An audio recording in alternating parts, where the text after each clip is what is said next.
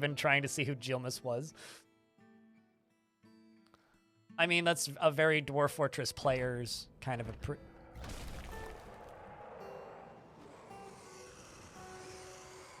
Rar. The were Antelope Commander Ozed Stotsusun has come. An antelope twisted into humanoid form. It is crazed for blood and flesh, and its eyes glow colors. Its cinnamon hair is very curly.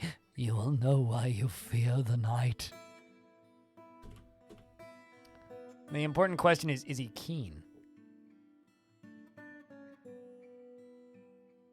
Okay. Can I just say, I love the sprite. For these guys, they look like psychotic llamas. Oh, look at this. A water buffalo calf is right here. How convenient. It's chasing the water buffalo calf and a cow and a chicken. Good, good, good. It's now chasing the water buffalo.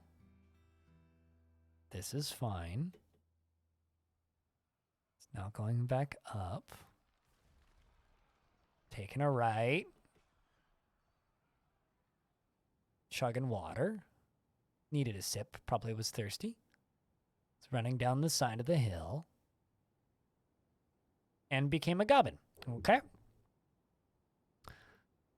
Let's see some stuff about you, goblin. No were creatures do, because they can't breed. Does anybody still have this save open?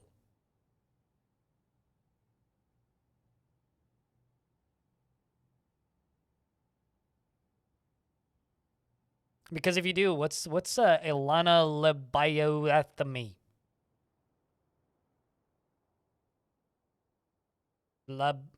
Ilana Lebe Yui Me Laya Mela. That thing.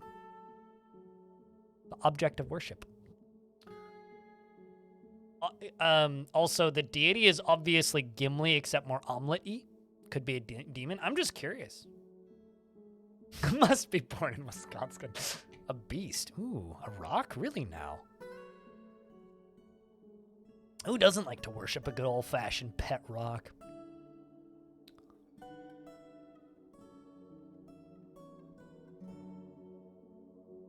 Would never pass up the chance for a good fist fight. It certainly seems that way. 6 kills. Killed a grizzly bear in the lovely hill. Killed a dog in the lovely hill. I like that name. The Lovely Hill. Killed a dwarf named Dishmab Farabels. Killed a rooster here. That was a notable kill.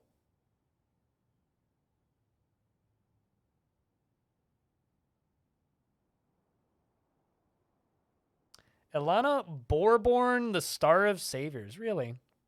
Killed a necro experiment? Which one's the necro? Oh, the warrior? Bim? Honestquake?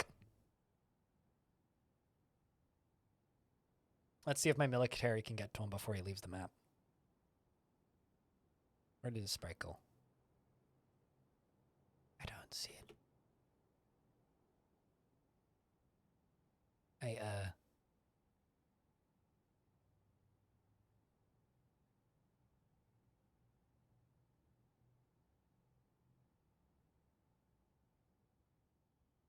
What? Oh, I see him. He's completely invisible to me. He's like right there. Like impossible to see. All right. Here, little gobby. It's very camouflaged. He blends in with the environment. He's hiding in the limes. We'll never find him. He's hiding in the green fruit.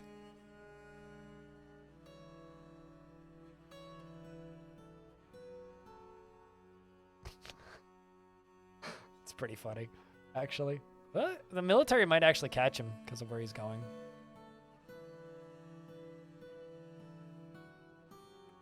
A lot of big honking trees in this map. He's a competent cook. He's also tough. Well, he made it, so good for him, I suppose. I'm gonna go around and chop down some of the bigums trees. Oh.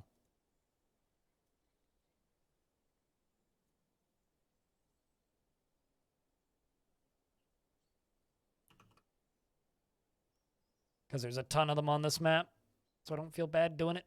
I only feel bad when there's like one big tree on the map. It's like, no, we must protect you with my life. But when there's tons of them everywhere, I don't feel anything for them.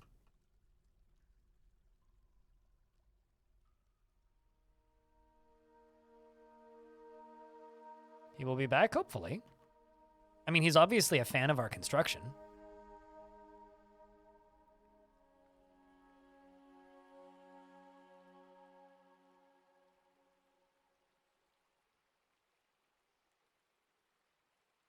You didn't know that they could worship mega beasts? They can. It's pretty cool, actually.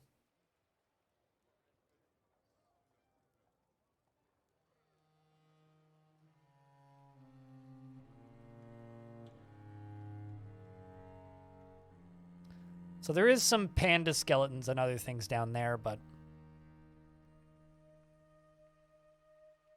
You embarked somewhere where the only trees were highwood and willow, and there were so many 3x3 and even 4x4. Really? Wow. Was that an older world? Because I think it takes like a few hundred years for them to get that big.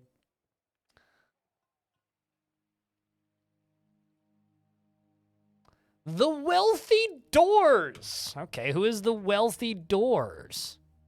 Oh my god. It's got to be this crew of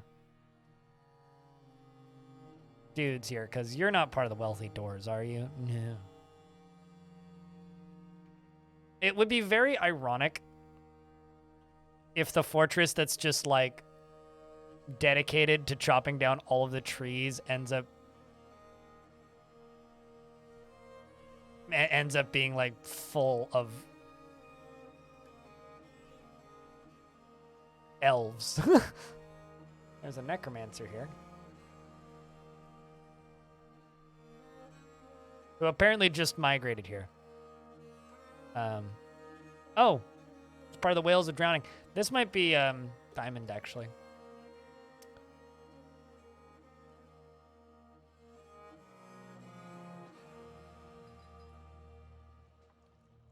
Yeah, so the performance trip, the Wealthy Doors. I love the way this zombie looks. He's got his Doc Brown look to him.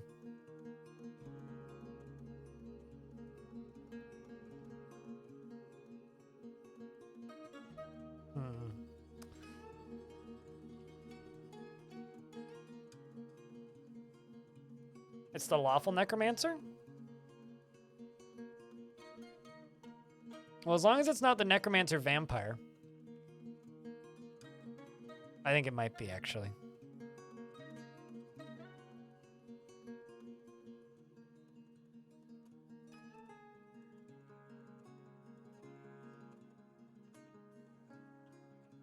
Yeah, no, this is the Necromancer Vampire. 100% it is. What do you think? Should I expel him? Former count? Definitely. Well, no, I mean, you could tell just because of how many places he's been expelled from. He was the Hammer of the Sack of Anguishing.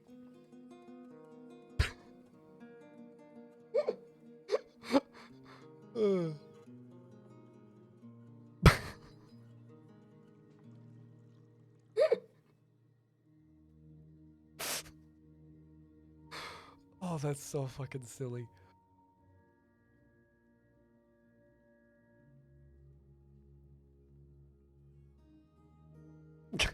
Sorry, I need to tweet that out.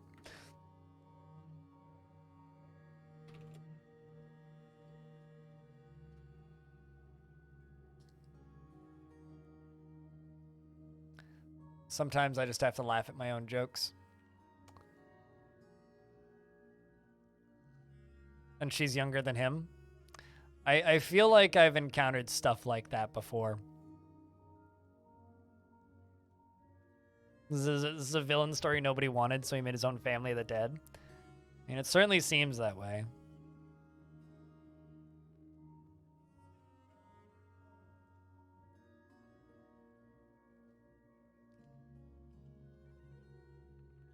The Mechanical Hammer is a really good name, though. The Mechanical Hammer is one of the other Dwarven civs.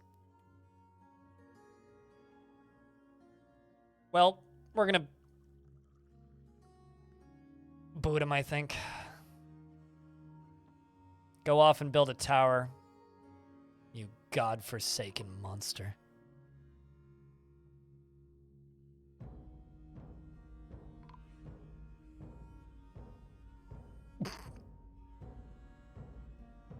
Well, he ate Claiborne and Zass.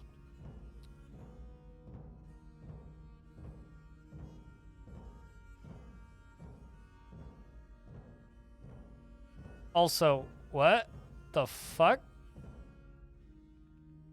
Oh, I see what happened here.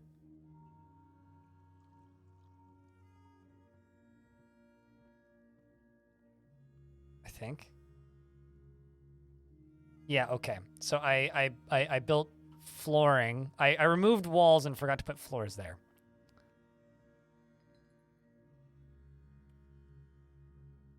Hold on. Is there...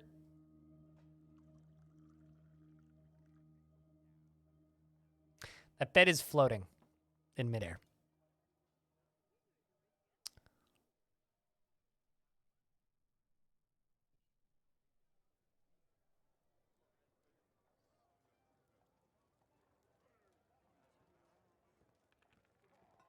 Interesting, spooky. Indeed. I agree with the spooky take.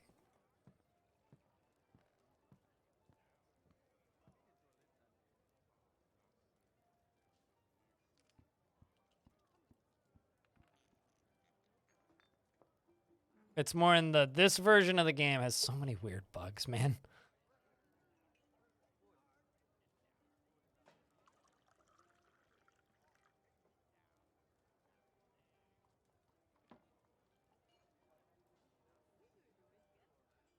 Holy shit, he was fast? Yep. 3, actually. We also lost Dobar. Although, I wonder if he's still running around and just eating people now. Nope, he's already left. He's left the map now.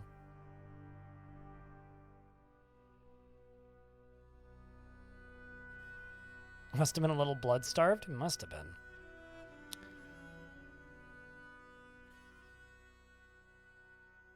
Now I kind of wish we kept him around, but I would have had to, like, put him into prison, and I'm not really equipped to do that right now.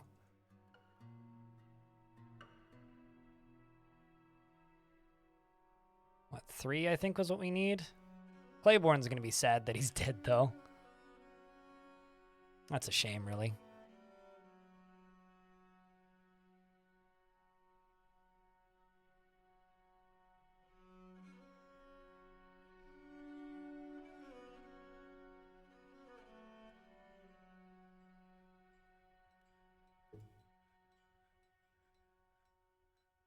I mean, I'm not going to waste mechanisms on that.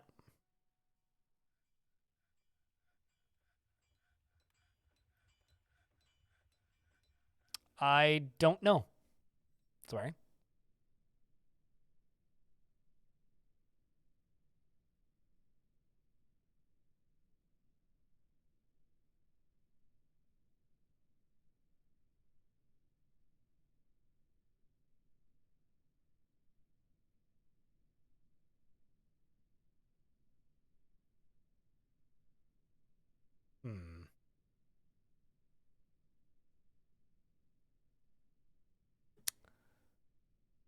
Jam Jalopy. You have a good night.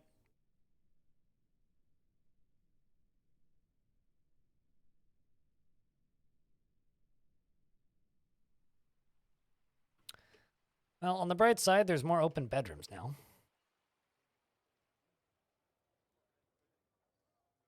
So anyway, the wealthy doors. Do I want to invite a whole bunch more elves into the fort, chat?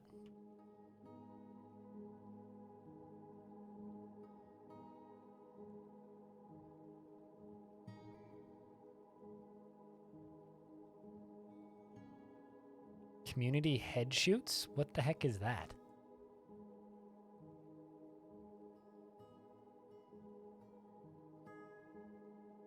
Sometimes I'm so quiet that you question if your sound is working. Yeah, I have a habit of muttering.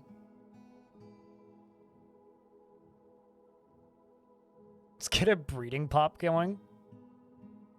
Elf children born with a hatred of wood. Nature, not wood specifically. All right, well, we're up to 59. Let's see how many of them are elves. All right, well, those are all my elf poets. 1, 2, 3, 4, 5, 6, 7, 8.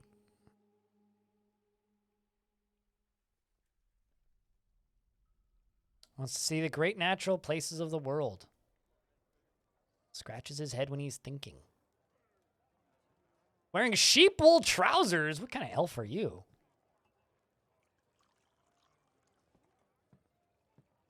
Damn.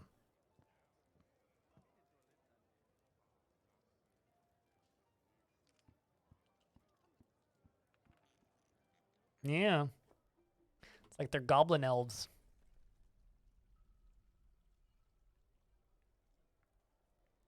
I don't think that's a thing. I don't think they can ethically harvest wool.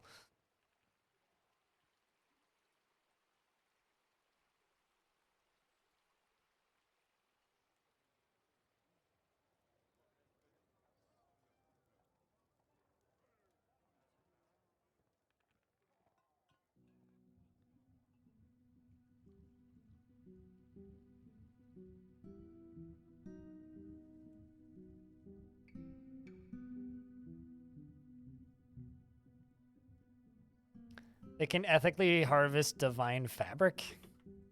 Yeah, I do wonder though. I think that might actually just straight up be a bug. Like the elves showing up with divine fabric. I think that might actually just be a bug. Like I've heard very conflicting things as to whether or not that's actually intended to happen.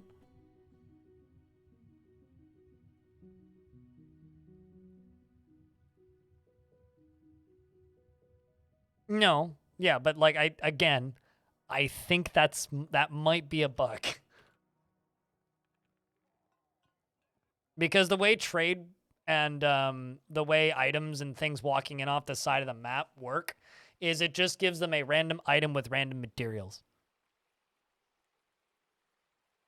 But I mean, that's what it implies, yeah. It implies that they can do it. We'll see when we see you, Lyndon. And thanks for the hiccups. Oh, thanks for hanging out today. Cheers.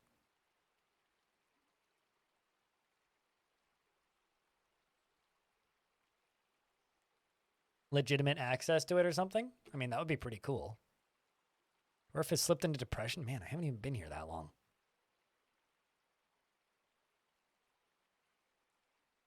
So I'm thinking about making 2 taverns. Having the one up top. This one. This can just be the public one. And then this one down here, which will just kind of fill out this whole area. Which is going to be for citizens and long-term residents only. And it can be the something water or something. Could even give it a proper roof. We could do like roofs out here from this upper level.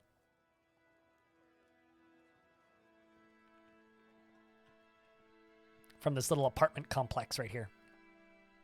Of like ramshackle wooden buildings. 2, 4, 6, 8, 9, 10, 11, 12, 15, 16, 17, 18, 19. 19 beds. Not bad. Getting there.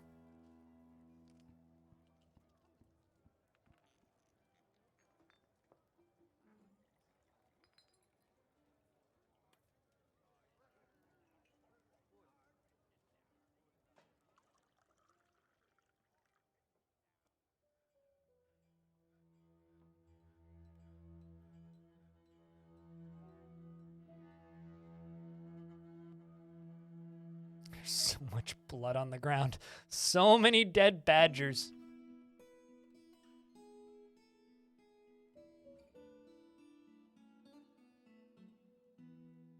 It wouldn't insta-flood everything, but it would flood things. Beast Hunter Bitter Zombie is fighting. I prefer my zombies sour, if given the option, but I'll take bitter.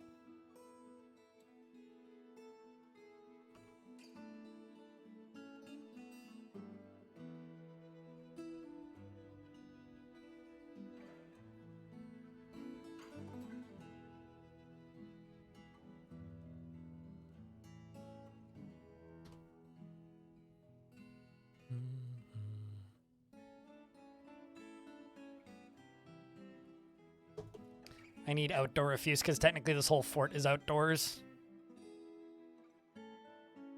The actual sketchy thing is like a goblin invasion force could just straight up climb down this still, so I gotta work on this outer wall up here.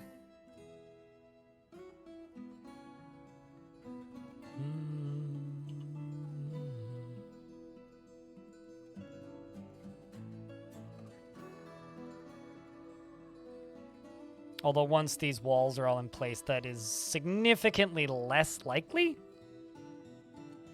but still possible. I mean, a flying titan would...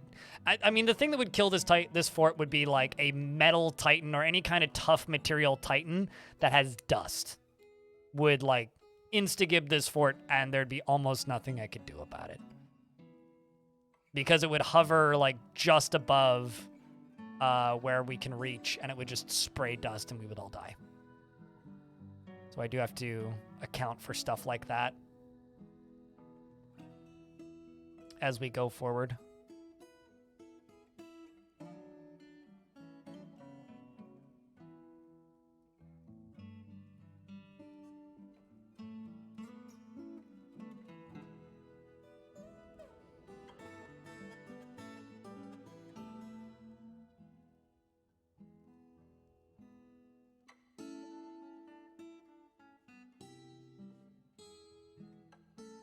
It's weird. Oh, I see. It's too close to the edge of the map. I get it. Fire would be threatening, but if it's fire but on ground, that wouldn't be so bad. People greatly overestimate how quickly elves get pissed off at you for chopping down trees and not trading with them. Unless my faction decides to attack them behind the scenes, I would say 5+ years.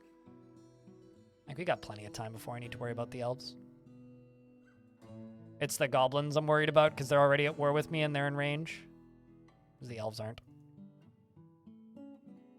For some reason, people seem to think that, like, if you disobey the elves' ethics, they will just attack you immediately for no reason. That's not quite how it works.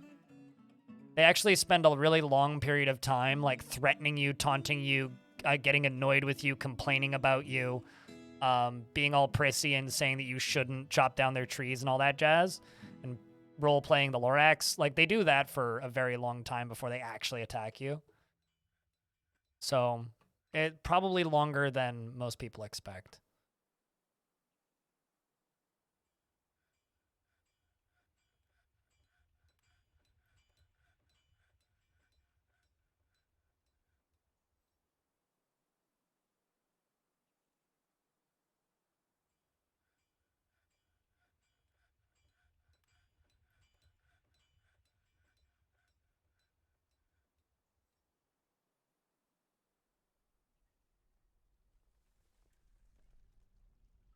All right, well. Number of depressed dwarves is rising. I need to get these dwarves housed. How's those work orders coming along? There we go. I've got the first grate done. Let's see if this grate strat will work. Let's see if they cancel it or if they do it. Well, dwarf's coming to construct it.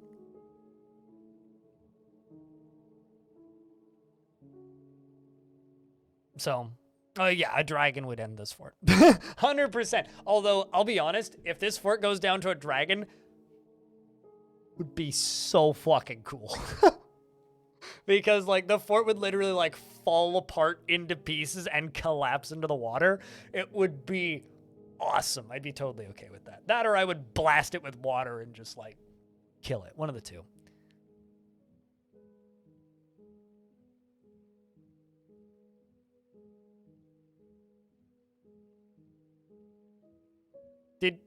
Did you not, like, go into the, like, caves and chop down giant mushrooms?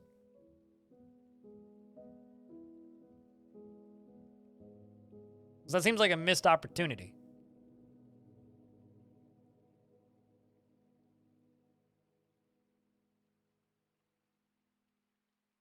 But yeah, no, they do have unique dialogue if you don't chop down any trees. They get very happy with you. Game is saving.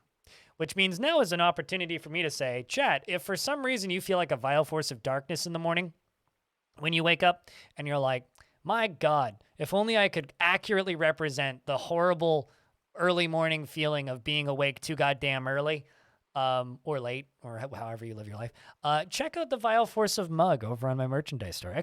Merchant chat. You can available an 11 and a 15 ounce, which is kind of a huge mug, in fact. People are quite happy with them. There's many happy customers. We've sold close to 100 of them. And personally, I think it would be real cool to get to that big old 100 marker. And if you're crazy, you can gift them to people in the chat. We also have some t-shirts, as well as this shirt, which is going away on the last day of this month, which is currently not loading. There we go.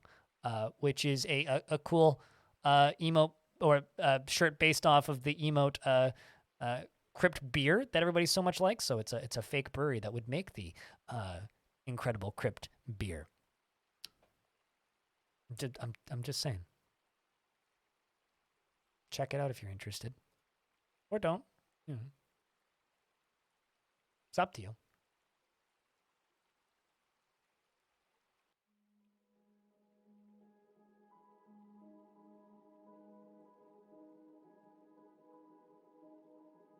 Streamer ad break. Best ad break. Ryoshin Cat, what kind of dwarf would you like? Just keep in mind you may end up with a... you may end up with a doubles. There we go. Look at that. That's what I'm talking about.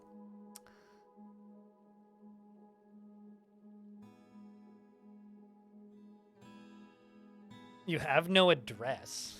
Like, nowhere to ship them to, Manticore? Any dwarf adopted by a cat.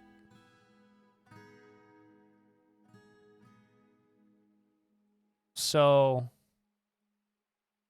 there are no dwarves adopted by a cat? We only have stray cats in the fort.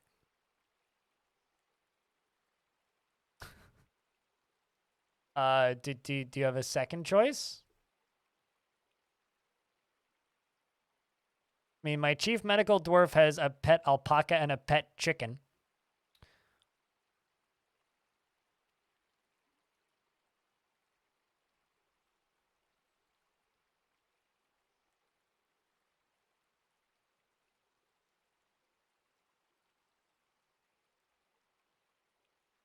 Can't rent until you fully close on your current place? Well, let me know. I can always work something out. Tavern keep? I have no tavern keeps, but we do have plenty of bards. They're all elves, though. I mean, these are all my tavern performers. Ironically, the upset-ish ones are the ones that are meditating on nature. I would be too.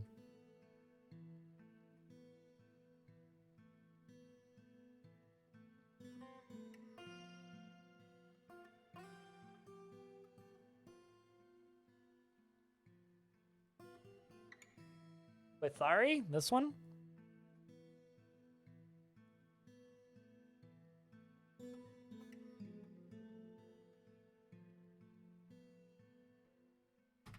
The upset elf poet. Alrighty, you have a spouse and 2 lovers. Your husband Pinopu, is not here. Doesn't live here. You have a massive goddamn family. Your former master is Defili, and your apprentice lives here. Or your former apprentice. You have a couple acquaintances, and I think it really says something about how recently the band that you were in formed, considering, like, you're only passing acquaintances with the groups that you're in a, like, group with, and the poet zombie you're a passing acquaintance with.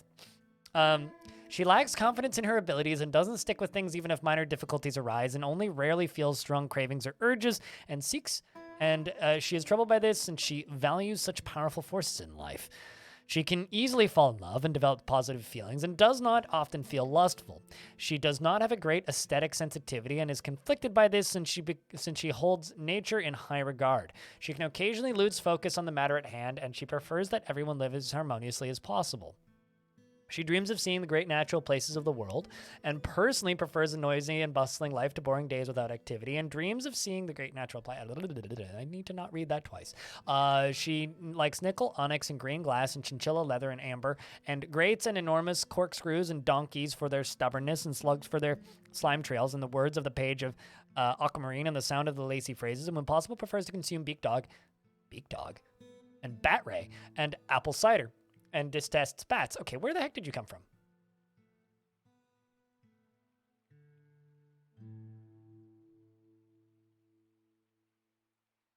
I'm a member of the Lizard of Delighting. I mean, that could be an elven civ. Do I have access? Am I aware of a group called the Lizard of Delight? No, I'm not.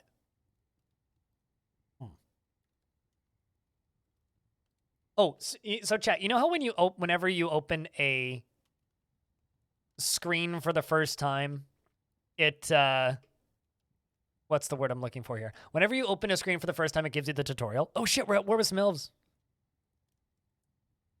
Mother of Haze. Oh! Well, I found the Lizard of Delighting.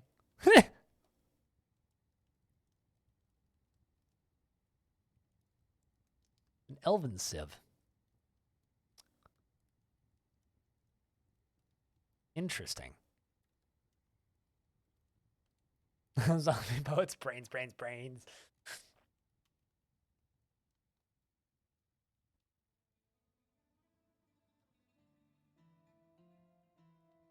Yeah, well, that's interesting. Okay. I wonder if we've just gained enemies because I accepted those elves.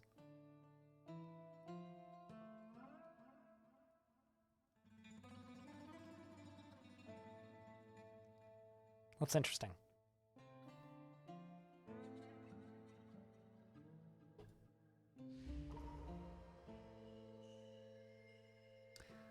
We've got ourselves a Fey Mood. I need to make more barrels.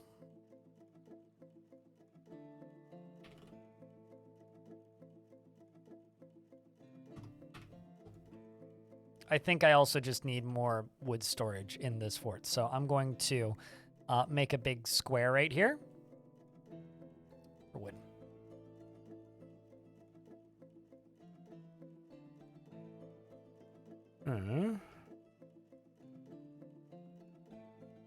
Where is Killjoy? Quite upset of a dwarf. It's claimed the metalsmith's forge.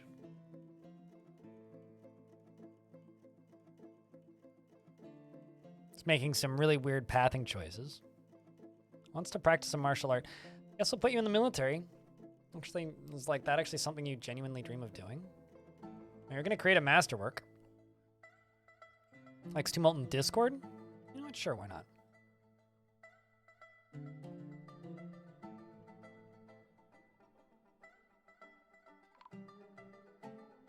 Snatcher, protect the children. Hold up. Oh shit, Hammer Polly showed up. Remember how earlier I was like, Polly, you might get a second dwarf. Yeah, Hammer Polly showed up.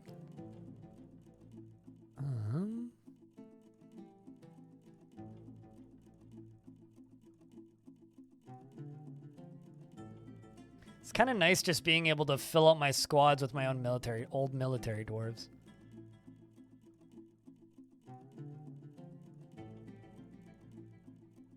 Where the heck are you?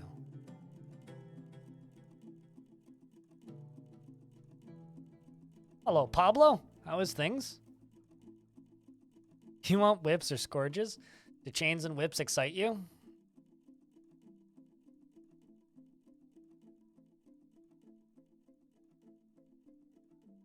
Okay, like actually, where the heck is this dwarf?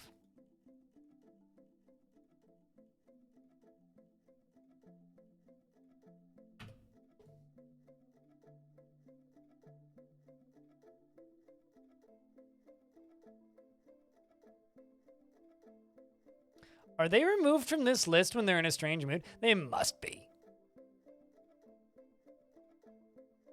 They have to be. All right, where's these snatchers?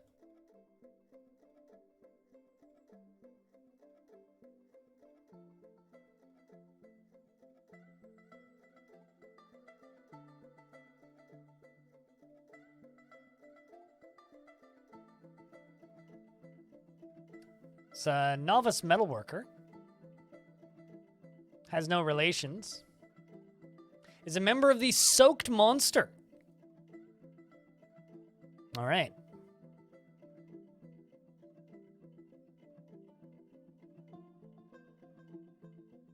Not chains, just whips? Gotcha.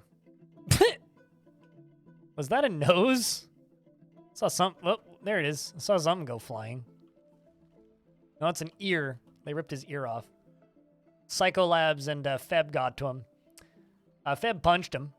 Meanwhile, Psycholabs bashed him with their silver warhammer. Ooh, you got the silver warhammer. Damn right. Okay, so gets punched, and the force twisted their knee. They fell, and the wrestler grabbed him by the throat with their right hand. The goblin thief missed. The wrestler releases the grip, and then the goblin thief goes, "Gruesome runes, begone fear!" And then, let's see, they just continue to just beat the crap out of him.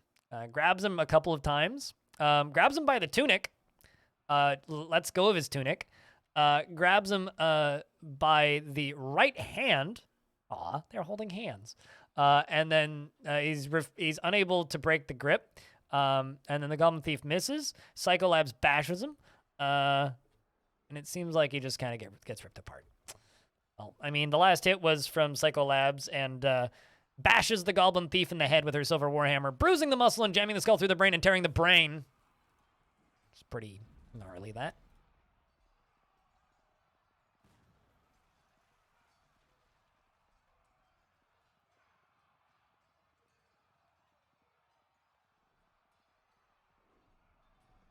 Now, did you begin a mysterious construction? Okay. You must have rock blocks. Okay, metal bars and rock blocks. Do I not have any rock blocks?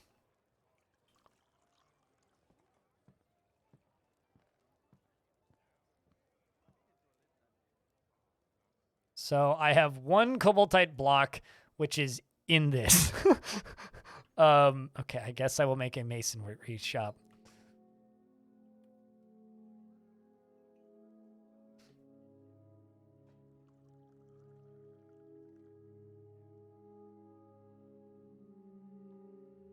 Should be okay.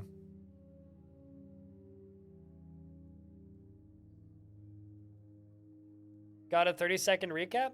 We did a bunch of construction, invited a bunch of elves in the fort, and found an elf that has a former master who is a kobold who wrote a bunch of books and died of old age that was taught to write by a human.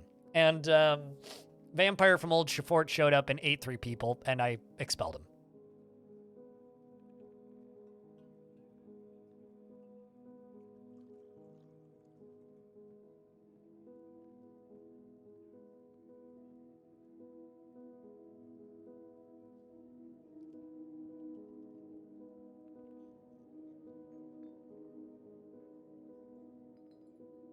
It's also early autumn, so we should have traders pretty soon.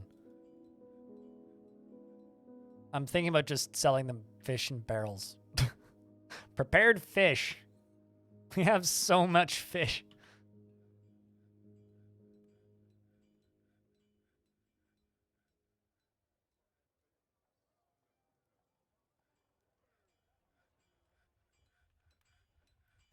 This is going to be the sketchiest kitchen I've ever built.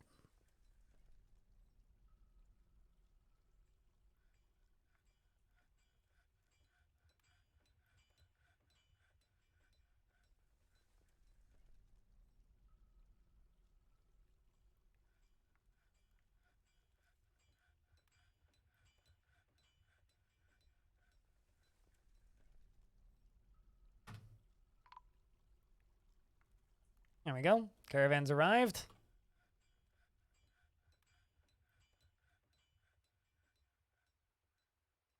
Yeah, they're working on it. It's just going to take them a bit.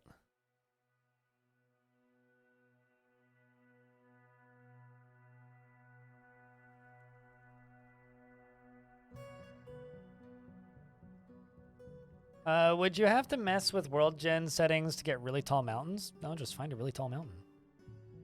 Oh. Wait. Oh, I was gonna say, do I not have anywhere to trade?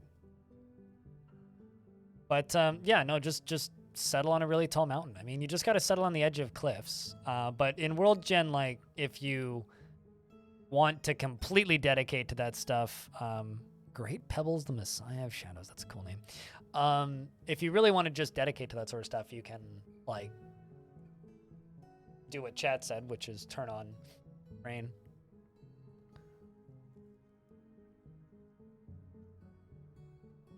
So she fell unconscious into the water pit. If you channel out the edges of the water pit, it'll shallow up enough that you can get the body up. But yeah, I've killed like 3 dwarves today with trees. They're very dangerous in this version. Probably the most dangerous they've ever been. I will be back in a sec. I'm just going to let the dwarves bring the stuff here.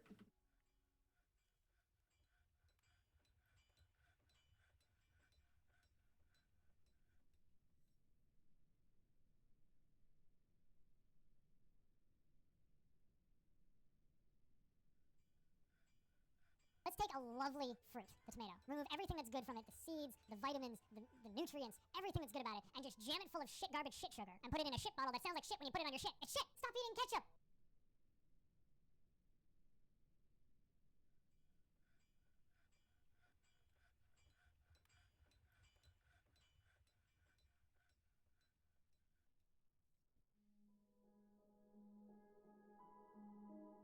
Flobberdobberdoggadoggies?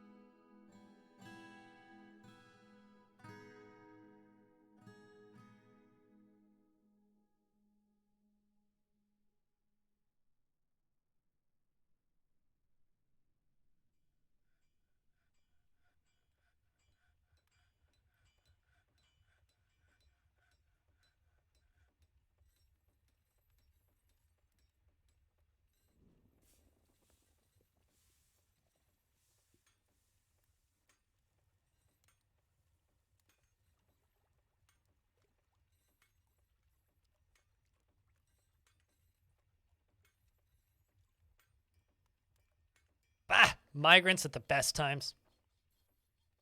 Blah. I'm back. Just imagine. What are you imagining?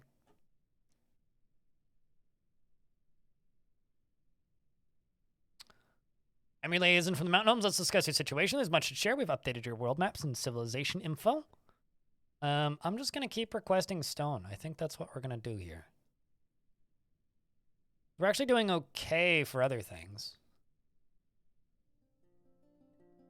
I could also start importing ore eventually, which might be what we have to do.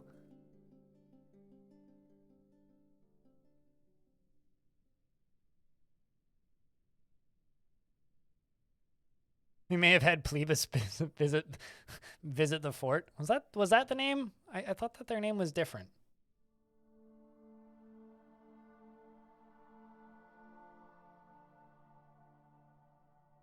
Also, chat, I always forget this thing exists, but apparently I have 69 followers on Reddit, so Jeelmis with a J. Jeelmis. That's, I think, all I'm going to do. I want footwear. Noted. Actually, I want to check something.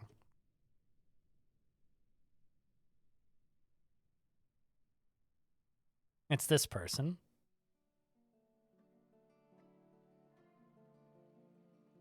Knowledge.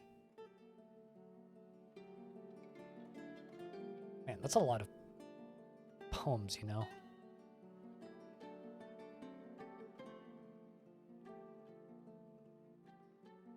doesn't seem to know any of the books. Legendary poet. Damn, dude. One of these elves are going to become my mayor, like 100%, if they join the fort. Works furiously. There we go. Potato, potato. Don't you insult the good name of the great legendary book writing kobold Gilmus by calling him plebeius. The hell, dude. I know their language is contextual, but that's just in poor taste.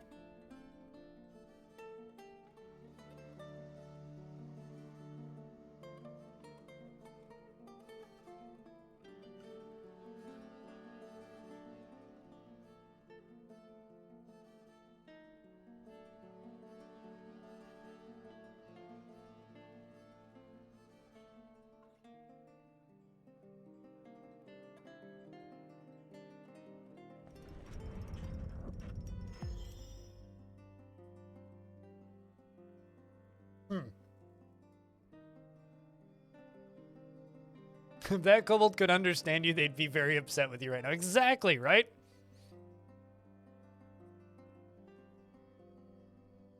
Speaking kobold is just recognizing a kobold word. PS4 Killjoy has created Okado Losenam, a fine pewter spike, and offers it to the Bloody Woods. Well, that's getting sold. It's worth 3,100. Actually, maybe I could use it as part of a building or something. This is a menacing fine pewter spike. All craft worship is of the highest quality. It is encrusted with round, nice cabochons, and this object menaces with spikes of fine pewter. That's a weird one. We've named a buckler.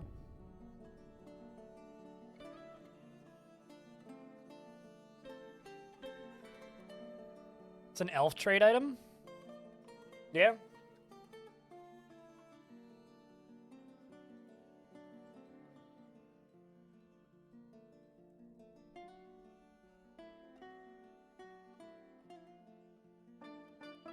Also, I wonder if investments are open. I haven't seen those go off in a while. Sorry, I'm eating a sandwich if I'm not talking much.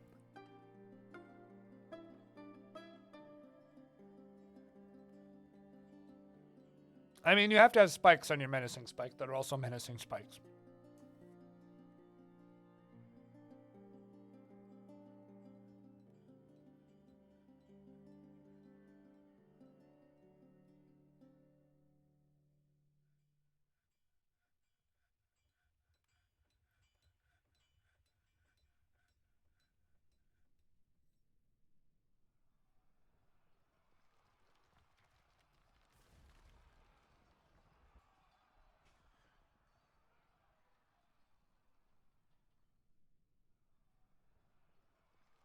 I mean, I can't keep accepting these petitions. I gotta keep these dwarves happy.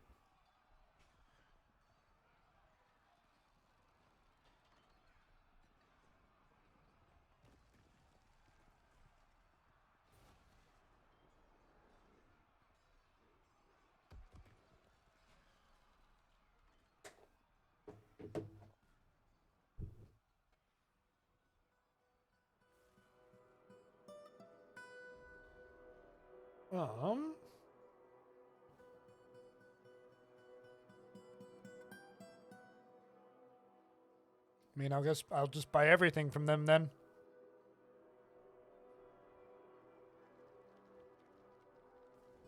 No. I'll leave the spike.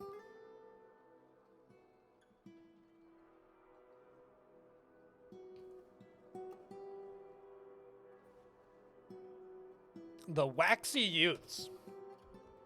Oh boy.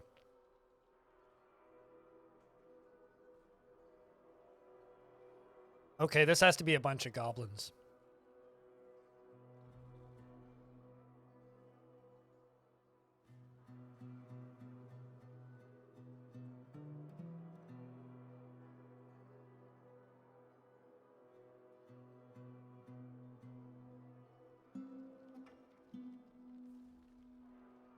Maybe not. The Amazing Beginnings. Okay, I like that one.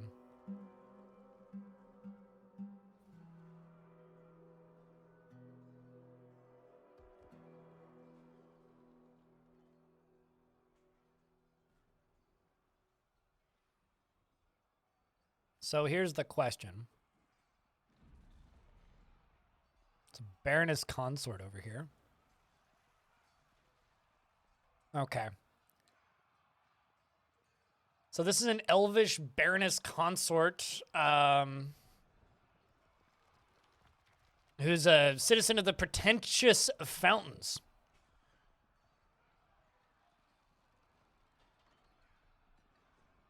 Why is there combat sounds? Why is Atir's blood on the floor?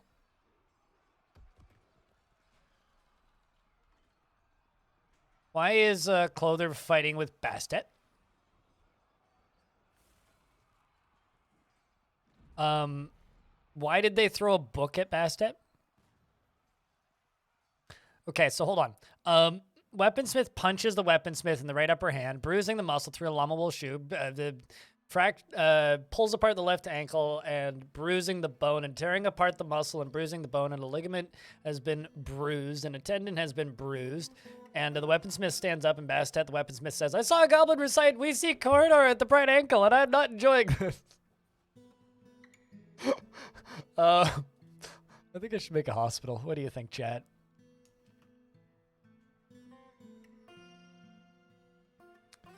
Yeah, I agree. I'm also not enjoying this Bastet.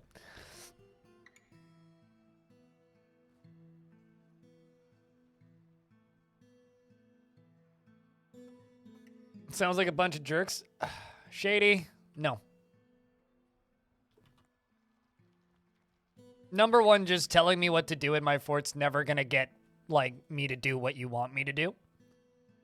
It's just gonna mildly annoy me. And number two, absolutely not. Dwarven civs are some of the most, what's the word? Tolerant of all of the characters in all of Dwarfort. Meaning they are more likely to be totally accepting of somebody from somewhere else. Which is why there's a bunch of elves already in the fort. You're just kidding? Well, then why didn't you use an emote indicating that you were kidding instead of just immediately popping into the chat and demanding that we kill somebody? It's kind of the opposite of kidding, really. If you were kidding, then you would have said something funny, too. All right, well, I need a hospital somewhere.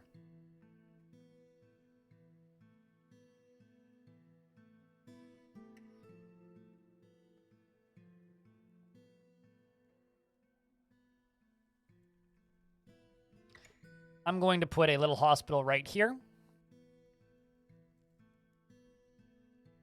Oh, I thought that counted as inside. I thought I put a roof over top of this, but clearly I didn't. Wonder if this counts as inside. Huh. All right. Well, I guess we'll go with this. This is going to be a very fishy hospital, but hey, it'll work.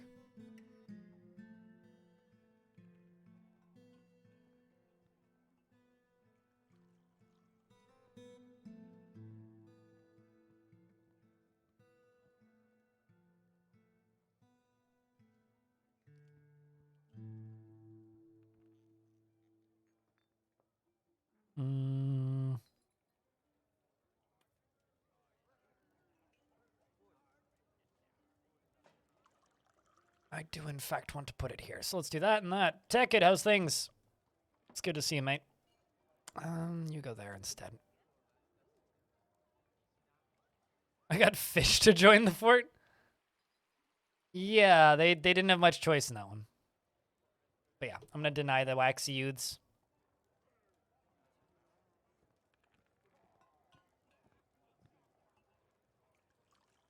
In your fort, you cannot get a dwarf citizens to store anything in their coffins, which are in self-claimed rooms. They are claiming many items of clothing and storing them in their cabinets in your fort. It's almost 10 years old, and 3 times a year you get dwarves carry thousands of crafts and various metals to the trade depot. Are you trying to figure out why they can't? Oh, why they can't put things in their coffers? They only put like scepters in coffers. That's basically it. Like, they really don't put things in coffers. So they put food and scepters in coffers. Food rots almost immediately, and scepters just kind of get ignored.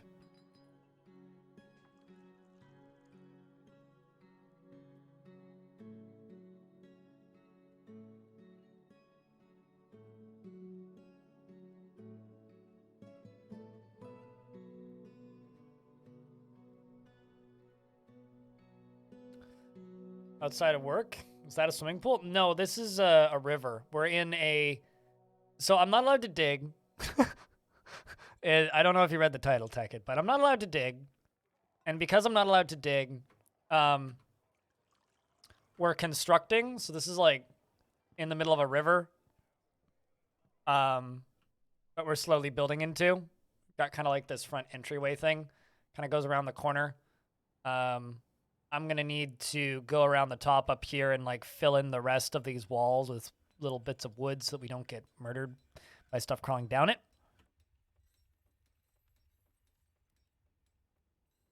Yeah, initially I read that as coffins and I was really confused. It's like store things in their coffins. But yeah, no, coffers. Coffers are a little finicky to get them to use, I'll be honest. And also not particularly important.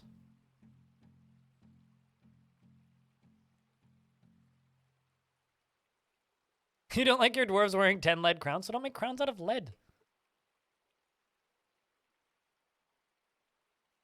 Yeah, because they can only carry one scepter, right?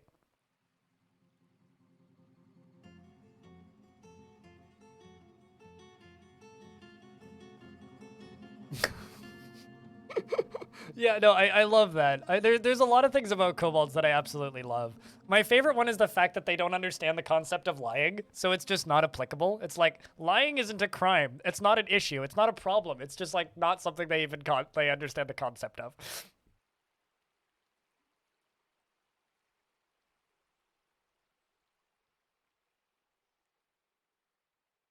This is like playing a fucking slot machine. They have to get there when it's 1 or 0, but if it's 2, they won't be able to construct it. See? And I think each time it's speeding up slightly. At least they're getting happy thoughts about being close to a waterfall, so that's good.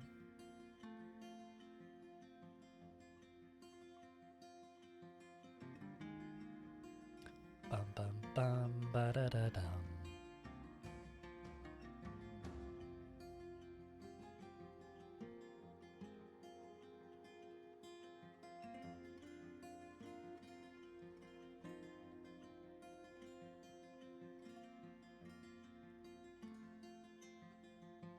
How I would point a rock and say, Duba barba darba this. Yes, pretty much. And then whack rock and say blingus. There's so much soap right there.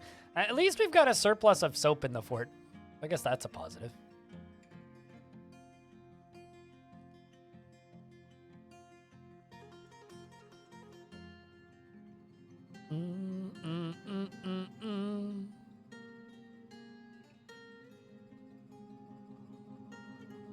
Place that chest there.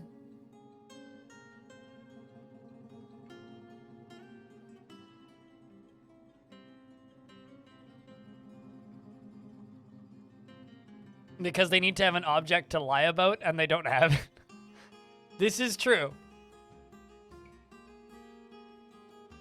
I do love the torture for example is bad, but torture for fun is totally fine.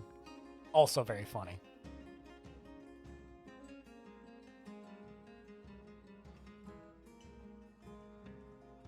Okay, so looks like we need splints and maybe thread as well.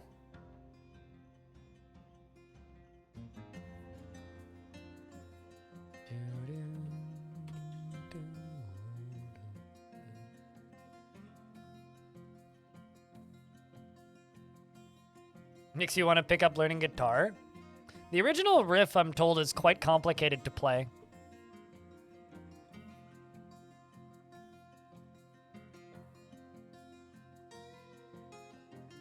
Trying to wean the grazers out of my livestock so that I can actually, like, keep them in the canyon. But turns out that's a little difficult.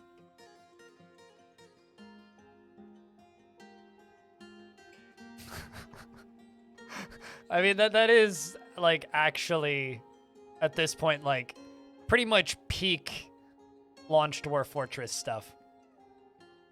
Just the some guy giving a dwarf a cabbage as tribute. Pretty much peak Dwarf Fortress.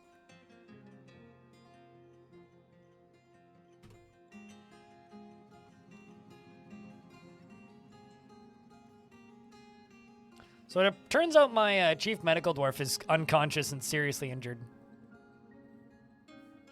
Let's see, is anybody tending to wounded dwarves now? I may need to get my other doctors to be a little bit more specific. Because you're apparently up here cooking. Like some waste of space.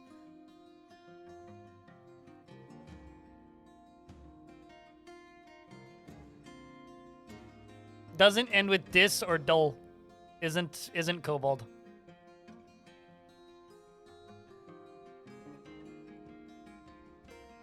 It's just a box of moldy cabbages. Hey, they tried their best. Come on.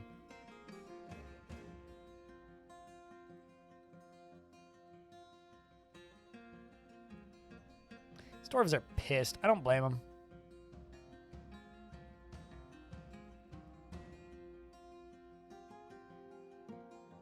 All right.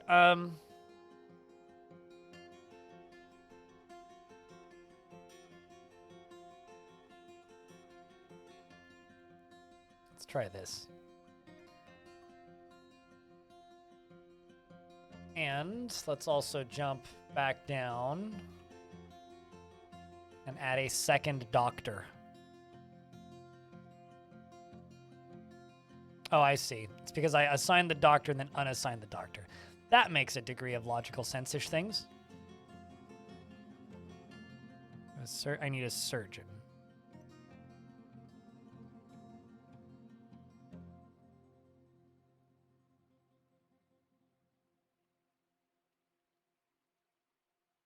Stone, you're now a surgeon, by the way. I know you've never seen the inside of a body before, but now you're going to. So good luck.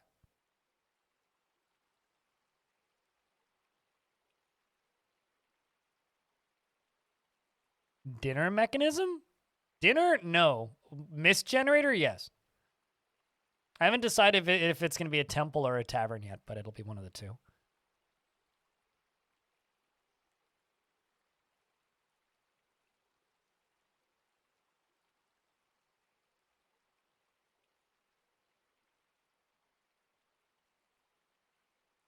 Panda falls and explodes, it'll get cleaned up and put away.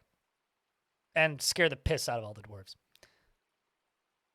But hopefully they can't do that because I've done my best to block it. I'm also going to try and redirect it and completely seal it so nothing can fall down it.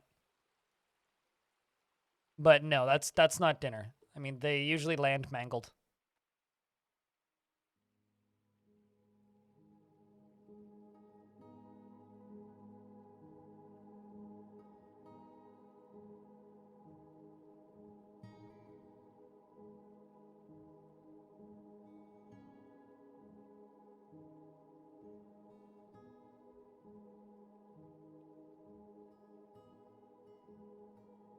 Trying to reset these jobs. No health problems. Sure.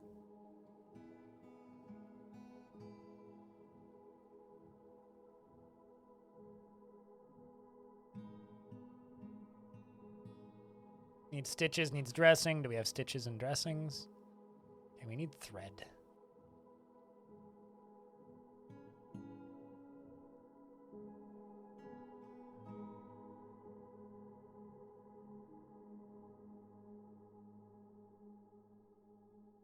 Question is where did I put everything?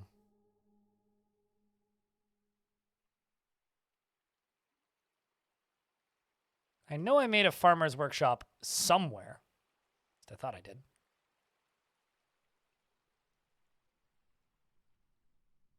I have absolutely no interest in Diablo 4.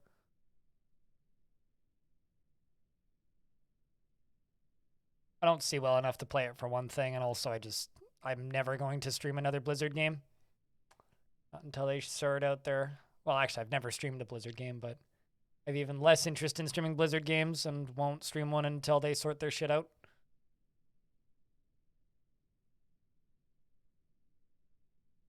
Which they are very far from doing. TLDR on Blizzard shit? Just go look it up. I don't feel like getting back into it.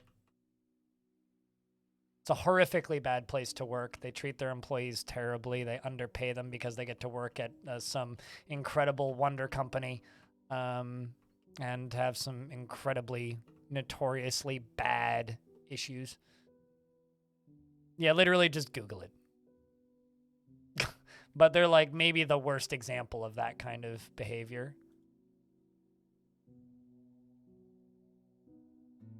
It's a long story. Not even a long story, it's just frat boy culture. Like that's really the easiest way to put it. You had a buddy who worked there and resigned about 6 months ago? Yep. And it's basically just like perpetuated by their CEO, Bobby Kotick. That's one of those like all the problems stem from the top, and the top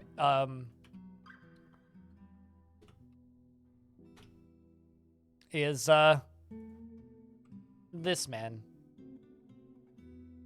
So, you know.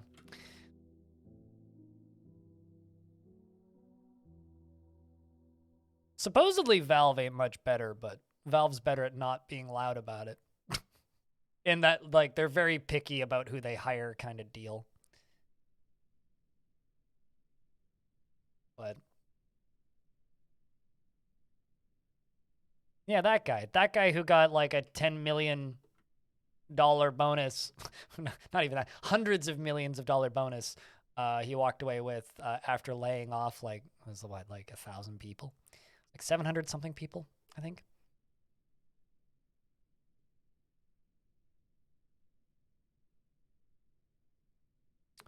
But yeah, no, I have absolutely no interest in streaming Blizzard games. Don't really care how good they are. Although if Diablo 4 is great, I'm happy for all the people who like it. But yeah, I wouldn't play an action RPG regardless of the Blizzard connection, because genuinely I don't see well enough to play those games. Path of Exile is particularly egregious, but like I'm somebody who has a hard time dealing with games that have lots of moving parts and splashing particle effects and stuff. Like the reason I like traditional roguelikes is because they're the origin of that genre. They have the very similar progression in a lot of cases and play very similar, aside from like they're, you know, hardcore instead of give you the option to turn that stuff off.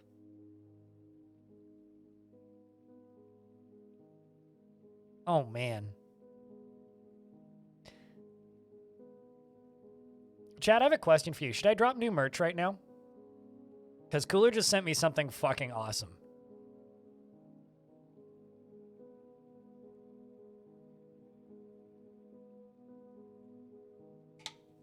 That I didn't even ask him for. He just made this for me.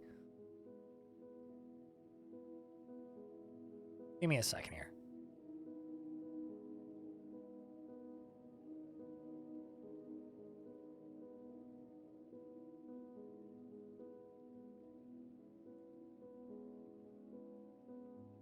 Too many folders. Hiding within folders, hiding within folders, hiding within folders.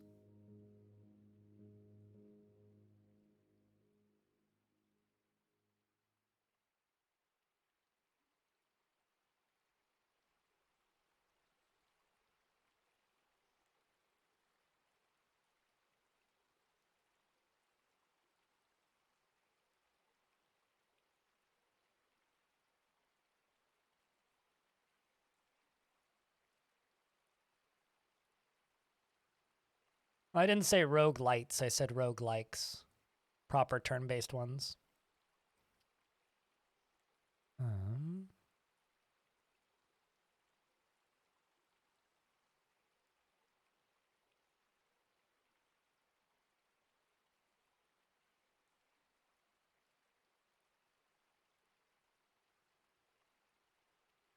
I don't actually like roguelites very much. I don't think I haven't really played one that I've enjoyed in a very long time.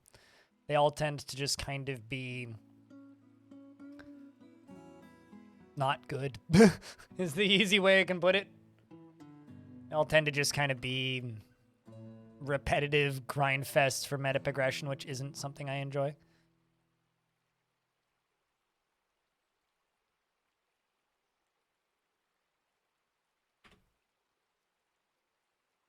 What's the thing?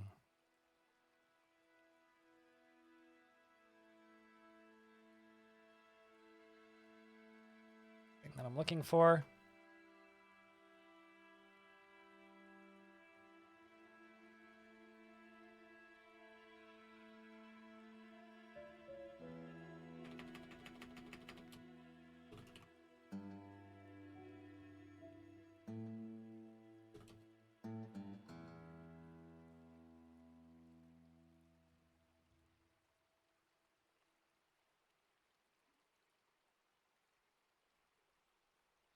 All right, there's now a new piece of merchandise on the merch store.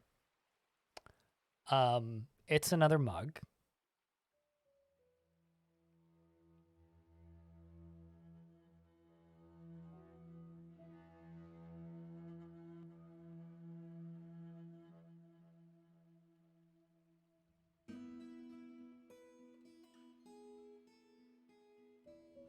That's pretty great. All right, I'm buying that one. That's pretty fantastic, actually. That's pretty fantastic.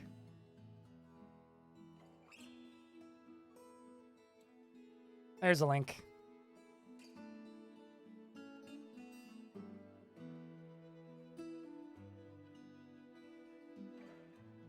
The amphibian man. The amphibian man's the best.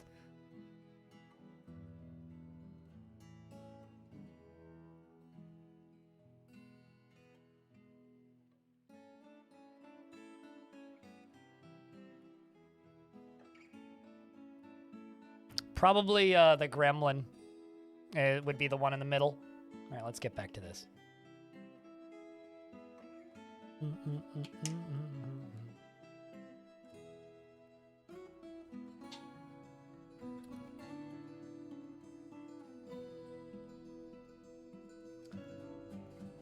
Certainly having some problems getting the hospital to function right now. That's compound faction of the third toes repaired, cleaned with goose soap. Brought to rest, yeah. Imagine getting brought to rest and it takes them 20 days to start taking care. Okay, so now you're getting the dressings and whatnot. Imagine it taking 20 days to get, like, your care brought to you. It's like, I just got left in a hospital. There's just cats and pigs running on top of me all the time. Damn. Oh, it's the Goblin King? Hold on. Here, I'll just show you the whole art. So, Kobold. Not Kobold. Gremlin King in the middle. Would be the one in the middle. The Dwarf. The, Amphibian Man's fantastic. This whole thing is fantastic. That's wonderful.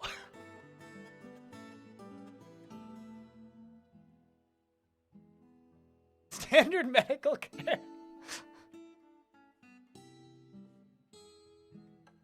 That is awesome. Big fan of that.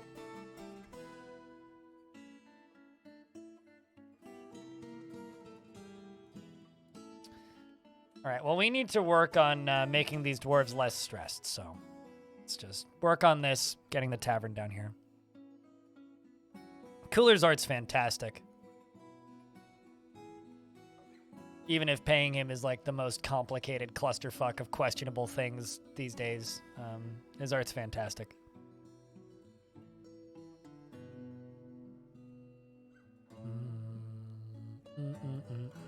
Also, like, I seriously wasn't expecting that, so if that's kind of a surprise, bang, suddenly there's more merch. Yeah, it's because I wasn't expecting it. You have to pick one up when you can. I mean, it'll just be there.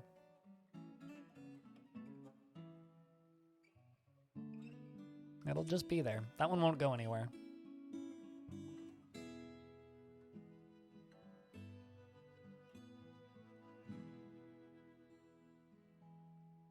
Okay, let's see if we can get these grates set up. At least I have a lot of performance trips. I do wonder how much that actually improves their mood. It's funny because, like, in some cases it can actually hurt their mood. I once had a dwarf that was angry about a performance of a certain song.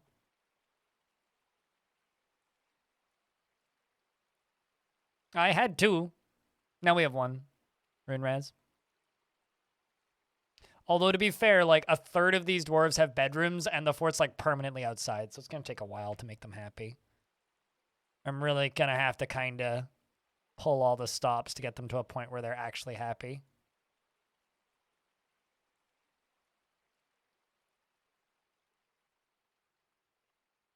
Come on, you.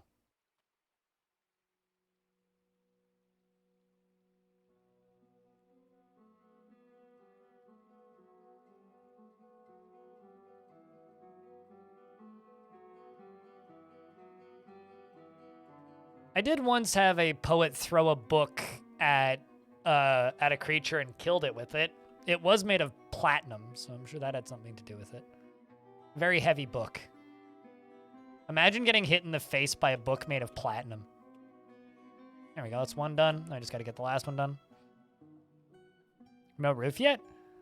I mean, have you seen how long it takes to construct these floors? I mean, like, these are all indoors, but this is all outdoors.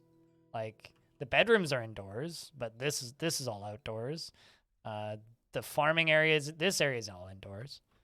The sleeping area is indoors, but large portion, most, like 90% of it's outdoors.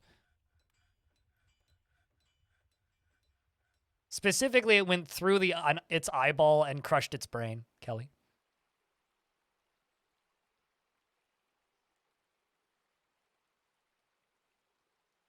And you just need to get to it right when there's 2, not 2. There you go. God damn it. You need to get there right when there's 1 or 0, 1 or 0, 1 or 0, 1 or 0. You can do it. You need to be very particular with the timing. There we go. Perfect. All right, so I'm going to make another tavern right here.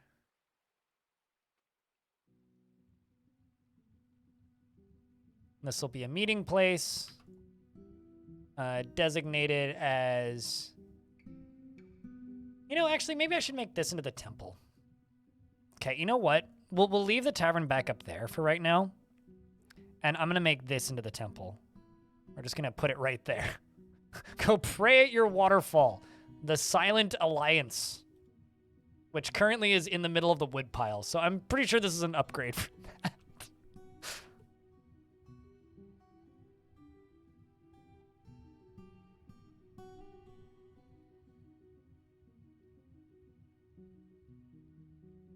You got invited. Wait, what? What'd you get invited to?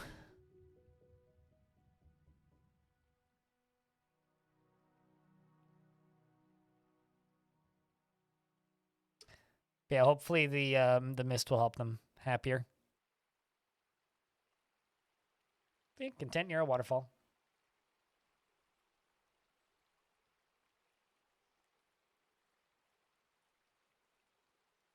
I'm not Googling anything, but okay. Oh, okay. Never mind. I understand. When people tell me about Google products, I always assume they're telling me to Google something, and I'm like, I'm not Googling anything. It's fine. I'll just keep guessing.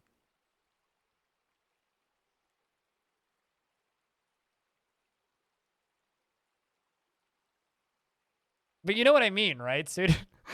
Like it just sounds like they're telling you to Google something.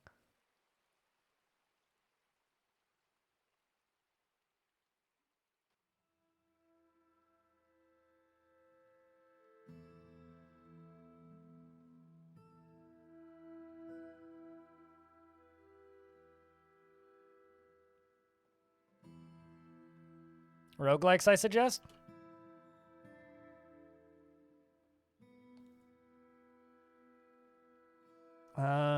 And it's free.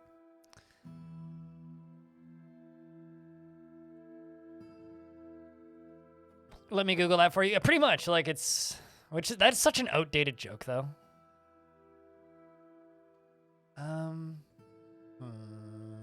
Altar. Altar. Wooden altar. We'll give them an altar. And they will alternate between success and failure. You know, we may have one really upset dwarf, but at the very least, we also have some pretty happy dwarves.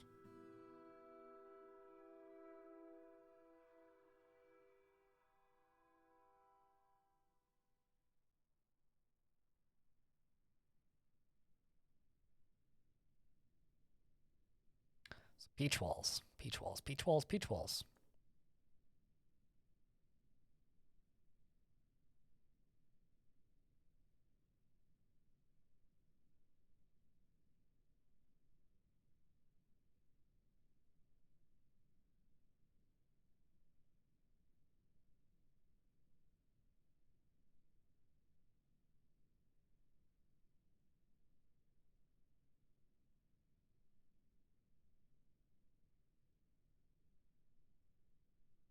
Kind of thinking about going around the top here and making housing kind of like this.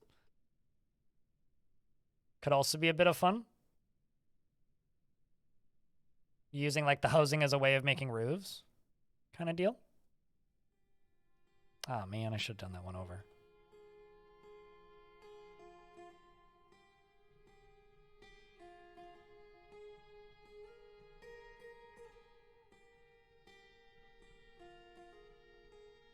I guess I'm not going to get this the way I want it. That's fine. Can get one small bedroom out of it.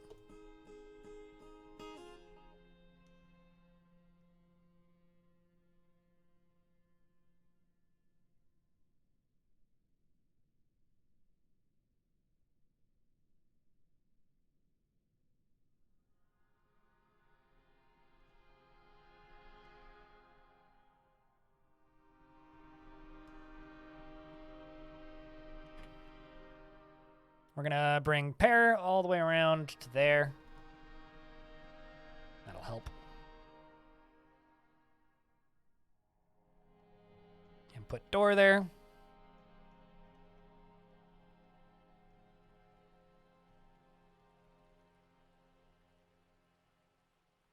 Meditate on dance, content near a waterfall.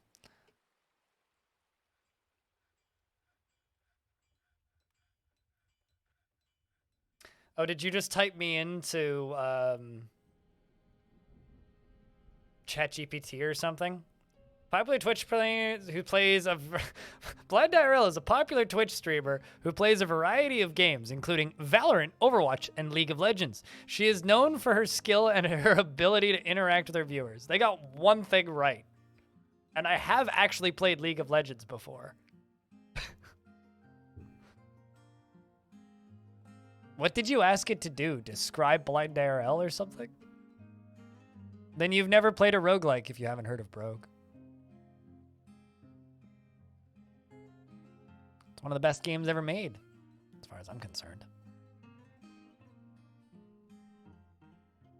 I'm just trying to indoctrinate you into the world of real roguelikes is the actual reality here.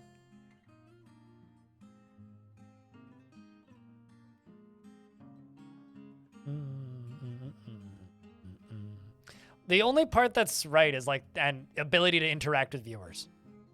That's the only part that's accurate out of that entire thing. Everything else in that is just like absolute false.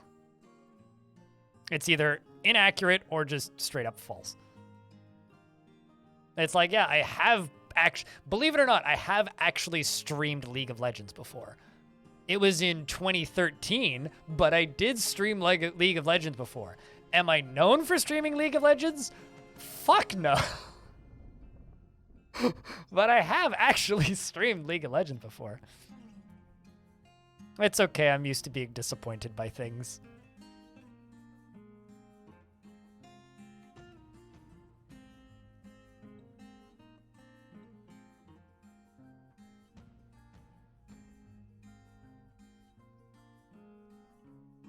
I mean, I did also tell you to try an ASCII roguelike that has no graphics.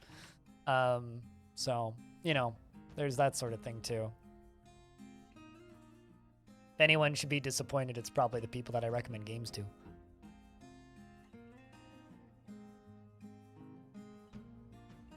But yeah, I mean, anybody who considers themselves a fan of roguelikes should try Brogue. Because it is quite literally one of the tightest games ever made. It's just obtuse and difficult to get into and puzzly and hard and a bit much for most people. But also, when it comes to traditional roguelikes, very simple and easy to get into.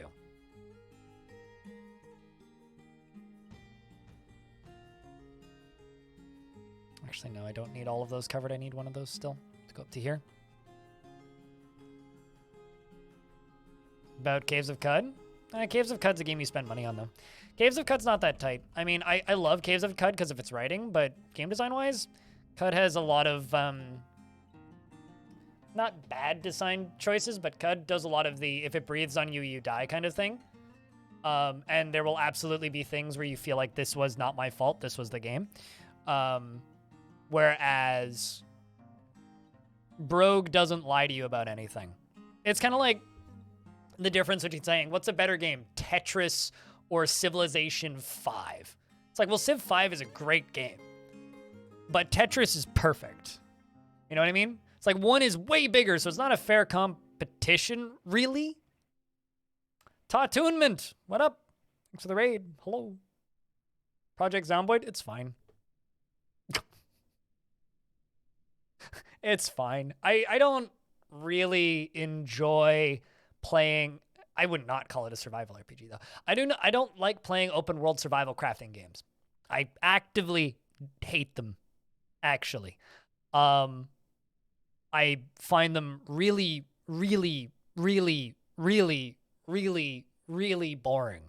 Like Snooze Fest boring. I enjoy playing Project Zomboid with like 3 friends and just like level 1, everybody jump into a car and let's go to the busiest part of town and just see how many like zombies we can baseball bat to death before we do the just leave without me no moment, and then laugh and then drink a couple beers and then forget about the video game and then uninstall it and not play it again for 8 months. That's about how much I will play that game. Actually playing it the way it's intended to be played though, I think is like mind-numbingly stupid, boring, like dull as fuck. It's like, ugh. I also don't play those. I mean, I don't play CDDA for the same reason. It's just, it's not the kind of gameplay loop I enjoy. But Integer Devourer, what kind of dwarf would you like? Just let me know. Nails of Aquamarine. Dealer's choice. I will give you the happiest dwarf that is not already named.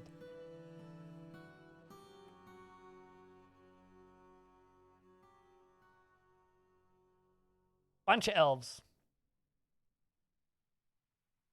It's not you guys, is it? The Reclusive Fellowship. The Amazing Beginnings. I mean, I wouldn't mind some goblins in the fort, but I don't need any more elves. I don't want my population to balloon too quickly with the characters I can't use until I'm like ready to actually fight, and I'm not quite there yet.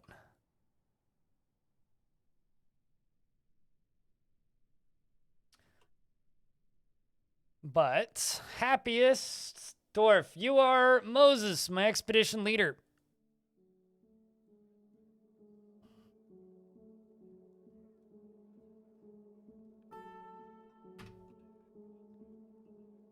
She is often sad and dejected and is somewhat scatterbrained, generally is unhindered by the thoughts of others, and somebody stole an artifact. What a goddamn bastard. That's my sock! You stole my sock, you motherfucker! After a new romance. She does not trust others and sometimes acts with little determination and confidence, and tends to assume that the worst of 2 outcomes will be the one that comes to pass. She has a noticeable lack of perseverance, and she is curious and eager to learn, and she is comfortable with others that have a different appearance or culture. She has little interest in joking around and tends to take it easy, and finds helping others to be emotionally rewarding, and needs alcohol to get through the working day, and doesn't really care about anything anymore. The sock gnomes! Wouldn't that be great if we had mountain gnomes in this map? Gosh. Personally has the highest regard for loyalty, and does not care about friendship, and doesn't really value skills related to fighting.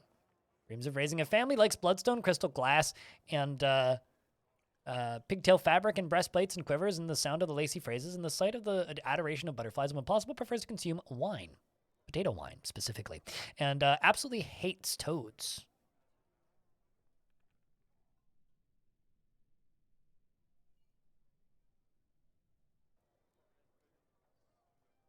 I don't like any kind of meta progression in roguelikes, no. I like it in city builders and town builders and that kind of thing, but roguelikes, specifically traditional roguelikes, are very much based on game knowledge and game awareness and experience with the genre. And games that base all of their progression around repeatedly playing through the same content and slowly unlocking more of the content does one thing, and that's waste your time. Which is why I don't even consider those games that do that to be in the same genre. Which is why people glare at me when I'm like, yeah, no, I mean, Hades is a fantastic story-based action RPG with some run-based elements, but it ain't a roguelike. Stop calling it that. It's just like, it ain't a fucking roguelike. Nothing roguelike-ish about it.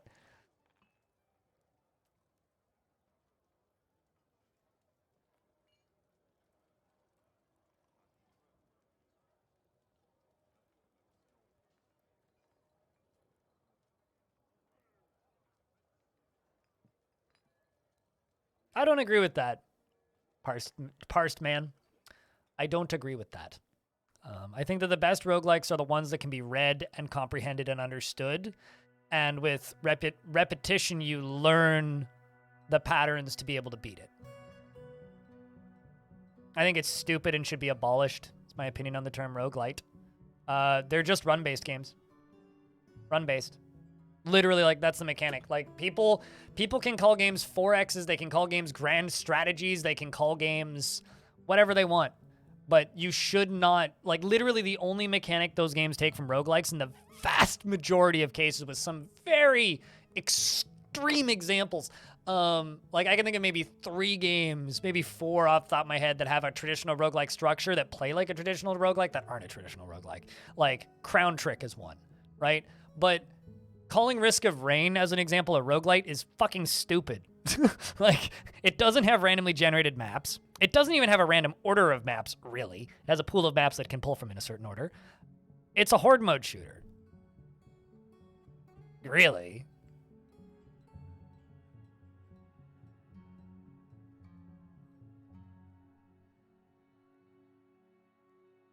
That's not progression, though, because that doesn't give you power from run to run. That doesn't give you, like, abilities from run to run. Attunement.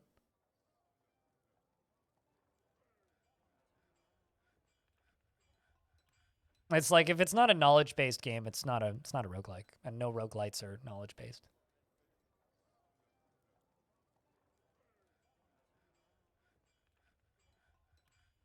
So, no. Like, as an example, Jupiter Hell, right? If you sit down and just read everything and use every menu, you can beat Jupiter Hell on your first run, and I've seen people do it. I've watched people on streams beat that game on their first run. Yes, Spelunky's a run-based platformer. It's a great one, but it's a run-based platformer. Risk of Rain 1 is a run-based platformer. Risk of Rain 2 is a, like, fucking run-based horde mode game, if you want to call it that. Here's the thing, right? People are very, very, very pearl clutchy when it comes to, like, the names of the genres of their games. The difference is this is, like, borderline theft of a genre that's existed since the 80s, right? It's a very specific type. Like, people stopped calling action RPGs roguelikes a long time ago. Diablo, the original Diablo, was Blizzard sitting down and saying, let's make NetHack, which is one of the original roguelikes out there, which has been in development, active development by an open source community since the 80s. So other genres have come out of it, out of the subgenre roguelikes before, and nobody called them roguelikes. But because a bunch of popular indie games have called themselves that, people have adopted it as a marketing term. That's all it is. And it fucking sucks. As somebody who likes playing that type of game, it really, really sucks, because all it does is it makes it harder for me to actually find roguelikes.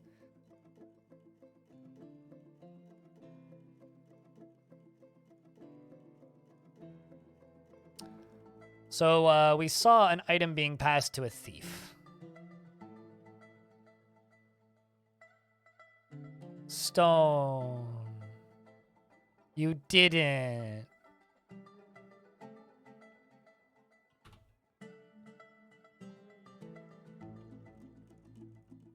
Did they not actually see who it got passed to?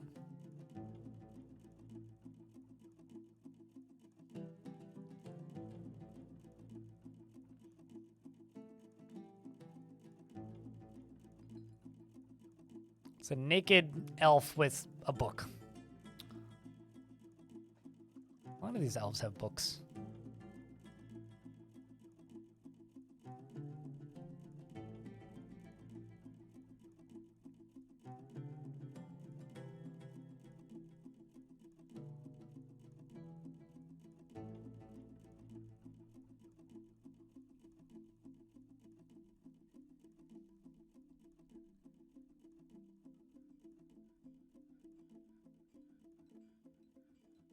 Okay, well, who was the thief then?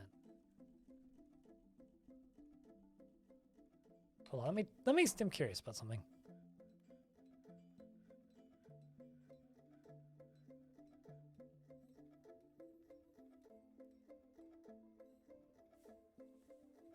Okay, interesting. It disappears from the object menu because it's been stolen.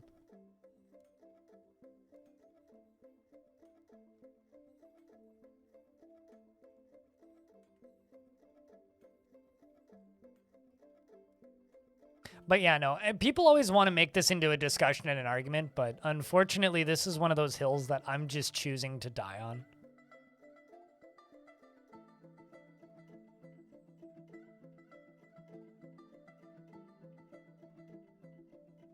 You don't overlap them, you just run next to them.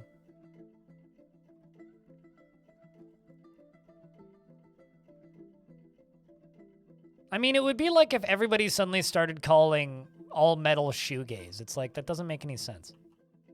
It's not metal, it's shoegaze. Very different thing.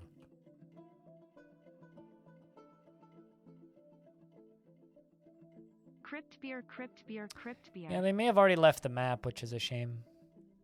Dwarfs, thanks for the 3rd month. Shoegaze, yeah, it's a type of music that is got its name because the guitarist would always be staring at their feet because they're staring at their guitar pedals.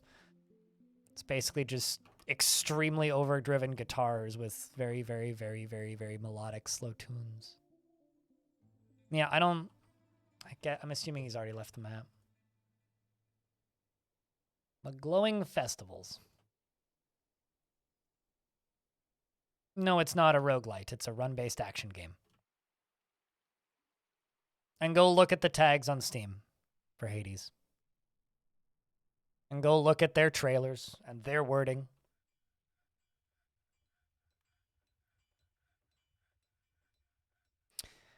Defy the god of the dead as you hack and slash your way out of the underworld in this roguelike dungeon crawler.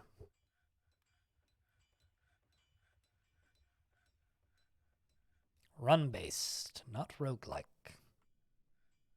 So by the developer's description themselves, they call it a roguelike.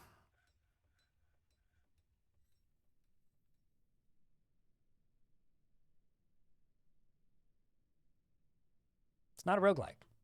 It's just wrong. It's a fantastic game, but it ain't a goddamn roguelike.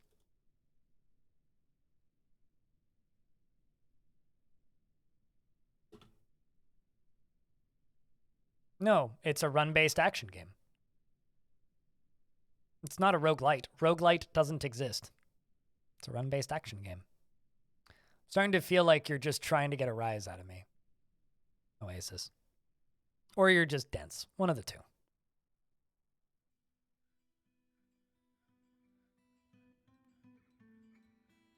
Either way, not particularly appreciated.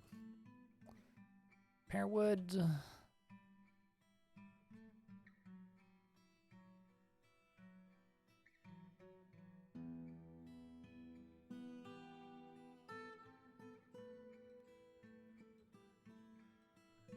Now you're just mocking me. Thanks, Claiborne.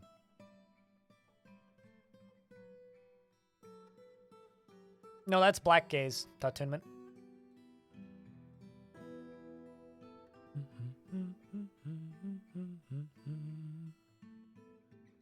Which, again, also a different thing.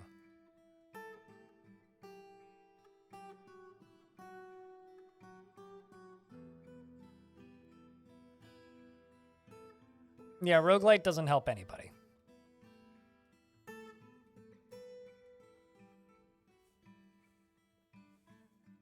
Yeah, and it's not a joke I appreciate because it's not helping anybody. Claiborne. But, okay.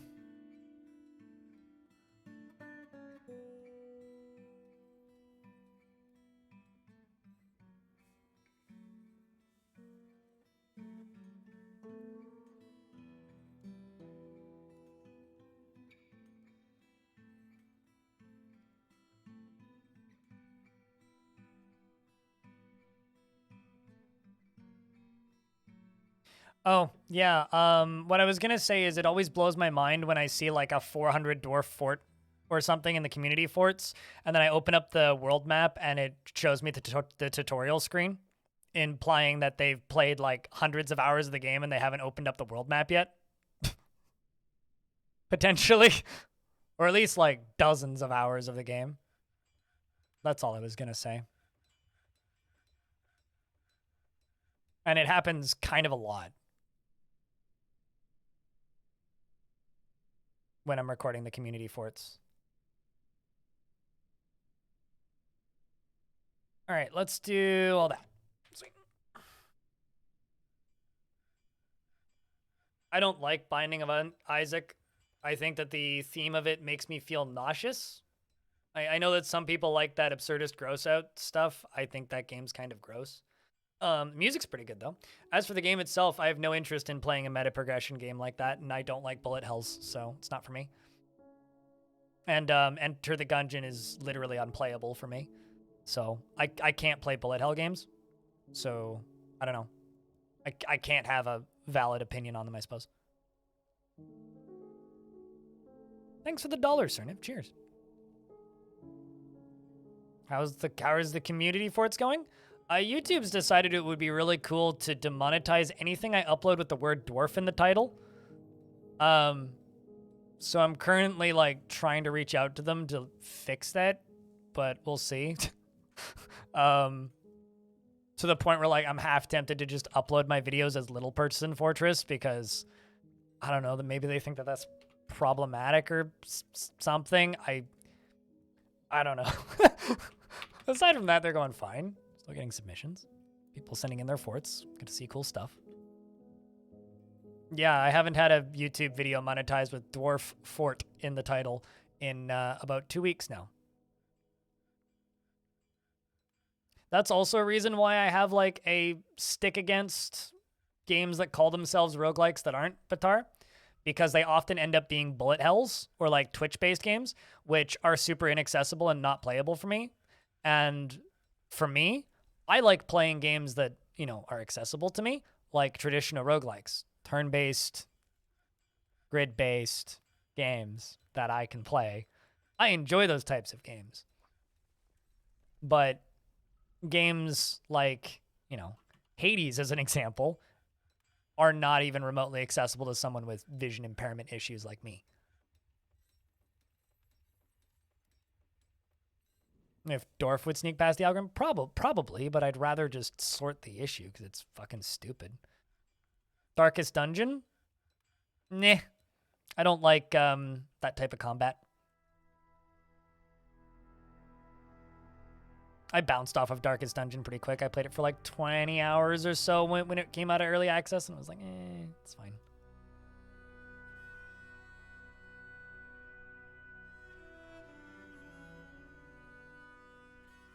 It was fine. I don't know.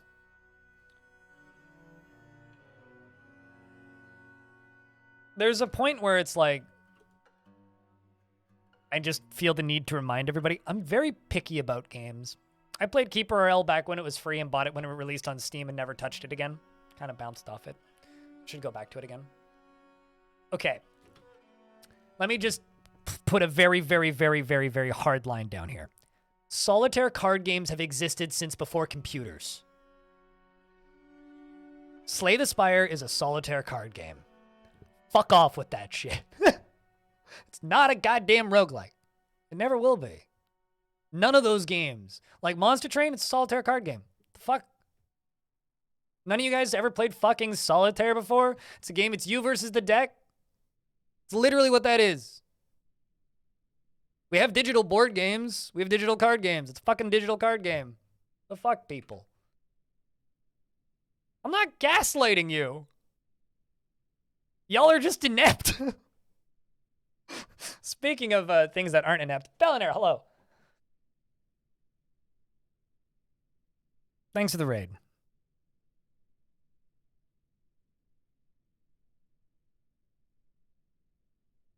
But anybody who calls Slay the Spire a roguelike is just mind-numbingly stupid. And I know that I'm insulting a lot of people by saying that. But come the fuck on and call me Granny. Stop it. Stop it. Stop it. So fucking stupid. Ah.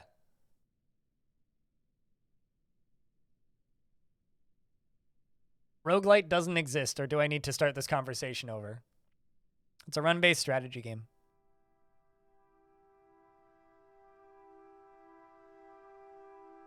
I will turn this car around and start this conversation over if you make me, Chad. Don't make me. Also, I've never played the last spell. I took one look at the amount of meta progression it had and went, yeah. They offered me money to play it, and I politely declined. I don't know what that is, Cerniv. Is Noida turn-based, Droven? Oh yeah, the music slaps in the last spell. But if you guys don't know Bellinair,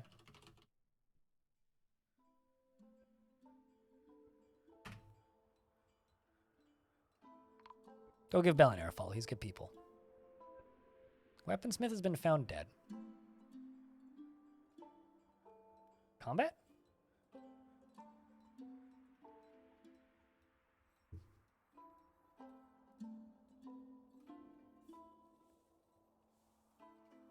Oh, their punch is the weaponsmith.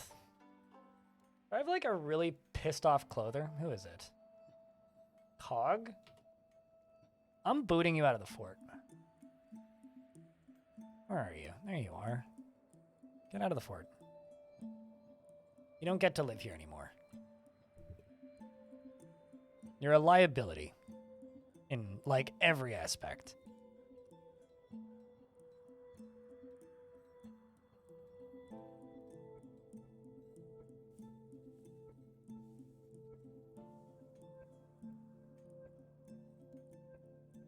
If it's not turn-based, it's not a roguelike. Right? It's kind of like asking me if XCOM is a real-time strategy game.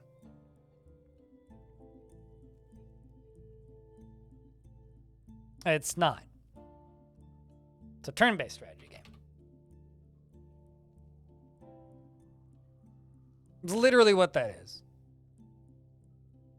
And largely one of my biggest gripes with all that crap. It's like the one guy that was streaming Battletech the day Battletech launched with the words, New Mech Warrior RTS in his title. And my brain, like, shrunk 3 sizes that day.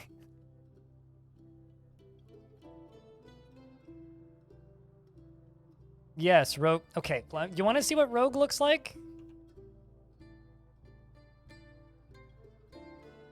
I'll show you what Rogue looks like. It's on Steam for $3. Don't buy this version because this is a sort of weird, not actual legitimate copy of it, but this is what Rogue looks like. It's a turn-based game. It's a turn-based game. You move from tile to tile, and when you move, the enemies move. Why does chat always argue this? I don't know. I feel like some people just get like sick fucking entertainment of watching me get like annoyingly, flusteredly bored.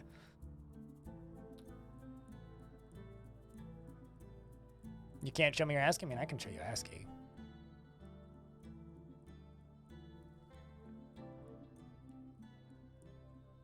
Rogue from 1984 was an FPS. Uh-huh. Go on. I mean, Rogue Warrior was an FPS. Is that what you're talking about?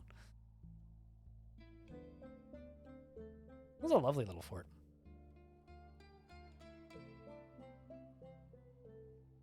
Sure. It's not Rogue, though.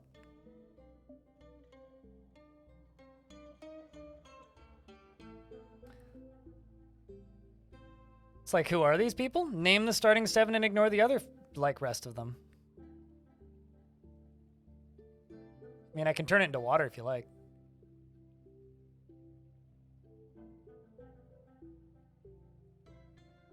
Set your population down, though. But anyway, I'm basically done with this subject. If you're too inept to understand what I'm talking about, then this is why I'm losing Yield this blind argument and hope we'll never are win. doing well, Crypt Lurk. I was doing well, and then chat decided to be annoying.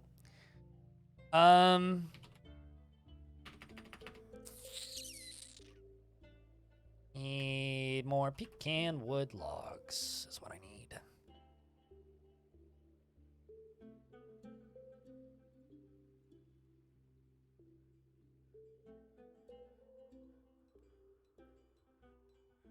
It does kind of look like a little snake head. A little boop. It's got a little snoot. Just needs a...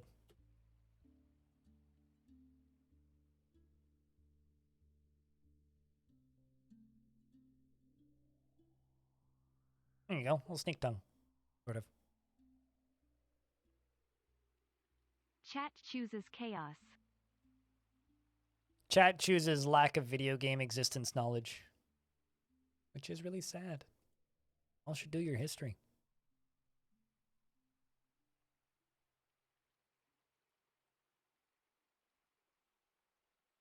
How did I get stone without digging? I imported it. How else would I get stone? But there's very little stone in this actual fort. I mean, I have a couple of blocks for artifacts and some stuff for levers.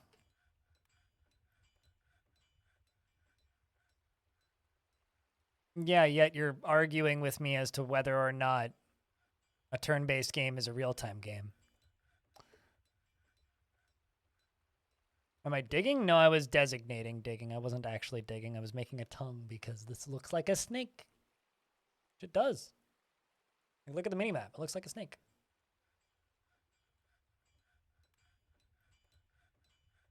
Have I done pixel art in my guild halls before? Yep.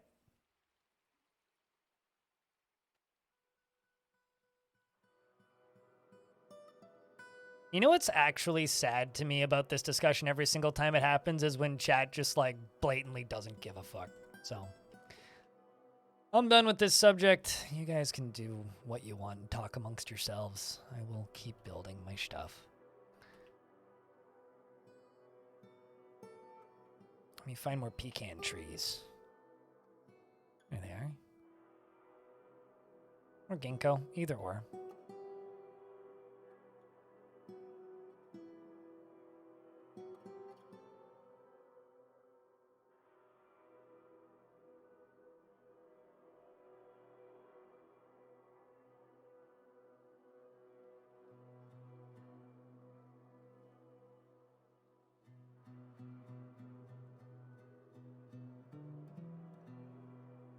Alright, Stupid, thank you very much for that Prime subscription for a 30th month. It's good to have you around, man.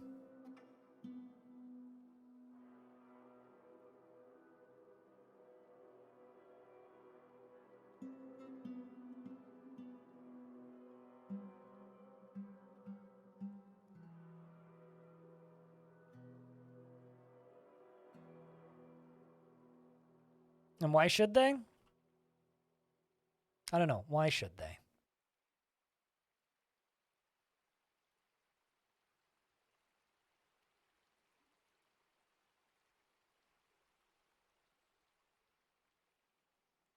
Answer that question yourself.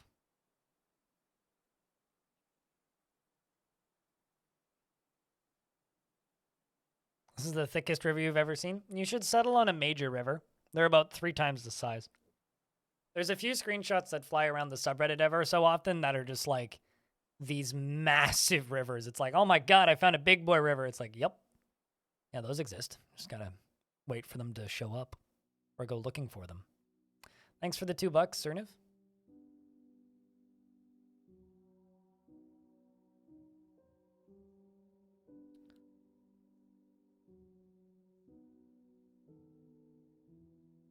It's always in Untamed Wilds. Yeah, that certainly seems to be the case. It wasn't always the case. But this one is wilderness. But it's also not as big as it could possibly be. It's a few sizes smaller than that. Also, thanks for the little train, by the way, chat. Throw this down so it looks official. Still making blocks? Yeah, we're still making barrels and blocks. Blocks and barrels. Why do I have forbidden fish? What? Cannot unsee the snake now? I kind of want to lean into it. The snake, that is. Proud Nime, thank you very much for that subscription. Cheers.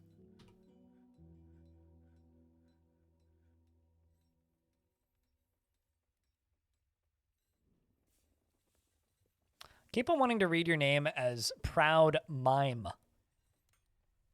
It's very much not true, but I mean, maybe you're a mime. I don't know. Pearwood. Let's do pearwood, pearwood, pearwood. We're going to pare all this wood down.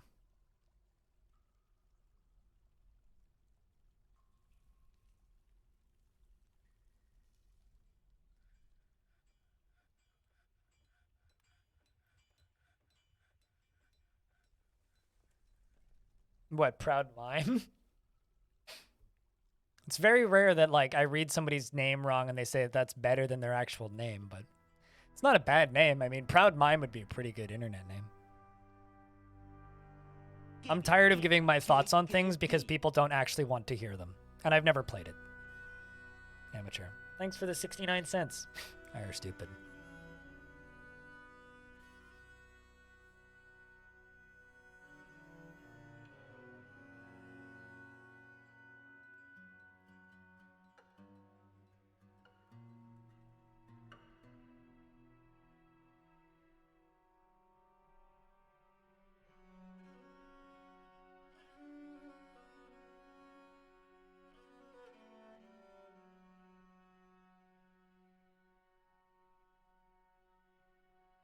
Well, it's not that I'm upset. It's just, I think the best way to describe this is it's just kind of this is a subject that I'm extremely passionate about.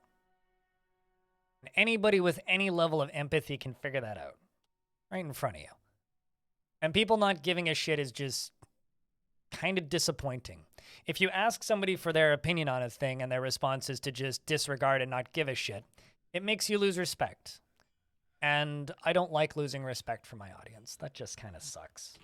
It makes me dislike the people that watch my stream. And disliking the people that watch your stream is a very crappy mindset to be in as a streamer. So that's why people should give a fuck. At its widest, the Mississippi River would cover a dwarf fort embarkation that is 67 tiles wide. That's 2 miles. Did you just do that math? Where the fuck did you pull that number from? But cool.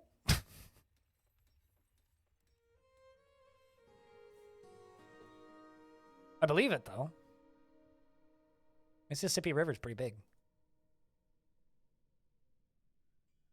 Might be wrong. Huh.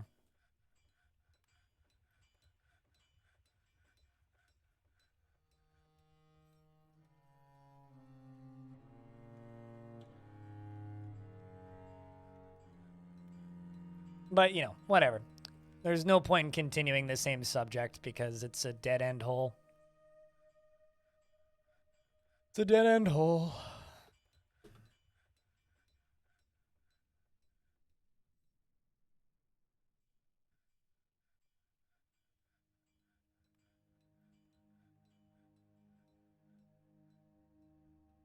When you say tile, do you mean tile or do you mean like whole map tile?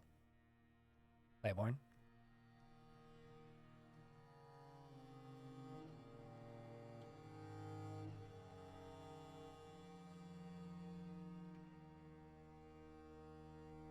Or just, you know, find a few games that you like and rotate between them. It's significantly more cost-effective, amateur. The whole map tile. So 48, okay. Yeah, that's pretty wide. Jazz, thanks for the $10. Can you outline your thoughts on your aforementioned water cannon plans? I'm going to build a thing and I'm going to put water in it and then I'm going to dump water on things. I don't really have a plan currently. still trying to get housing sorted, which is proving to be time consuming.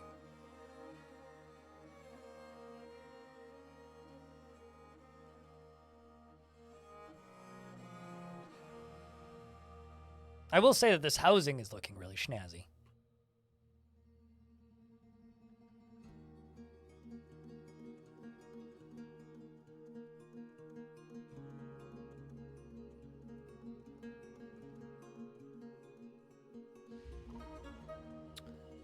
And Bastet, the weaponsmith, has been possessed, which means I'll need to go deal with that. Do I have a tree farm? No, but there, I mean, actually, I'll never get a tree farm because I would need to go down to the caverns to be able to get moss to be able to get a tree farm. Although I guess, like, I could cave some land in. I don't think, because you don't get, if you pour water on flooring, do you get grass growing on it? Because I don't think you do.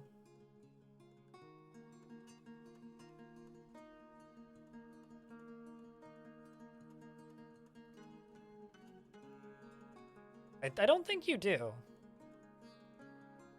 I mean, I could be wrong. But I'm like mostly certain you don't. Yeah, surface grass. Because like the only area that I can grow stuff is like, or that I'm growing stuff is right here. Which I got from mud dumping it from this level.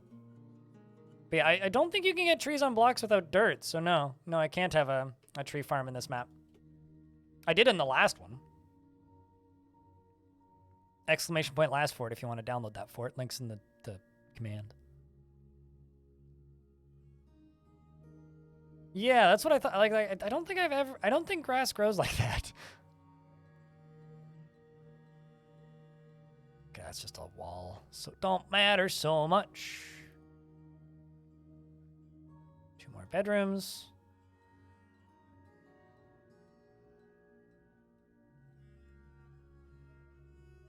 Why do I keep doing that? Making it out of who knows what, maybe one of my precious stone tiles. Chat, thank you very much for the little hype train, by the way. Appreciate you guys, even though you guys drive me nuts sometimes.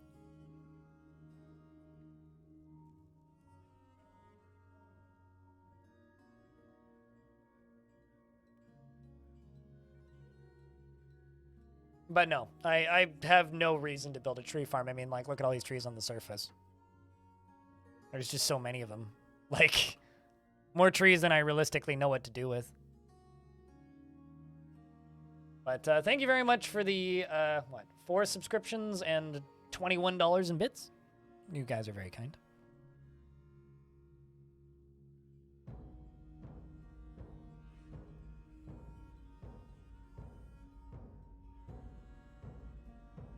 This kind of reminds me of the way I did Iron Shore's bedrooms. Just like perpetually stacking upwards.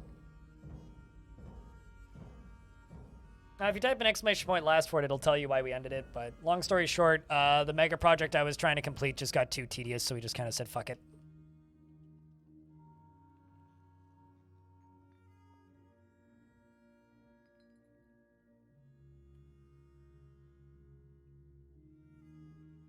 I love it when I see couples claiming the bedrooms.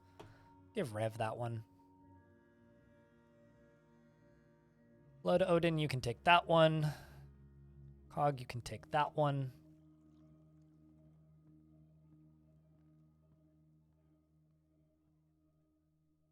So Bastet has grabbed silver bars, rope reed cloth, and peachwood logs. She is a weaponsmith, and she's not there right now, so she's running around grabbing something.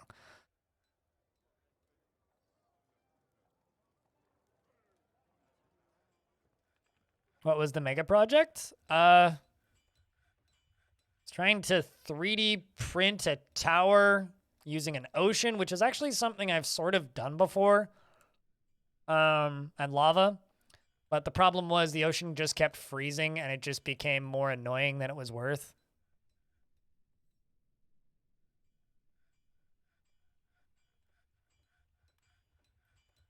Like, it was just becoming, like, more of a test of one's patience than, like, a fun fortress to work on.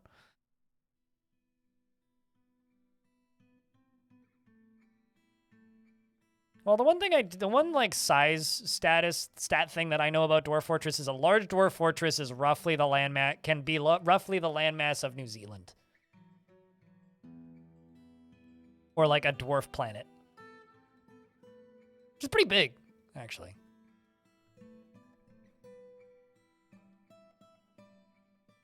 That's weird. Apparently, deconstructing ramps just like removes. Apparently, deconstructing ramps removes the flooring underneath it as well. It's good to know. Sorry, why is this suspended? It's because there's a dead bird in the way.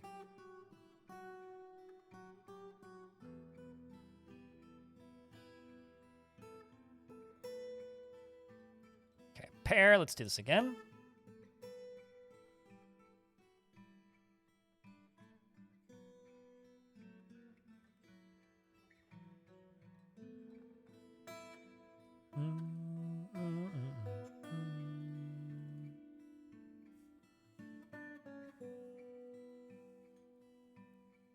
Also, chat room, if you ever wonder why some people think I'm completely insufferable, it's because of my response to that argument, basically.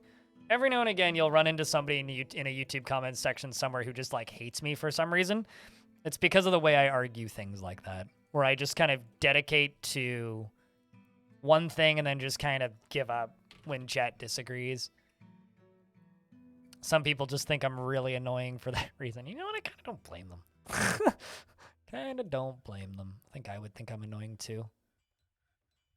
All right, let's go along this side and do that. This is going to be a little bit of a pain to build. No, anything that's named can't be butchered. Because it's technically a pet.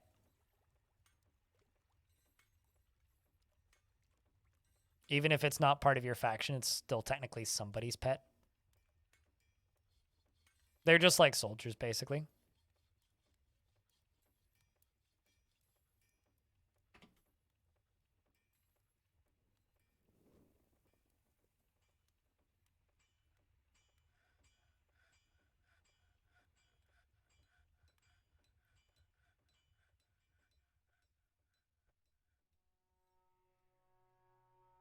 Grumble.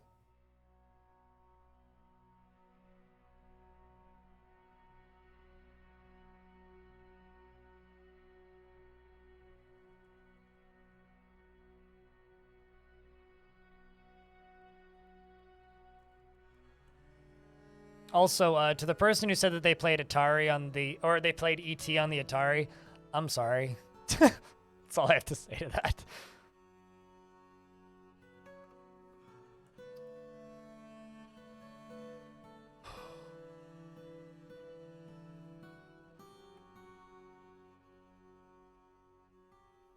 I don't know, Claiborne. Why would they?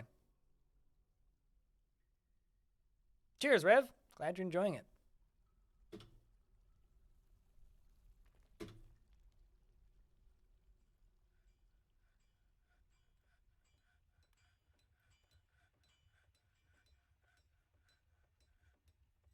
Animals that got names from killing can be butchered? Yep, but invading animals are not animals that got names from killing.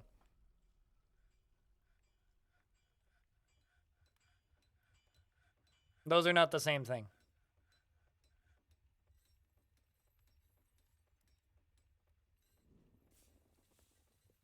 Yep, and that all got thrown into a landfill. Although the modern version of that is pop figures.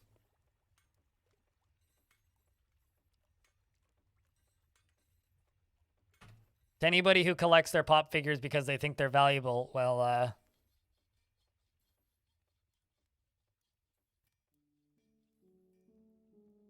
part of me wants to celebrate, but also this is fucking awful.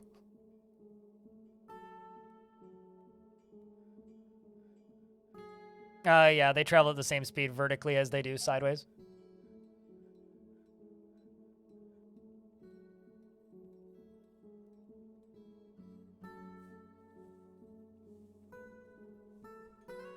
I actually had an argument with somebody not too long ago about how they were keeping their Funko Pops because they were going up in value.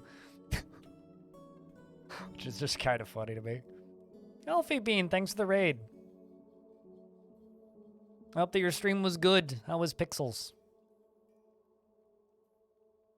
I don't know. Do I have any mods here? Could I get a shout out for Healthy Bean? I've had to do the last few shout outs. I'm feeling lazy. But hello, Dark Cookie. And Fire Witch. Since Pokemon cards. I mean, Magic the Gathering, kinda. But yeah, you're not wrong.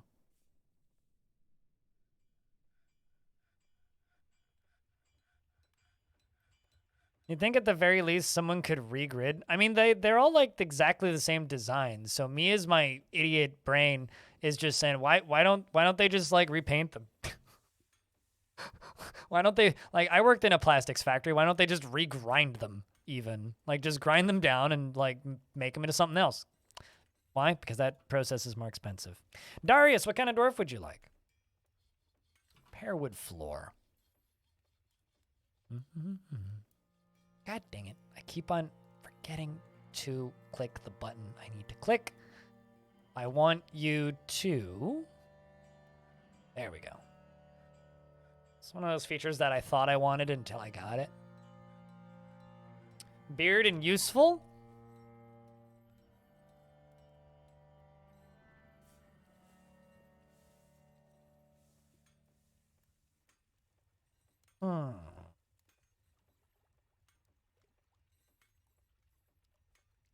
How about Feb the Elite Wrestler?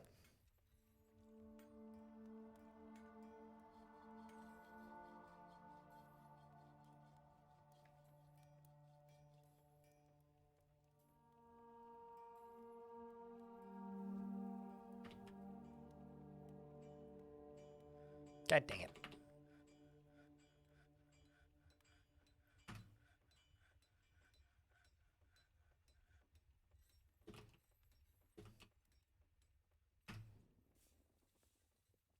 You're strong, you value sacrifice, you have high stamina, you're agile, and you have good spatial sense and high willpower.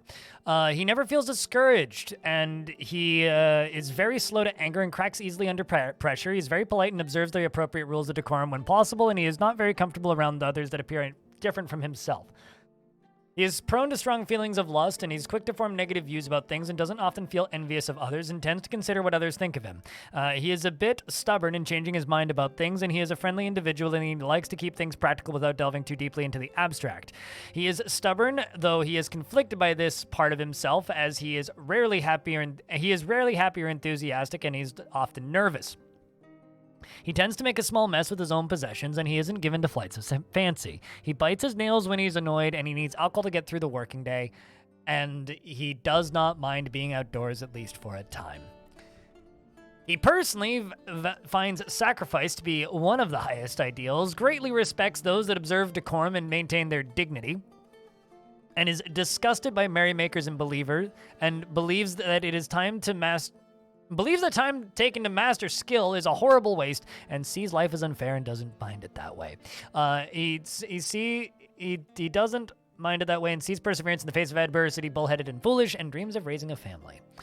He likes gypsum, plaster, aluminum, star ruby, apricot wood, giant masked lovebird leather, and sheep's wool and pigtail fabric, and the color chocolate and crossbows and scepters and ballista parts and rabbits for their ears and the sound of the lacy phrases, and when possible, and the sight of the festive suitor, and when possible prefers to consume dwarven rum and tapir's milk and longland flour and foxtail mullet, and absolutely hates fire snakes. Lastly, he is thin, but he has incredible muscles. His very long beard is arranged in double braids, and his sideburns are clean shaven, and his mustache is arranged in double braids, and his very long hair is tied in a ponytail, and his somewhat broad, tall ears are fused-lobed, and he has a round chin, and his copper eyes are slightly rounded, and his eyelashes are short, and his hair is saffron, and his skin is brown. His nose is somewhat narrow. He's married to Kolob, who's my ex-lord, and he has a kid named English. What?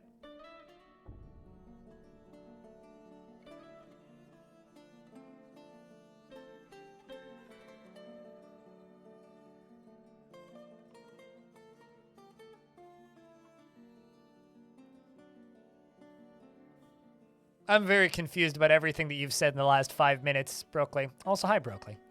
again. I still maintain that, though. I'm very confused about everything you said in the last 5 minutes. It's like, I kind of understand what you're saying, but, like, stop following Tumblr on Twitter. They're a dangerous Twitter follow. Also, I'm lowering the sub goal to something a little bit more achievable. Also, calling Tumblr a social network is a stretch. It's a blogging service, in my opinion. I mean, it has social network-ish elements, but it's much more of a blogging service. At least that's kind of what people use it for. People don't really use it as social media.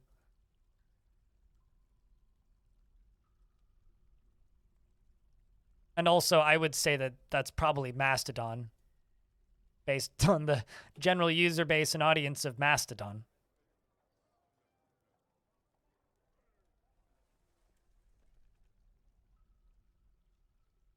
You caught an absolute chat of a human who prefers to eat bees? I had a dwarf that prefers to eat large roaches once. That was something. I love how they're both, at the same time, ecstatic about being near a waterfall and, like, annoyed after being caught in the rain. This is the duality of dwarf.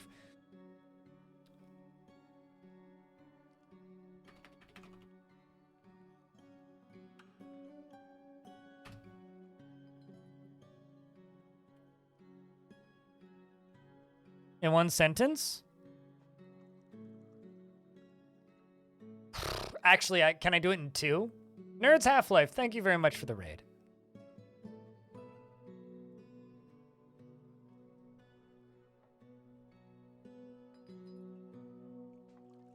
Because furries that got banned from Twitter and tech bros that got tired of Twitter is the audience of Mastodon.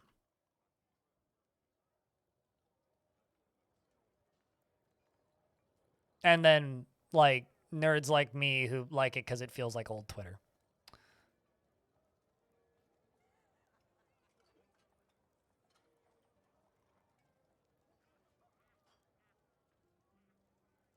There's a lot more ambient laughing sounds in Dwarf Fortress than I've noticed before. Mastodon is a fantastic little social media service, but, like, those are 2 of the larger Star Trek actors are there. Yeah, that's true. There are, in fact, Star Trek actors there. George Takei's there? Who else is on there? I know that George Takei's there because I follow him on Mastodon. He's a good follow, but now I'm trying to think who else is on there.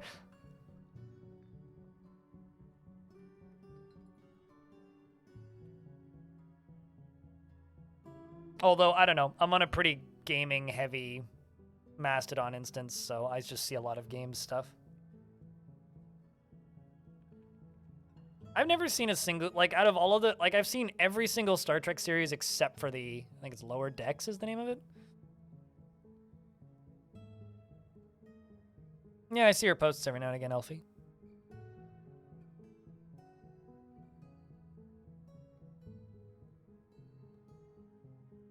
Yeah, Mastodon's just Twitter, but it doesn't feel like a corporate hellhole. Is Mastodon. Here's the thing, I don't know if you need to. Like, I honestly, I don't think you need to.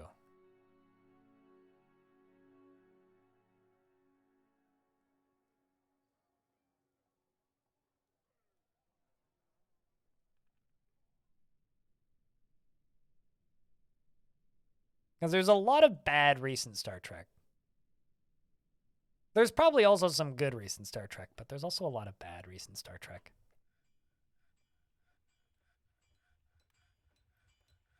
What am I working on? I'm trying to get a roof over top of my zone that I'm using for prayers, because they're just standing there and getting rained on. And while they really like getting rained on or getting showered by the lovely local waterfall, they don't really like being rained on, so I'm trying to give them a roof.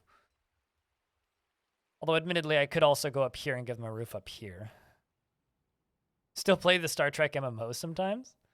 Star Trek Online? But yeah, something I need to do is I need to go around the edge up top here and just put a big old roof over this entire goddamn thing.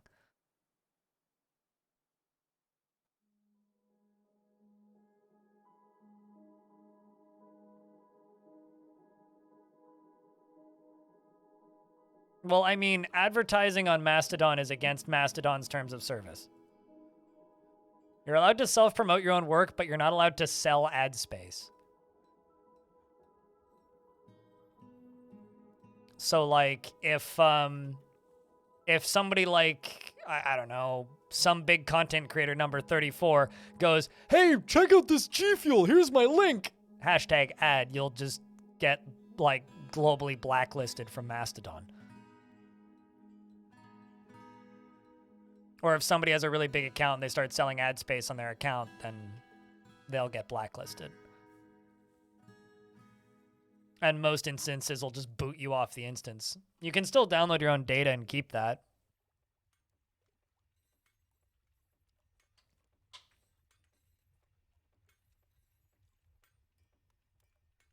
Kirk or Picard? I prefer the cast of the original series more in general, but Picard. Kirk's just kind of a sexist dipshit. And his actor does, and like the who he's played by doesn't do him any services.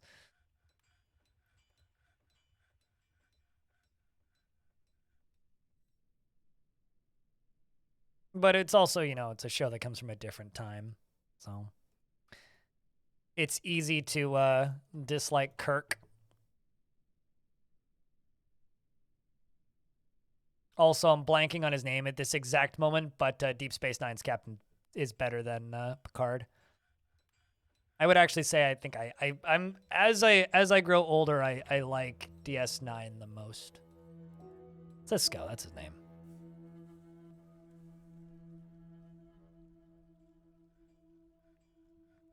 Although, like, I think Data's probably my favorite character in Star Trek. Type sicko by mistake. I wanted to say Cisco, but my brain always thinks about the modem. So, for me, honestly, it's a combination of Next Generation and DS9. There's also a food transport company here called Cisco. It's just spelled differently.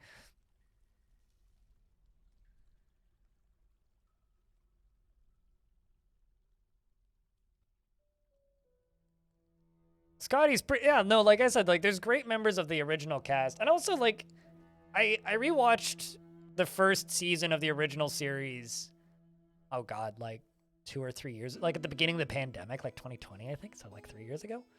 I think I like some of the original series movies more than that original series. Like, that original series is pretty good, but like, the writing is either like okay or kind of terrible, and there's like no in between. Whereas like that first season of Next Gen is like kind of bad, and then it just gets better as it goes, and then like the last 2 seasons wane off a little bit, and then it ends really strong. Voyager, every 10th episode is really good, and the rest are all just kind of boring and nothing happens. And the cast I don't really like in Voyager. So that's one of the, like, why I don't really truck with Voyager. Favorite aliens in Star Trek? Can I say Q? Does Q count? I like John Delancey. Yeah, I'm kind of there with you. Like, anywhere Q shows up is good.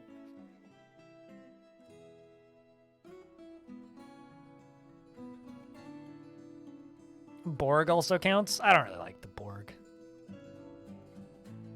The problem that I have with Star Trek stuff, though, is my brain is just like a complete and total fucking sieve for like all of the lore. So like I'll watch an episode and I'll be like, ah, yes, I knew that, but then like I'll forget it within an hour. So when you're just like, what's your favorite alien? My favorite episode with an alien is the guy that talks in metaphors. Would be my favorite episode with an alien, with Picard. First Contact's pretty fucking good. Although I think my favorite Star Trek movie is The Journey Home, Star Trek 4, with the whales.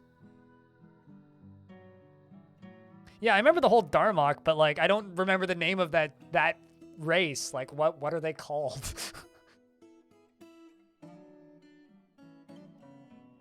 I honestly didn't watch very much Enterprise, but what I did watch I didn't like. I never finished that series. I think Enterprise and then everything past that. So Enterprise, I've never seen a single episode of Discovery. Enterprise and Picard I haven't finished. I've seen one episode of Picard and I was like, I don't think I want to watch the rest of this. And I didn't like the handful of episodes of Enterprise that I saw. Now you gotta look it up. Exactly. It's like if I want to like talk about Star Trek, I need a Wikipedia page open. You weren't a fan of the new Klingons? I've never seen a single I've seen trailers for Orville. Orville was one of those shows where I looked up, how do I watch it? And it's like, oh, I need to subscribe to cable? Nah, I think it's on a streaming service now. But I haven't figured out where I can watch it. It's on Hulu. Hulu's not available in Canada. So, like, that's...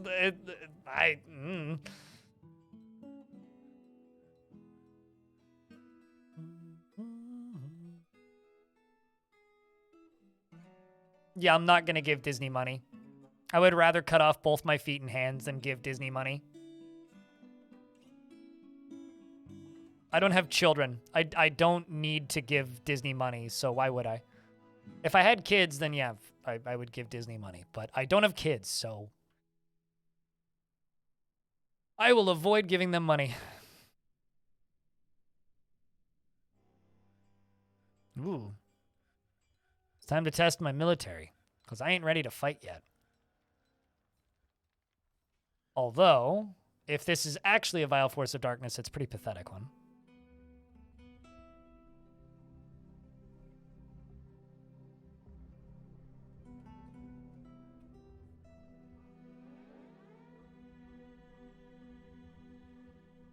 Although, speaking of vile mugged, we are out of booze, so we should probably sort that out.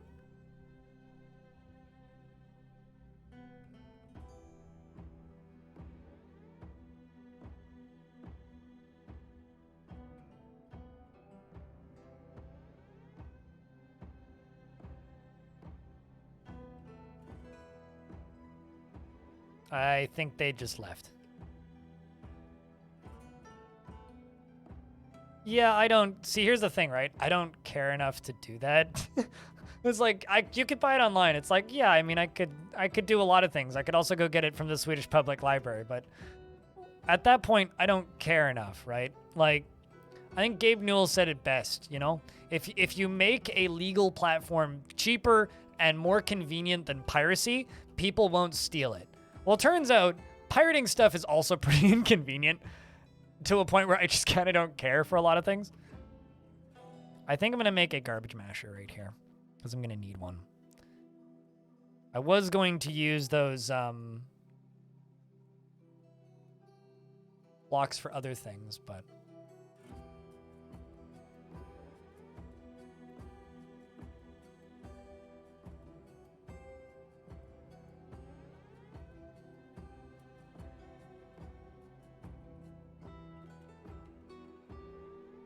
Yeah, I do have enough mechanisms to do this.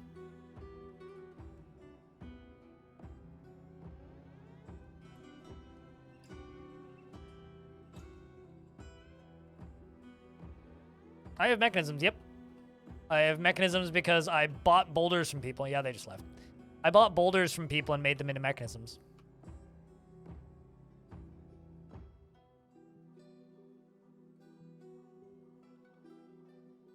I don't think there's anything wrong with National Geographic, but I don't need to give them money.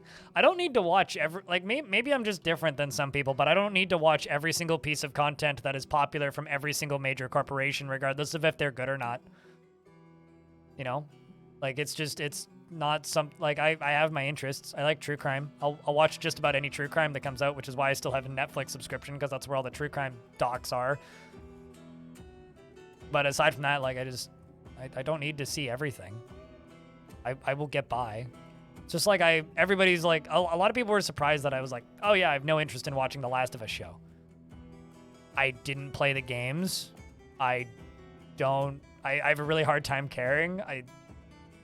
Though I watched a streamer I know play those games, and they were bleak and depressing in a way that was not fun to watch. So I wouldn't want to watch that in a TV show. I mean, like, I stopped watching The Walking Dead for that exact reason. I don't need another show like that.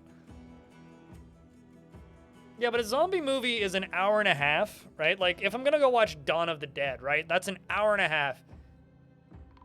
But fucking Walking Dead or Elves Have Arrived to Trade. Walking Dead or any other show like that is a lot more of a time commitment than just sitting down for an hour and a half long movie of Dawn of the Dead. I can totally watch zombie movies, and I've watched plenty of zombie movies, and I would actually dare to say that I enjoy zombie movies. But I have zero interest in sitting down for like a 10-hour slog through just everybody's gonna fucking die. That's not something I find entertaining.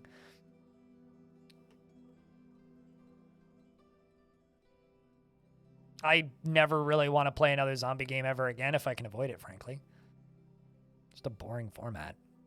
Like I said earlier, I will occasionally play Project Zomboid, but that's about it.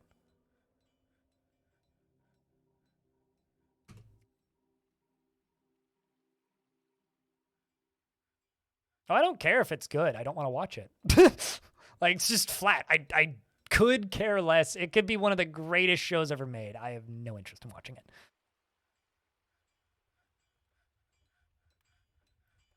Okay, let's see if we can get these bodies dealt with.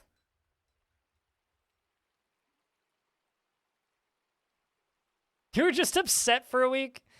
Yeah, if I want to be depressed by my entertainment, I will gladly watch true crime instead, and at the very least feel like I've learned something.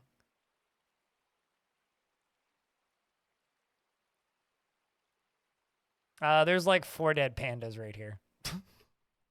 There was 2, actually. They made a TV show out of Wheel of Time? Weird. I played the video game of Wheel of Time.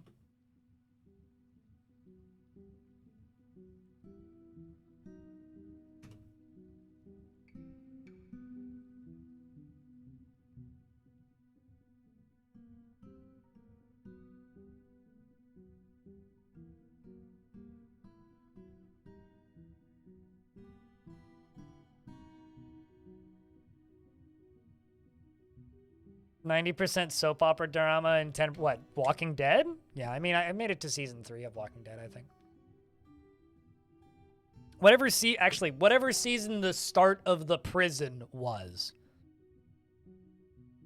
Also, I was much younger when that show came out. And I know that it might make me sound like I'm being like, oh, I'm old, but like, I was a lot younger when that show was new. I don't think I've ever seen this artifact was seen being stolen.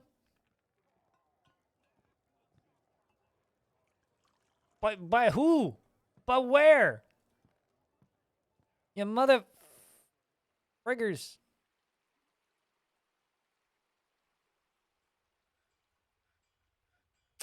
I really need a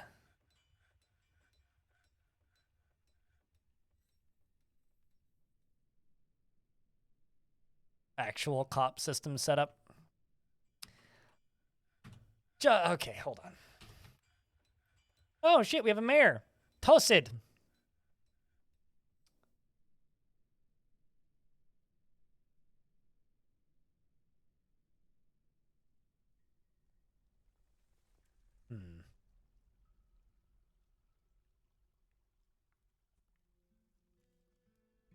All right, Bomb Rack, you get to be captain of the guard.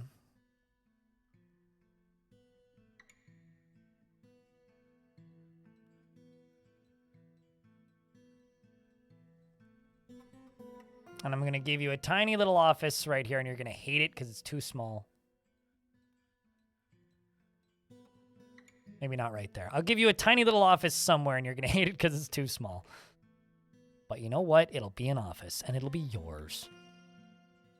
You'll thank us for it.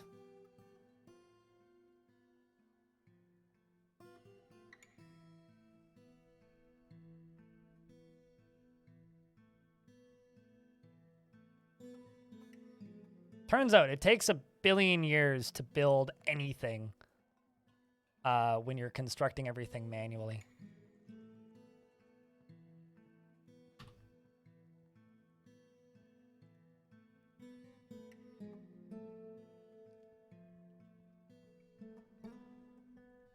I'm not saying I'm waterboarding my prisoners, chat, but I'm gonna waterboard my prisoners.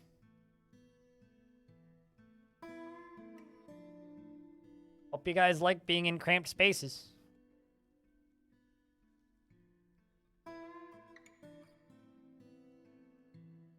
I don't know. Is it available? Can you redeem it? If you can redeem it, go nuts. Do I have an axe dwarf available? 1, but they don't have a beard.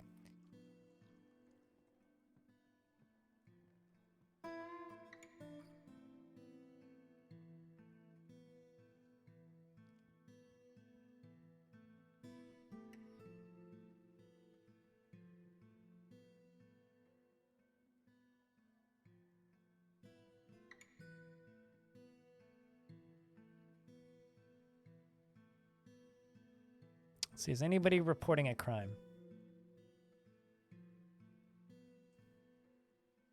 Doesn't look like it. Oh well, that's a shame. It's on cooldown for another 20 minutes. Well, then it's not a good time. It's a good time to redeem dwarves when there's dwarves available. If there's no dwarves available, then why would you redeem them?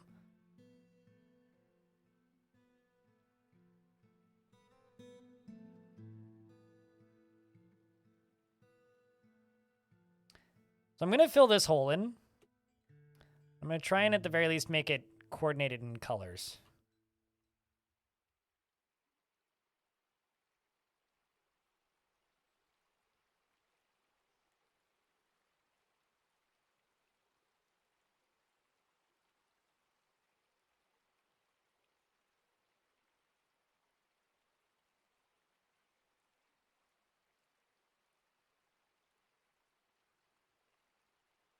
You're asking somebody to rack their brain through like hundreds of forts. I don't know. Can we? I mean, the oldest fortress I ever made was Long Death, which had like 30 to 40 frames per second and was 400 years old. But I don't know. I haven't really had one that's really averaged below 20 in this version, which is a little low, but...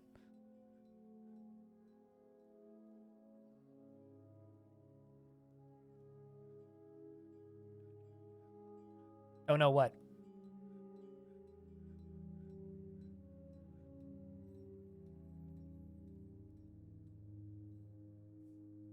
But yeah, Long Death was literally hundreds of years old.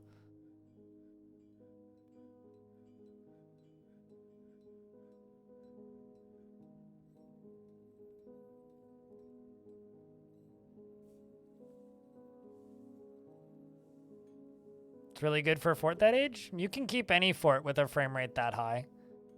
You just have to manage it. Most people don't manage it and they go, why my fort frame rate bad?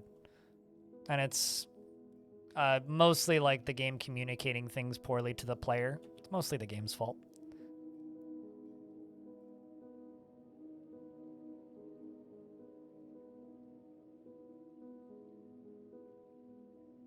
You okay over there, Claiborne?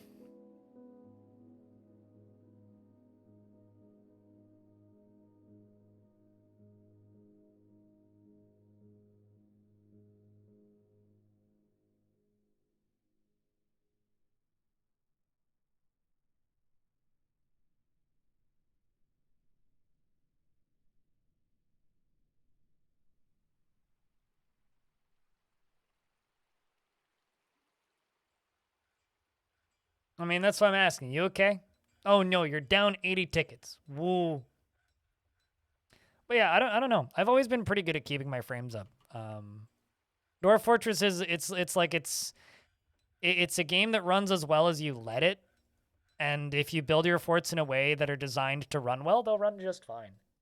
If you overbuild everything and over-design everything and make massive stuff everywhere, like, yeah, it'll slow down, but largely it is quite possible to keep your frames up if you just let the game keep your frames up.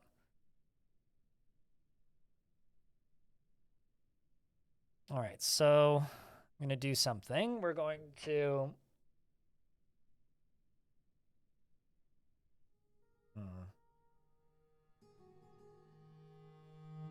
I think I'm going to begin prep for pump stacks. So what I'm going to do is I'm going to dig out to about here. Or not dig, but build out to about here. And then I'm going to do stairs all the way up to about here. And then right next to that, I'm going to build a platform that goes all the way right up to about there, connected to the stairs. But they got a bit of construction to do first.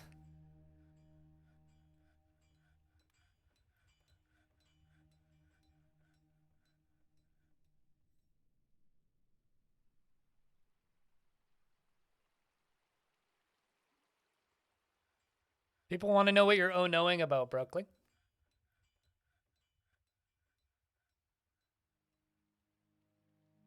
To see how many food and drinks they've made? I mean, I'm massively overproducing food in this fort, but it's gonna that number is gonna start to go down pretty soon.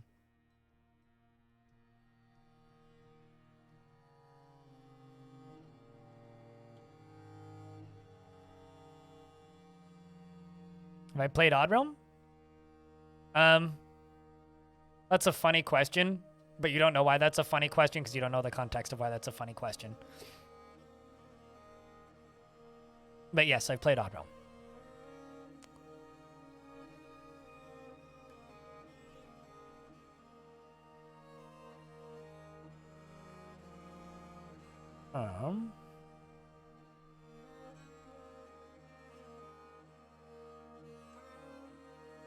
I've had the dev on my stream before, which is why that's a funny question. I also had a beer with him last summer. Before he went and fucked off to Japan for like 3 months, and I think he's in New Zealand now. That or he's still in Japan. You watched that vid? Oh, that's even funnier. Yeah, no, he was in the last Bay 12 interview that was done like 2 months ago. It was like right when he flew to Japan. Waylon Snedker. Yeah. Don't laugh at you. I'm not laughing at you. You laughed at you. Well, no, you said ah. But I don't know. I just think that's a funny question. It's like, have you played Odd Realm? No. What is it?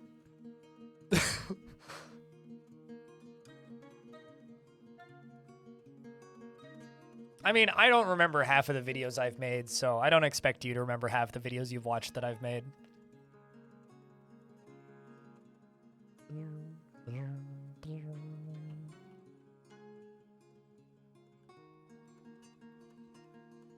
I'd really like to see these mythical 6x6 trees.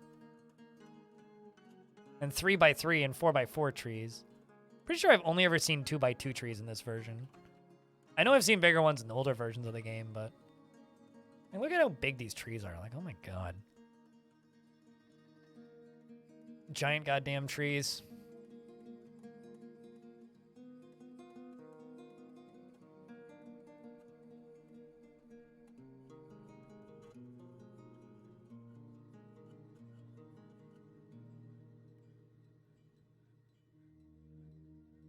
Yet more migrants have arrived. I have a pissed off mayor.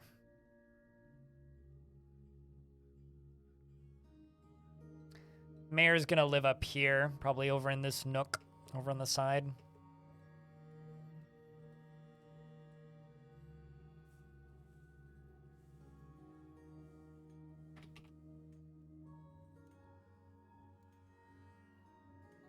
Cheers. You're stupid. Started to watch me when Premium Dwarf Fortress was released? Yeah, I mean, that's when, like... Actually, chat, I have a question. Press 1, type in 1 if you started watching after December 6th. Press 2 if you started watching before December 6th.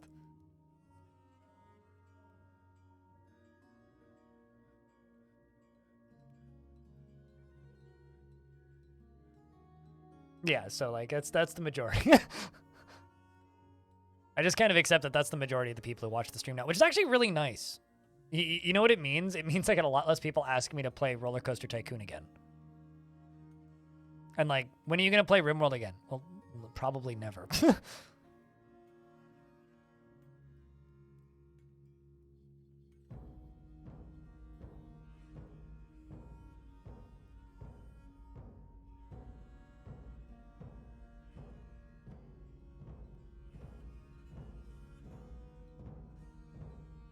You mean what?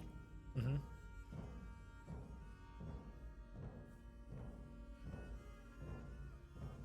Roller coaster in DF when? That sounds like a lot of work. But I mean, like, I guess I could theoretically do something like that. Although that's basically just a minecart. It's what I built this stream on back in 2013. Suited giraffe.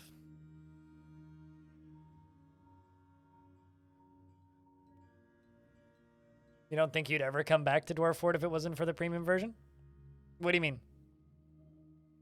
Like you'd never have played it in the first place, or you'd never have come back to playing it? Okay, so let's see. I need...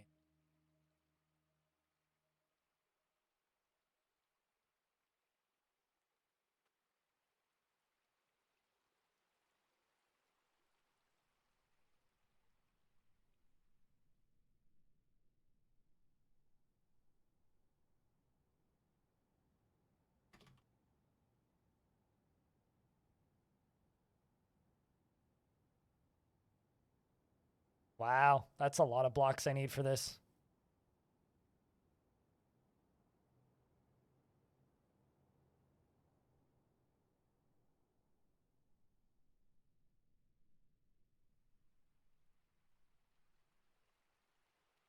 Especially considering I'm just going to go in here and cut some of them out, but...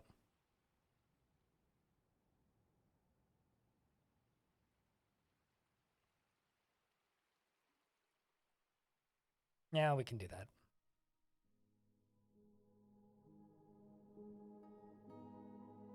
Ambiguous Amphibian. Thank you very much for the very kind raid. You're still, like, grinding Kenshi, right? You guys are doing something over there. I think I stumbled into one of those streams. Listened to a little bit of it. If you guys don't know who the Ambiguous Amphibian is, then you're a crazy person. You should go watch his stuff. He's a cool dude on the YouTube and on the Twitch. What's cooking? Well, this... Okay, so chat has informed me that this map looks like a snake. But we're not digging. I'm not allowed to dig. That's what we're doing. So we're in this nice little river with a little waterfall over here at the edge. So everything is made of wood in this little snack base. And it's a pretty good time. We're building this base made of wood. We've got farming. We've got a bunch of elves and goblins that are hanging out in our tavern. We got this funny zombie guy who looks like a funny zombie guy. And somebody threw a book at somebody and then left the fort. And now we have a book on the ground. So I need to figure out what to do with that book. We also have this chill little necromancer who lives here. And it's been a pretty good time so far. We've been doing all sorts of surface farming. And all of our housing is kind of like this little wall thing kind of going up and down there. We got a little waterfall that I built underneath, which I'm surprised didn't kill anybody, although it has claimed the lives of several badgers and a panda. A dwarf beat the weaponsmith to death? Yeah, that happened. And then I told him to leave, and he left very begrudgingly. This is the second fortress I built in this world. The first one was called Waterlungs. Waterlungs is all the way up here. And in Waterlungs, I drained an ocean by pouring lava. Or rather, I thawed a permanently frozen ocean by pouring lava on it. So then I had an obsidian ocean. So then we carved underneath it and put lava underneath it so that we could have a thawed ocean. That was a very good time. Apparently now it has a population of 1,000. So it's kind of hysterical because I had this huge like weaponsmiths guild and all kinds of stuff there. So I have all these weaponsmiths that are migrating over here, which are very disappointed that I have like no metal in the port. And turns out things are very slow going when you have no access to mining of any sort.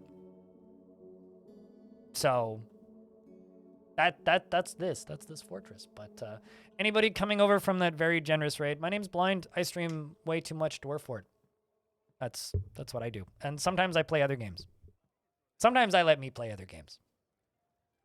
Yeah, it's real cozy. I can't wait for like something to just fall into this river. Like I can't wait for like a were creature or something to just jump into this river and go wee splat into the fortress and either die on impact or like crash to the floor and cause somebody to fall into here and drown. It's gonna be a great time.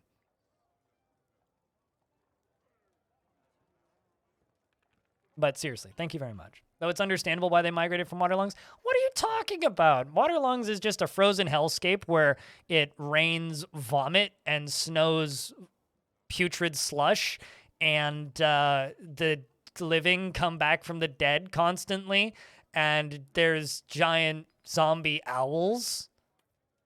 It's a perfectly lovely place. I don't know what you're talking about. The giant undead coyotes, also great. Actually, chat room, I've got a question for you. We have this this war grizzly bear who's guarding the front door. What should we name him? The first name that makes me laugh, I'll name it that. You know, were coyote problem? Oh no. Cocaine. You know, I just saw that. Maybe that's a good movie. Siegfried. Grizzly Adams. Gilmis. Oh yeah, that was probably the big discovery from this fort. We discovered that one of our elves living in this fort, their previous master, meaning like their teacher or like person that taught them things, your ass, what? Pablo Escobar. You know, I think.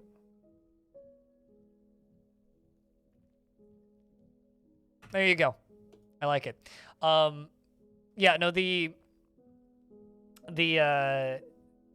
found one of our, okay, so one of the elves in my fort who joined as part of a performance group down here, all the way down at the bottom. This one. This person right here who's currently underneath this person who's currently drinking, this elven poet here, right? This elven poet under their relations tab, their former master was a kobold named Gilmis. For anybody who's like newish to Dwarf Fort or maybe has a surface knowledge of Dwarf Fort, nobody can communicate with kobolds because their language is entirely contextual to the point where they don't understand what each other are saying unless they are currently in the same space when that word was invented, because it's a completely contextual language. It's also a randomly generated contextual language, so there's no translations for it. And a good example of this is underneath the ethics page in the Dwarf Fortress wiki. There's this lovely little page here that like explains different like things that the different factions will do and what they consider to be good or bad. So like torture for information is unthinkable because they don't know what information is, but torture for fun is great for kobolds. And oath breaking they just don't understand, lying they don't understand, vandalism they don't understand, and theft they don't understand, same with trespassing. But like they just straight up like don't understand the concept of language. So the fact that this master poets like master is a kobold is kind of crazy. So we went and I got chat to go look them up, and from what we can tell, a human taught this kobold how to write, and this kobold went and wrote a whole bunch of books. Humans are evil and goblins are libertarians. is like Dwarf Fort, basically. So some human in the world taught this kobold how to write, and this kobold went and like wrote a bunch of books, which is kind of awesome.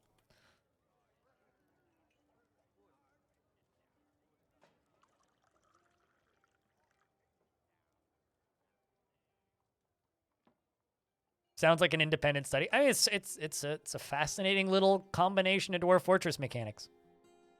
Also, that command you may have heard, this is actually Tarnadam's speaking kobold. So, but thank you very much to everybody coming over from the raid. Can we see the book's description? I can't show it to you because I don't have it in this fort. But it was the history of it was posted in the DF talk room in my Discord. This kobold, apparently born in the year 15. Gilmis and a human became childhood friends. Became friends with a few different. Became a poet because one of these humans taught them how to write. began an apprenticeship under this human, and then moved to study in Mistyens, or whatever, and then started authoring books. So this human, Nitham Dalepaint, apprenticed a kobold. So probably wasn't friends with a corrupted corpse, was probably friends with the human Yusun Riddledatic before they became a corrupted corpse. But the game doesn't, their game retroactively changes the rest of their history to their new name if their name changes. So if they gain a name later in life, history retroactively changes it for all of that. So you'll have like, so-and-so married a creeping stalker, but then you go read that person's the creeping stalker's history, and they didn't become a creeping stalker until like 300 years after they were married or something. It's weird. That's one of the eccentricities of the way Dwarf Fortress works. Quests to recover books? I mean, assuming I can locate them, and I haven't tried, we'd have to happen to know the location of them. So these are all of the known artifacts that I'm aware of in the world. I hadn't even thought about it. I mean, like, what was the name of that book?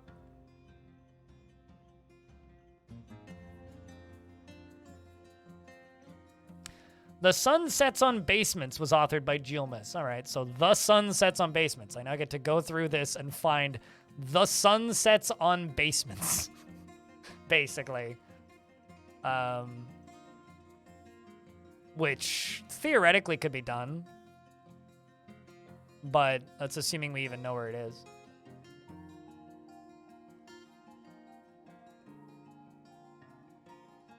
I wouldn't be against trying that, but the Blind Brigands.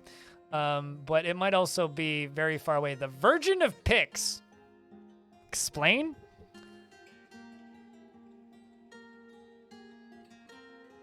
Certainly hope you're a Virgin of Pix.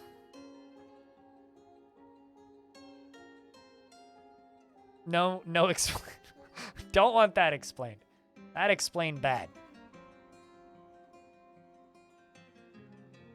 What, the Virgin of Pix?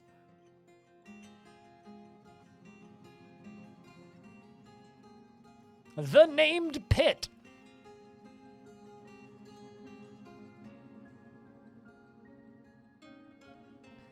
The thing is, it's probably just like in some city somewhere. But unless it's like actively stored somewhere, we'll send them after it and they probably won't even find it. I've had very little luck recovering stuff in Fortress mode.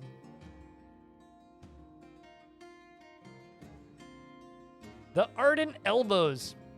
Sounds like something that would be in Caves of Cud. What's the pit named? Fuck if I know.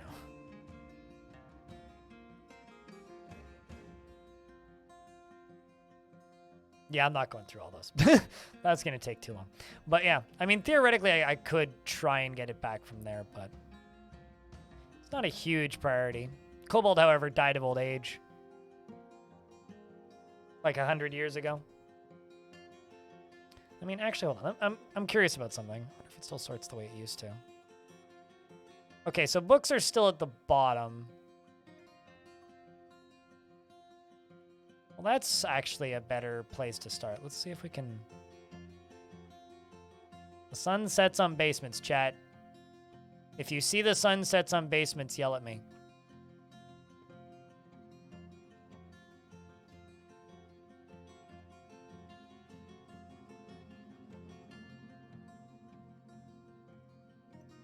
Concerning the Criminals. That's a good name. The Humans, my love. Very Dwarf Fortressy name. Journey to the Predator and Prey. That's...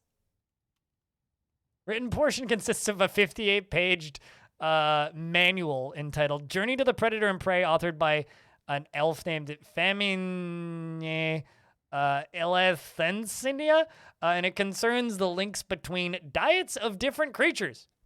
I mean, that checks out, but that's not what I wanted it to be. I would bet it's probably an authorship order. That's generally the way Dwarf Fortress does things.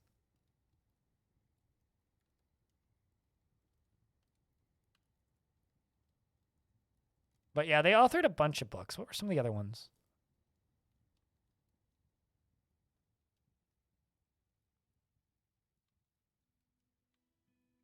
I love the fact that humans tried to get apprenticeship underneath this kobold and the kobold denied them.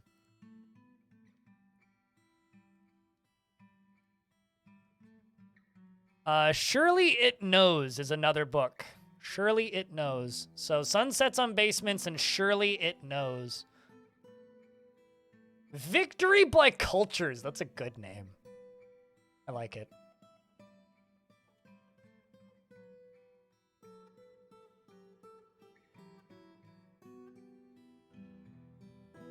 Journey to Competition. That's just Dragon Ball fan fiction. Stability Abridged. Uh-huh.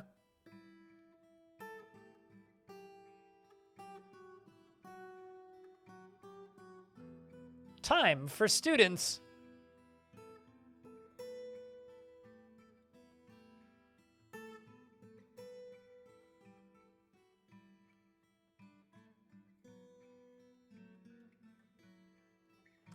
This is one portion of Dwarf Fort where I would love a search bar.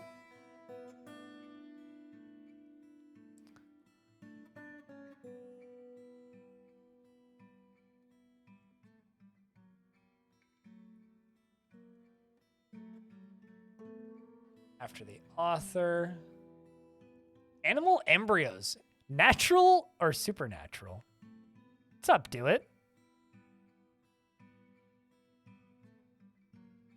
Procrastinating going to bed. It's good that you still exist in the timeline.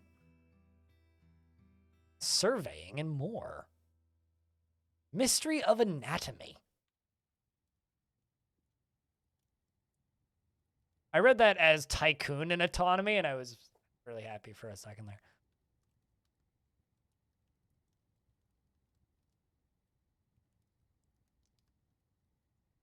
The Book of Animal Embryos. If those were written by the same person. A Wizard's Guide to Tides, the Sun, and the Sun. I like that one. It's a 76-page, man. Anything that's like a Wizard's Guide to are like automatically my favorite books. Although a lot of these are just straight up unreachable for us because they're so far away.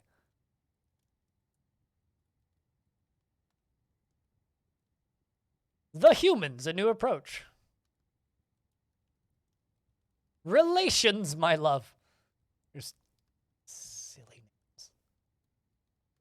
Before Unions.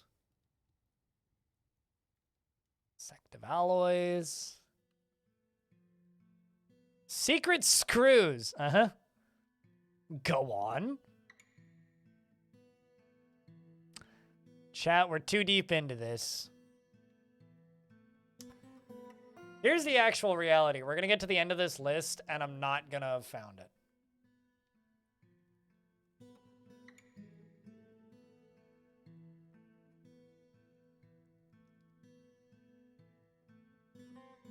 Well, they won't be created again in this same world, but I've definitely had books with the same title in different worlds. But they're always, like, very different from world to world, the content of the actual book.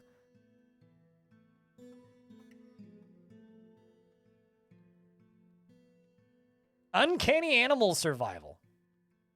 Coming now to PlayStation. Dictionary, My Life. Economic Policy and Other Topics. Errors in the Elf. Before Daylight was Dead by Daylight. I still think that the best, like, generated name I ever had for anything was the name of a fortress called Bulbous Sore, which just made me laugh super hard because I thought it said Bulbasaur. And I wasn't playing with the Pokemon mod at the time. I just burst out laughing.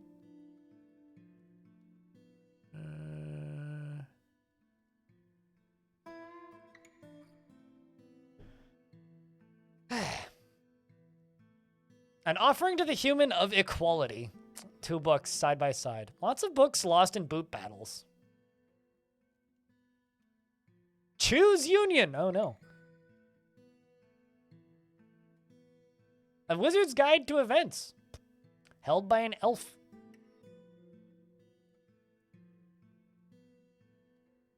I love the great book Untitled. Unabridged Waxing and Waning.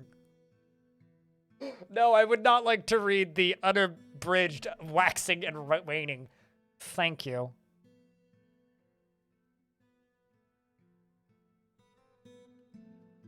That sounds awful, actually.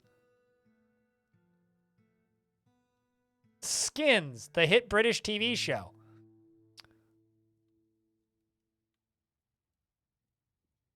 Actually, a pretty good show. That's just gay porn. What, Skins? No, very far from it.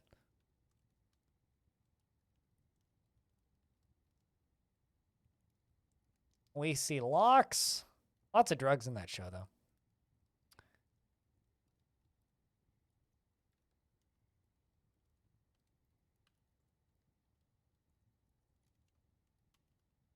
You did this to me, chat. This is your fault. This is like the time that chat convinced me to read a 62-page book in Caves of Cud.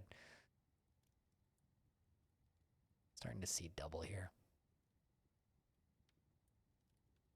Pathways to Ores. We need that book in my current fort. The Secret Analogy. The People.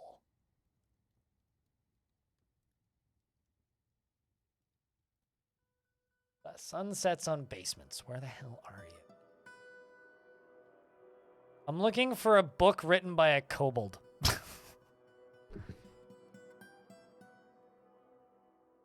Union chased the lion profane frogs, the lie and the profane frogs, and target ever onward. Were all books authored by him.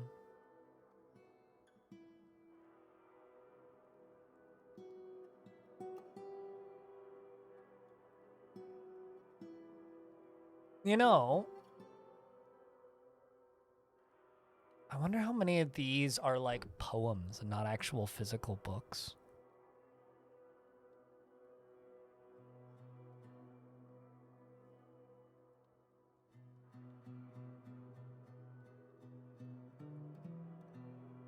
Because they might actually just be poems.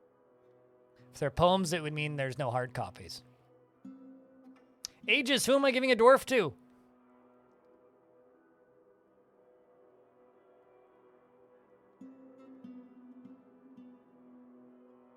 First person to add Aegis gets a dwarf, chat. Okay, it looks like Do It got it. Also, Fallout Rain is getting a dwarf. As well. All in the fast hands? You should have made it like the 14th person to at me or something. It's just like, trying to double up with it.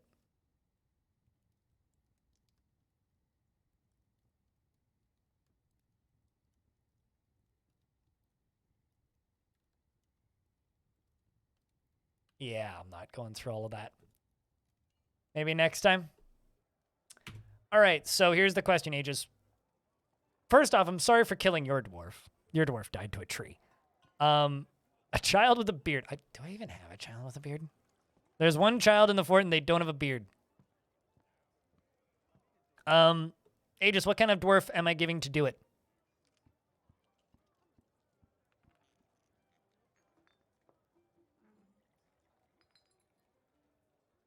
Yeah, that was Long Death, but that was a while ago.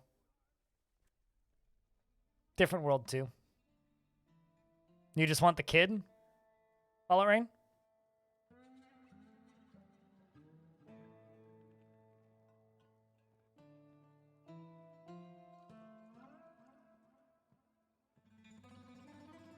Let's look at the professions. Okay.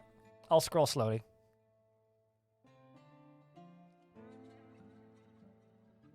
I will say that the military dwarves or the weaponsmiths are a scam because I'm not digging, so I have no metal. Really. I do have a bunch of elves, though. So I guess theoretically you could claim an elf. Just like Ryoshin Cat did.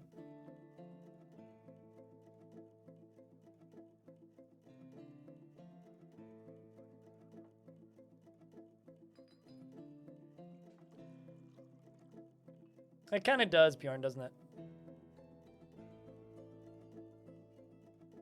Captain of the guard unless something is off about him. Nah, he's pretty okay. Toro. Do it. The Toro do it was,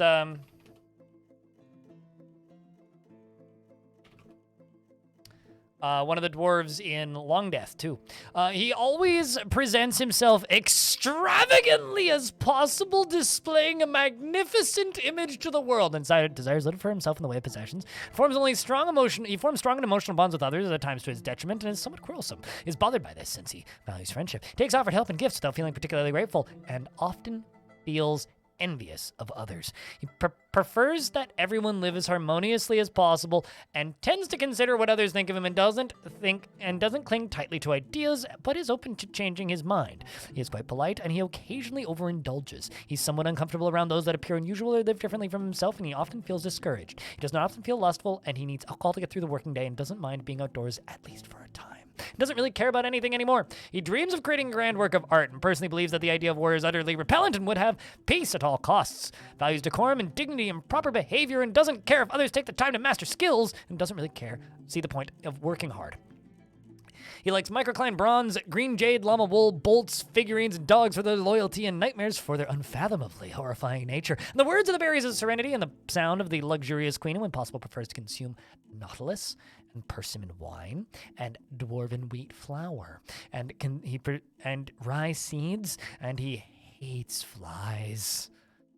He has a very long beard, and his sideburns are clean-shaven, and his very long mustache is neatly combed. And oh my god, I've been live for 9.5 hours. When the fuck did that happen? His pale brown, slightly close-set jade eye. His pale brown skin is slightly wrinkled, and his slightly close-set jade eyes are round.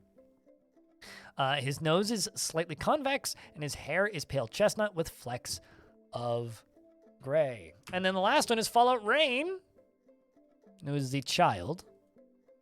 He's kind of pissed. Fallout Rain is 2. Darius and Kilob, both military dwarves, are your mom and dad.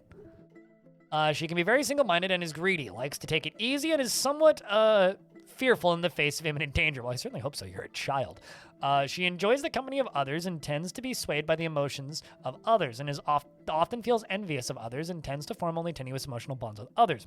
She is trusting. She has an active sense of humor and always takes a deep breath whenever she's surprised and needs alcohol to get through the working day and does not mind being outdoors at least for a time. She is a hardened individual. That was faster, too. Already hardened. Personally is disgusted by tradition and would flout any she encounters if given the chance. Greatly respects those that observe decorum. That observe decorum and maintain their dignity, and sees working hard as a foolish waste of time and doesn't care if others take the time to master skills and isn't particularly care about craftsmanship, dreams of raising a family, likes pyrolusite, copper, goshenite, spotted webgong, parchment, that's oddly specific, and the color rose and bucklers and backpacks and figurines and jackals for their resourceful nature, and the words of the berries of serenity and the sound of the phrase of lathering and the sight of the adoration of butterflies, and when possible prefers to consume mead and crambolas and absolutely hates oysters. Aesthetics, her gold eyes are round. She has a round chin, and her nose is slightly hooked, and her somewhat tall ears are somewhat broad, and her hair is raw umber, and her long hair is neatly combed, and her skin is brown. You'd be honored if your surname survives your dwarf. I mean, I haven't been as careful with my dwarves since Long Death, so I wouldn't place your bets, I'll put it that way.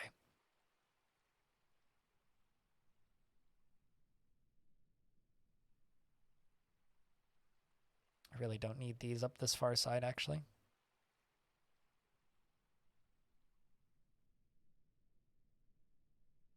Adopted family counts. Yeah, but they don't adopt dwarves in fortress mode. Okay, turns out this waterfall very much helping with moods. Hardened baby. Very, very tough baby, yes.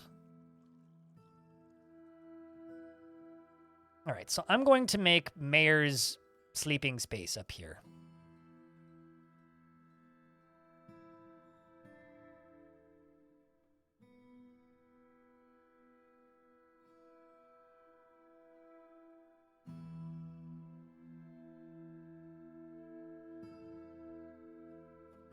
I'm thinking right above that we put office. What do you think? Kind of a vertical sketchy office over like a very large drop, but you know, it's kind of a cool spot, right? Right? A little trapdoor up to the ceiling. Diplomatic narcissist. Sounds like a lot of dwarves.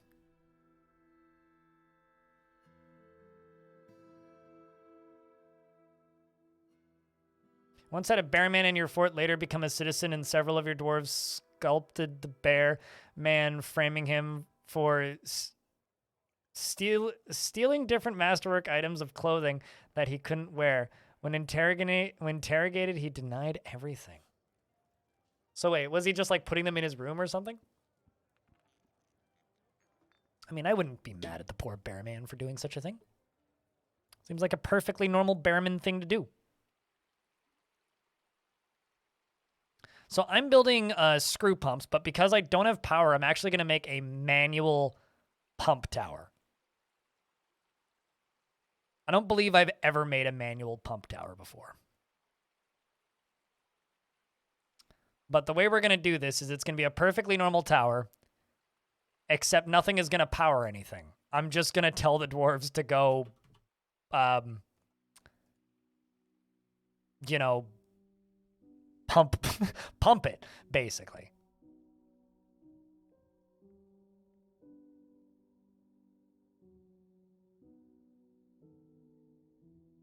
I actually don't know if they show up with neutral ethics. I could build windmills, sure, but I can't build mechanisms. So I would have to build a whole bunch of windmills that all connect and then connect them directly to. So I would have to do it with windmills, which frankly I don't really want to do. Mostly because I don't really like using windmills. But yeah, you're right. I could do it that way. But I'm severely limited with my mechanisms. So I guess like what I could do is I could put a mechanism on top of the whole thing and do it that way. But I don't know. I kind of want to build just a manual tower. Sucks you can't pick up the surface boulders. It's fine. Bastet has been found dead, reason dehydrated. Huh. Must have failed an artifact. But I thought that she completed an artifact. F's indeed, yeah. Sorry, Bastet. Oh, come on. Don't get attached. It's a bad idea. Prue, thank you very much for that Prime subscription.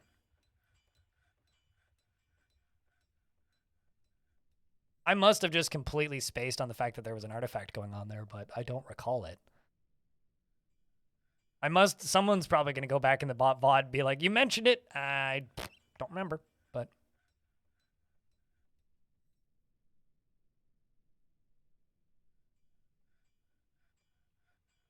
Either that or depression, but I'm not sure which.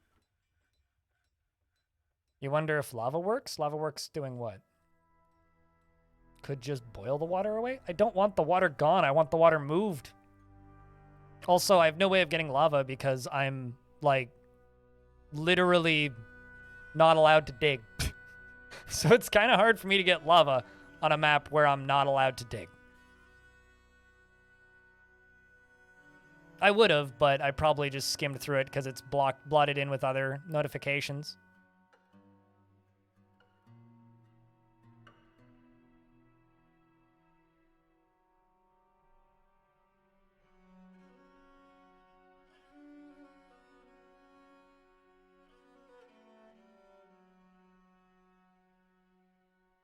But yeah, now I'm kind of tempted to do it with windmills. But I don't know.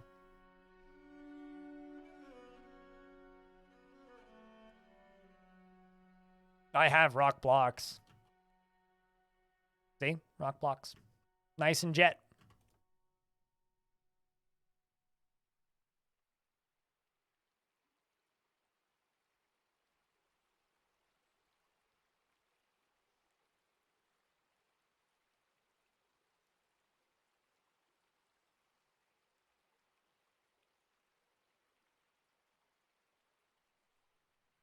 Yeah, we'll try and power it.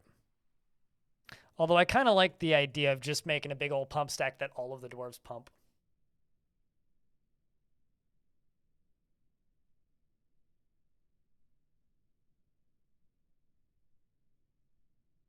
Just because of how goofy it is, but...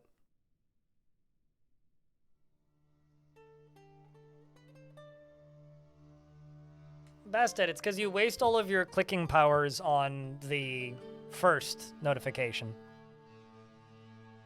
How do you expect to get a dwarf when you spend all of your, like, chances on getting a first every day?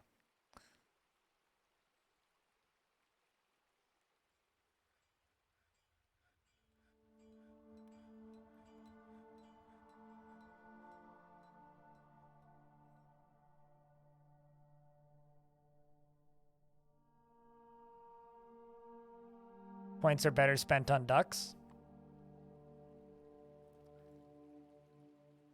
Also, I would say this is a bad fort right now to try and get a dwarf in, purely because of how quickly this fort could just crash and burn. And probably will, in fact. That's one of the thing that's kind of been fun about this fort so far, is literally all that we need is we just need something that breathes fire to show up and roll pit. Like, that is all that we need. Every single one of us is dead.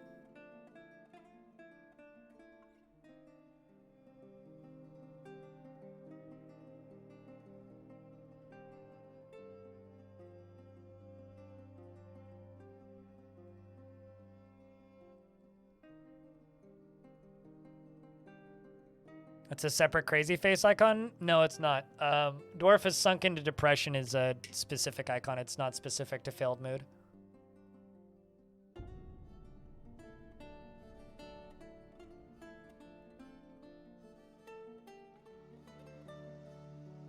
5 extra grates. I do.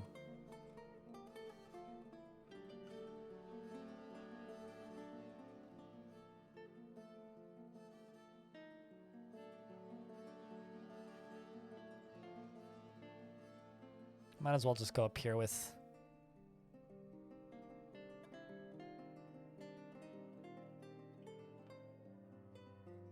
just that. Back to sleep and lurk you go. Best of luck snoozing.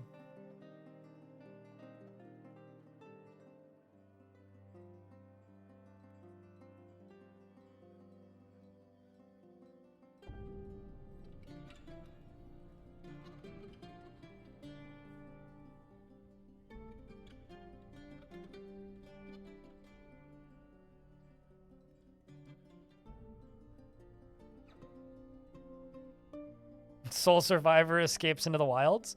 Oh, absolutely. I mean, fortresses in Dwarf Fort are never going to be interesting if they're guaranteed to survive all the time, right? Which is a problem that I often have with my own forts, where I build them too effectively to the point where, well, I mean, there's no chance this fort's going to die because I'm building it, right?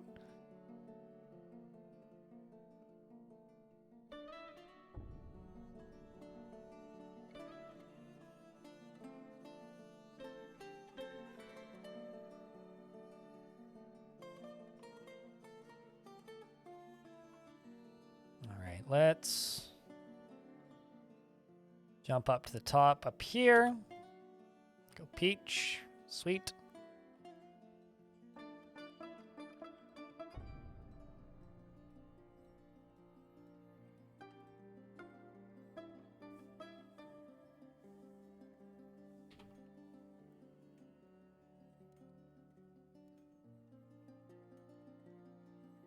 Let them build that. This is going to be the mayor's bedroom.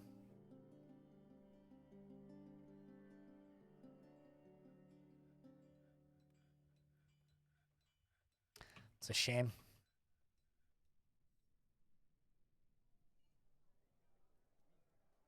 Generally, yeah, unless you want to get to Mountain Home or have some more ambitious goal that you're trying to complete.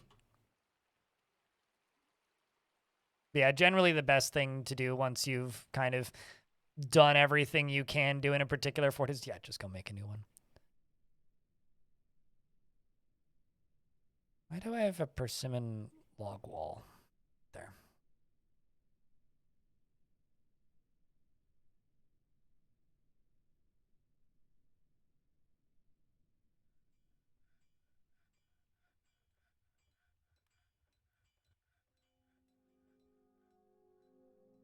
Not that it really matters, and not that I should care. Another weaponsmith has been possessed. Boy, oh boy. We'll have to pay attention to that one. It's claimed to Metalsmith's Forge. Are they moving? Yep.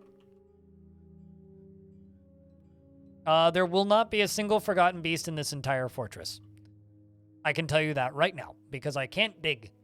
And you only get forgotten beasts if you dig.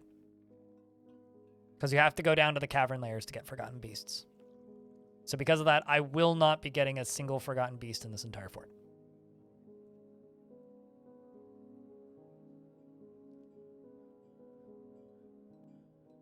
So it's more like buildy thing, less diggy. Also, I'm going to turn off fishing for a little bit because I've got a ton of fish piling up. What's up, Net Fraser? Congratulations on catching a strem. Also, this was a couple minutes ago, but Probu, thank you very much for that Prime sub, because that's the first notification of money on the stream in an hour and a half. Well, thank you. Today's been quite good, though. Paijaming is named an Iron Battle Axe. Cool.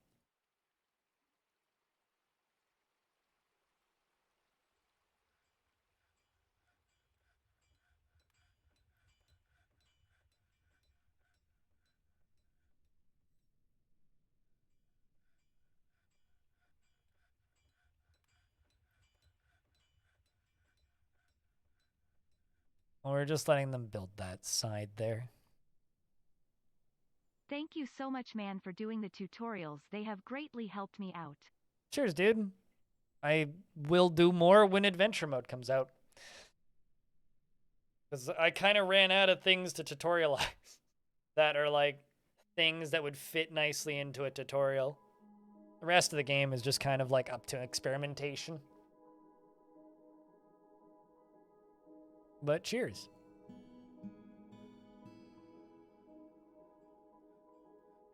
Dwarf has claimed silver bars and jet blocks.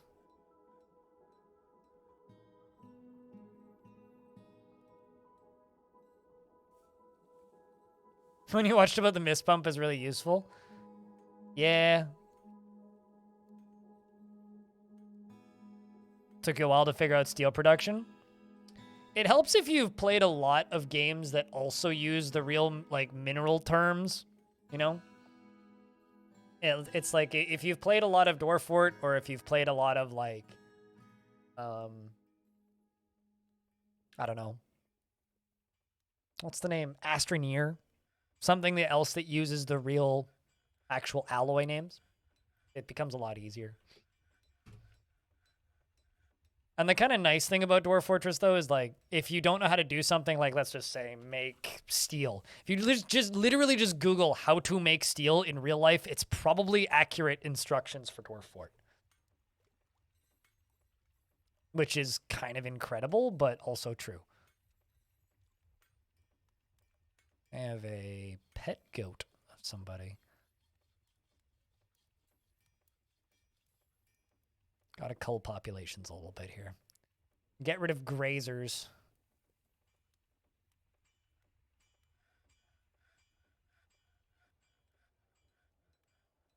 You did some crazy mist generators with my tutorials. Just know that you don't need mist generators to keep your dwarves happy. They're just a nice stopgap. Like in this particular fort, I'm literally like the only thing that's making mist is this waterfall. And it's helping. Oh, it's helping.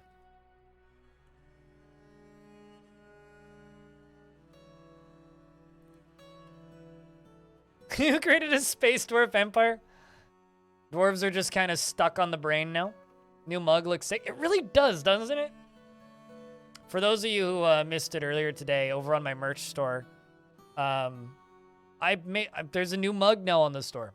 If you want to go buy a new mug, a second mug even, which I don't think too many people will. But if you do want a second mug from yours truly, we have this awesome little piece of artwork here that I think looks fantastic. It's all these little dwarves in almost like a Last Supper parody. It's kind of great. It's kind of awesome. I think it looks fantastic. Look at that.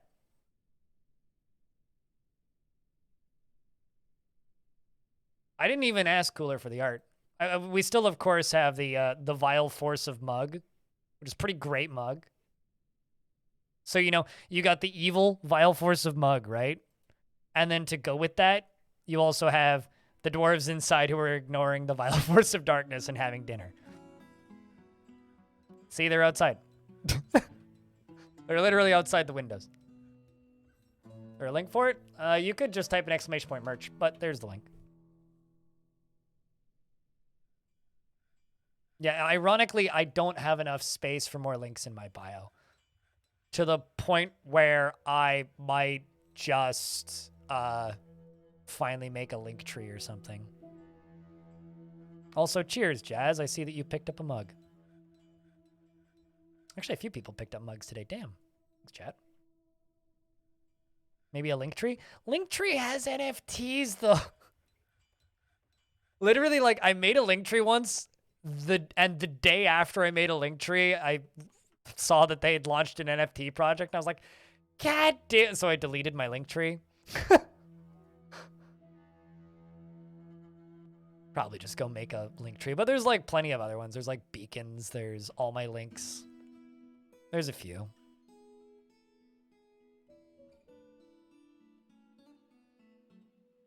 Just make a link page with all the domains I own.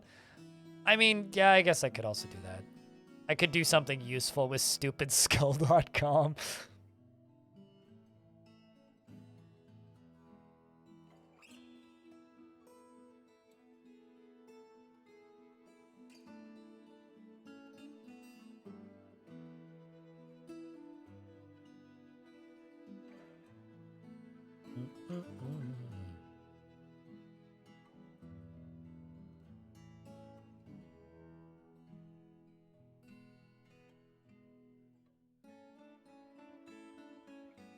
No, you can keep using Linktree.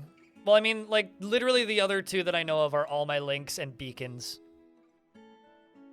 Although I think beacons is, like, it's not clear as to what it is.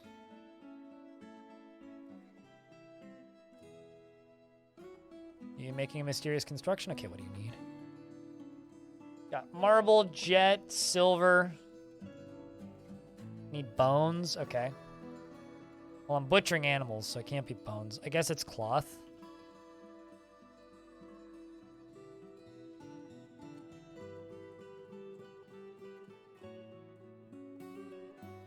Okay, got no plants to process.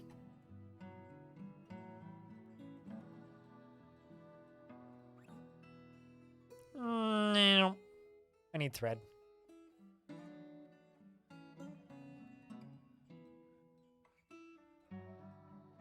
That should get that sorted. Could also be rough gems, which is the only thing I'm allowed to mine, basically. I can auto-mine gems, so we'll mine those.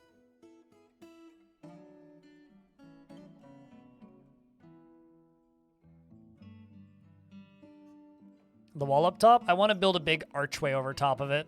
We'll see if we get that far.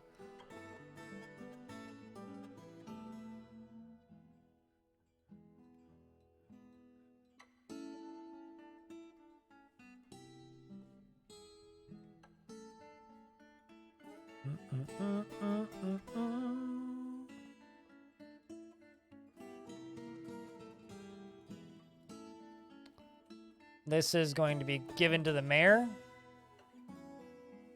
who's Tosid. Means I'm going to go assign your bedroom to somebody else.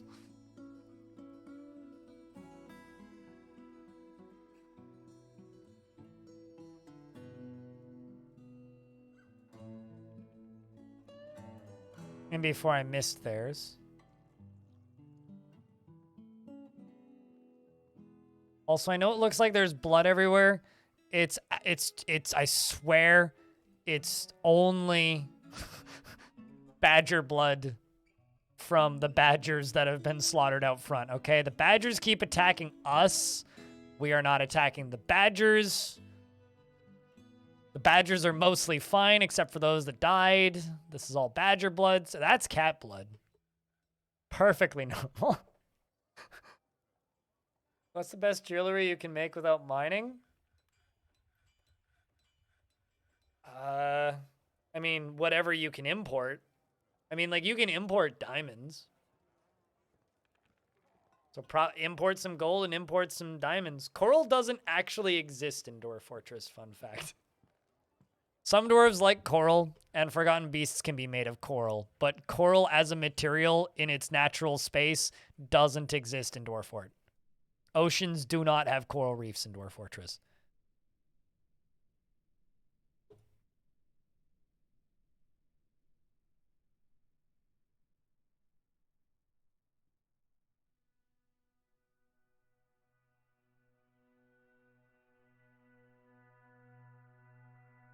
Picked up both of them? Cheers, dude. A little mug pack.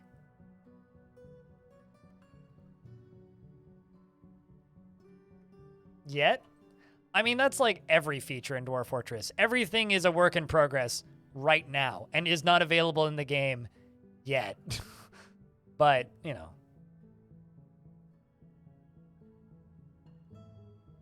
Dwarf Fortress things.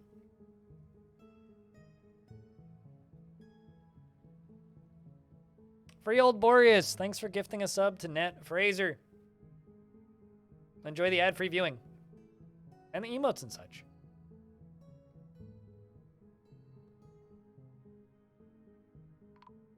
Uh-oh. What just happened? Human caravan has arrived. Well, that's good. I can sell them more shells. Still need cloth thread, of course you do.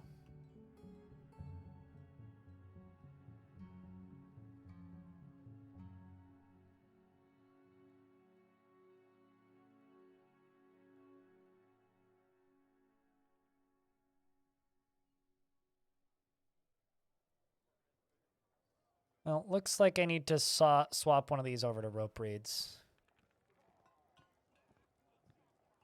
Rope reeds. It's in USD.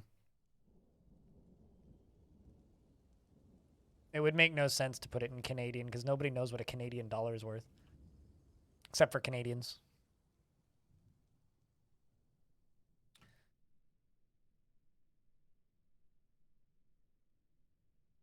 Yeah, they also pay me in USD too.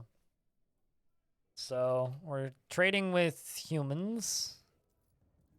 It can buy my very exquisite, wondrous, beautiful, cheap as hell shell crafts.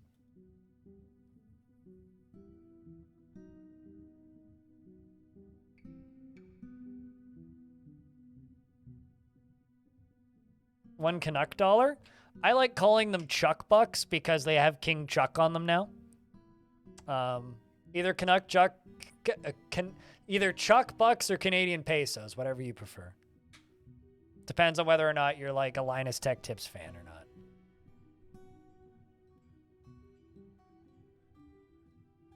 Yeah, King Chucky. Mm-hmm. Everybody's favorite king. Even I know about the toonie. I have one on my desk. Right there. It's a toonie. Hey, it's a toonie.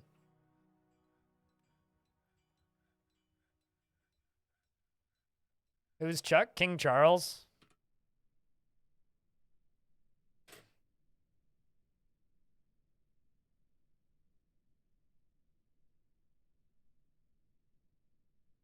Am I going camping this weekend? Nah, because my friend canceled on me, so I'm going on a day hike with my dad, probably.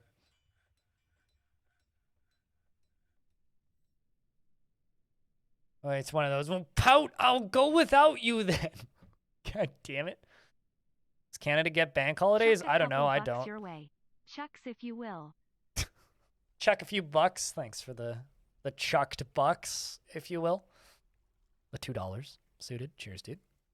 Yeah, no, my or what's the word?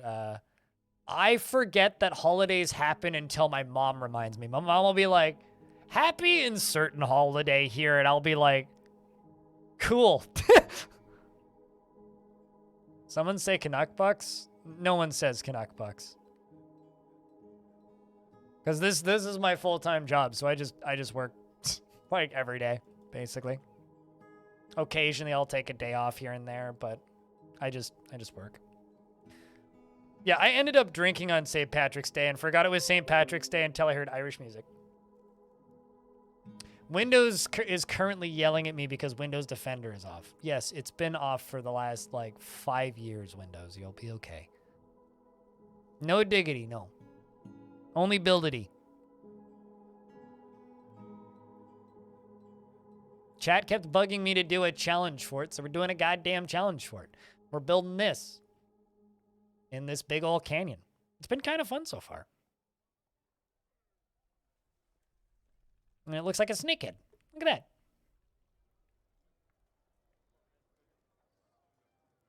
You mean the band Windrose? They're terrible live. I've seen them. It's a bad cover of a bad song. You can't change my mind.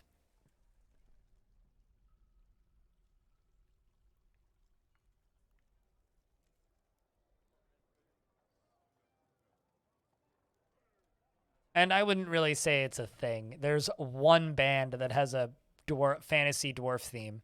It's sort of like saying that elf LARP metal is a thing. It's like, okay, well, Twilight Force exists, but that doesn't mean that elf LARP metal exists.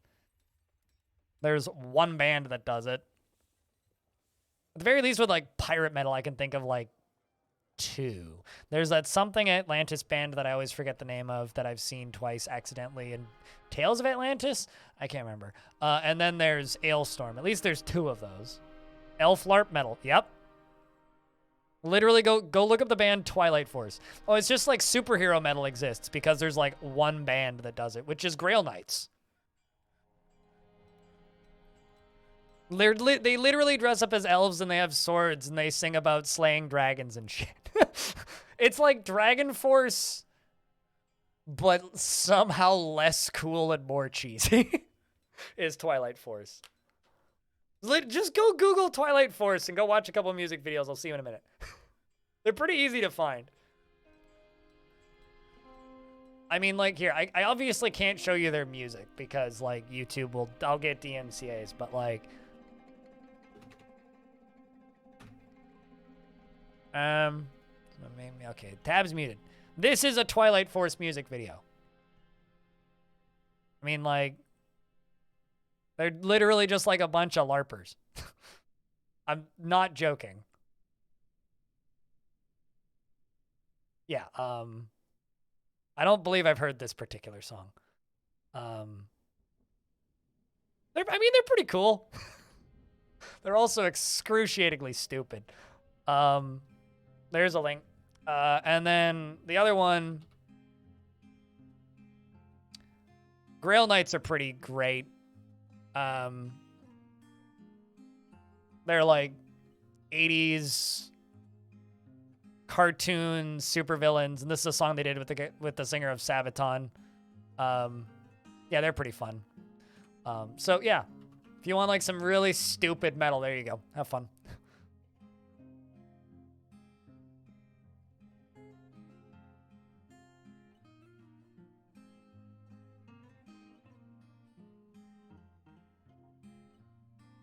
Out of those two bands, though, I do actually like Grail Knights. I don't really like Twilight Force. Twilight Force is funny to show people just to be like, hey, do you know this band exists? But as an actual band, I don't really like their music. Came in at the right time. Eh. Which one, Boreas? They're D&D bards? Pretty much, yeah. Although, like, the thing about D&D bards in metal is then there's also Unleash the Archers, except they're actually good. Unleash the Archers are actually good. And they're just like a bunch of nerds that played D&D together and then started writing songs about their campaigns. They also like all stream on Twitch, and seeing them live is really weird now because they're like, follow us on Twitch! And then like they put their Twitch channels on the back screen. Join our Discord server! It's the only time I've had a band shout, join my Discord server at me really loudly.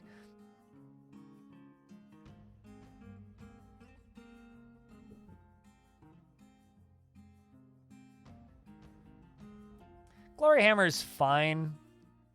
Their singer got booted from the band for being a bit of a shitbag, though, which is kind of sad. It's the classic booted out of band for making transphobic comments on social media and forums, and it's like, oh, that's wonderful. Awesome.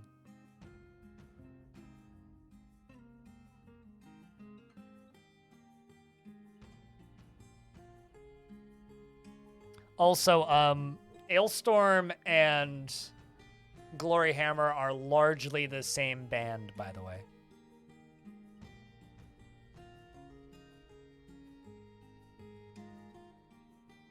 The Stellaris equivalent of a Death Star. I'm sure that's going to end well. All right, well, we'll trade for this thread, and that will hopefully finish off that strange mood. Buy some cheese. Do, do, do, do, do, do.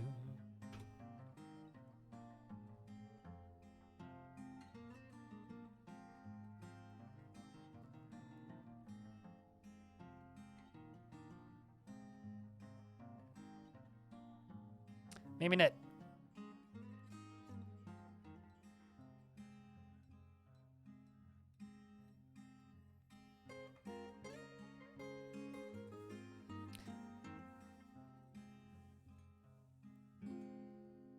Well, he's got gems. He just wants more. Well, they mined out all of the gems.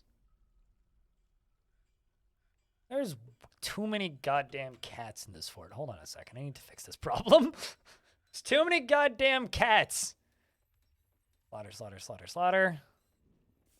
Slaughter, slaughter, slaughter, slaughter. Let's eat some pigs along with it.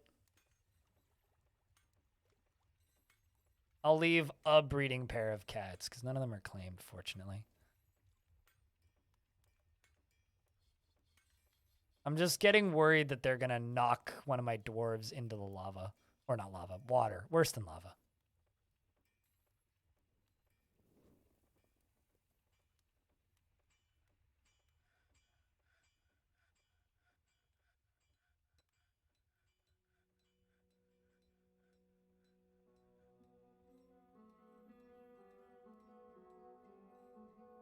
Well, thanks for swinging by, dude.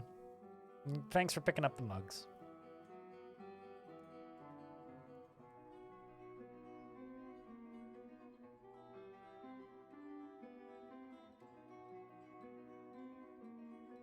It's a little sketchy of a kitchen, but it's what we got for right now.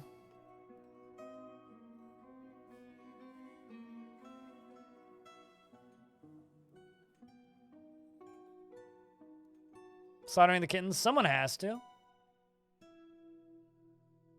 How else are we going to make kitten soup? Build a fortress, you have to crack some kittens. Trying to figure out how else to say this.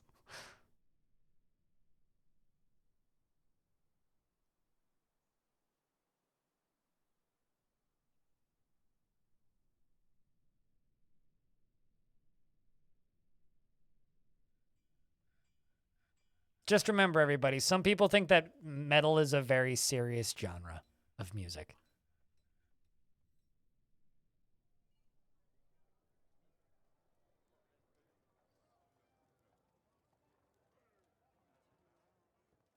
It's a very, very, very serious genre of music.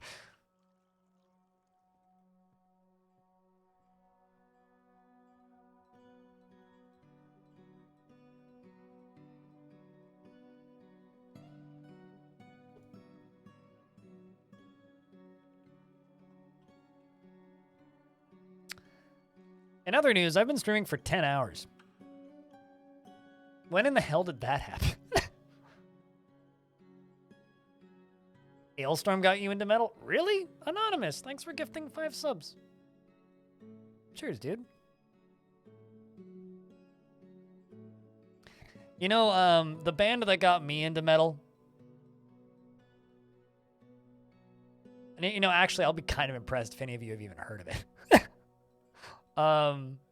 Sonic Syndicate was one of the first bands that got me into metal. It was Sonic Syndicate was the band that got me into the metal, but the first band that I listened to that was actual like metal was probably Under Oath.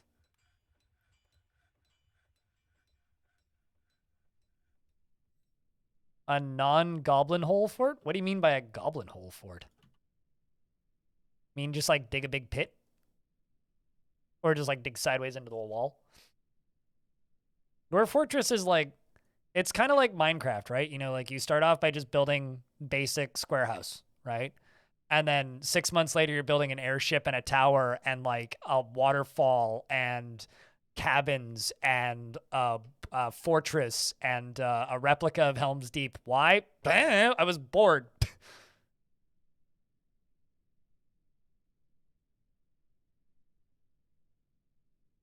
Oh, I saw Atreyu live, actually.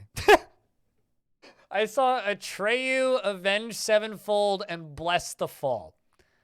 Was one of the first shows I ever went to.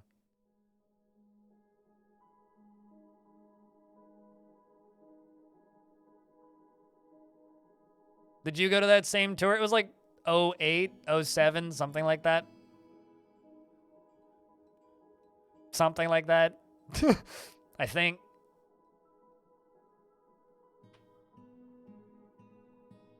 I remember Bless the Fall being really fucking loud. That's all I remember of that show, really. Okay, sweet. Got that done.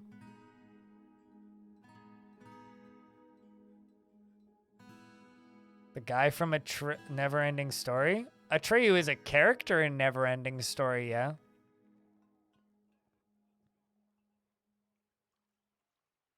But there's also a band called Atreyu.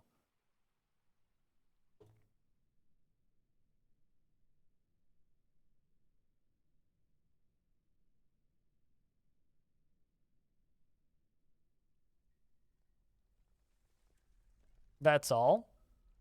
Actually, another band that really got me into music was into heavy music was In Flames.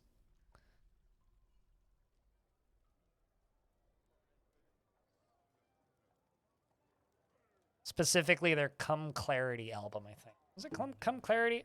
I always confuse those two albums, those first two albums I listened to.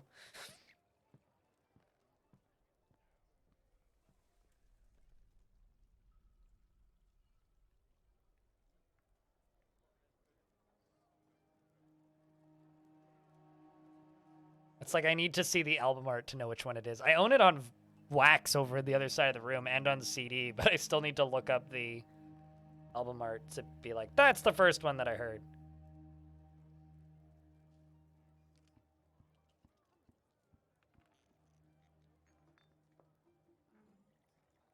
Sense of Purpose, I think. Yes.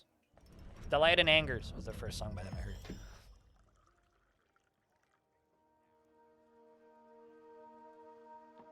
Just please heal me. I can't sleep. Thought I was unbreakable. This is killing me.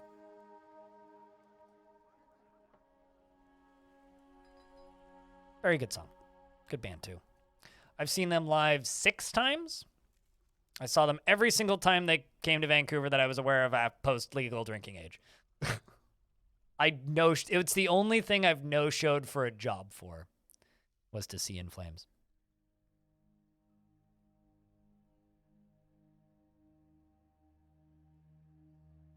Worth it.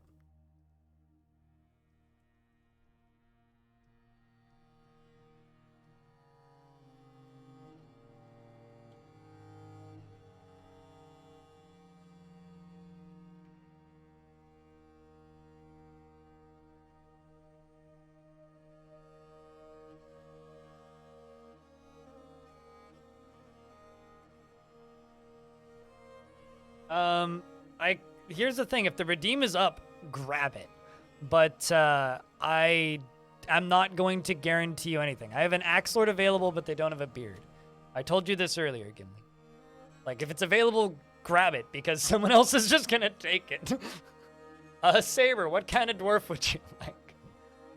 Sorry, Gimli, you can't ask first. Someone else will grab it. If you see it up, you gotta grab it. Bearded miner in a fort where I can't dig. Okay. Do you want Melville or Edom?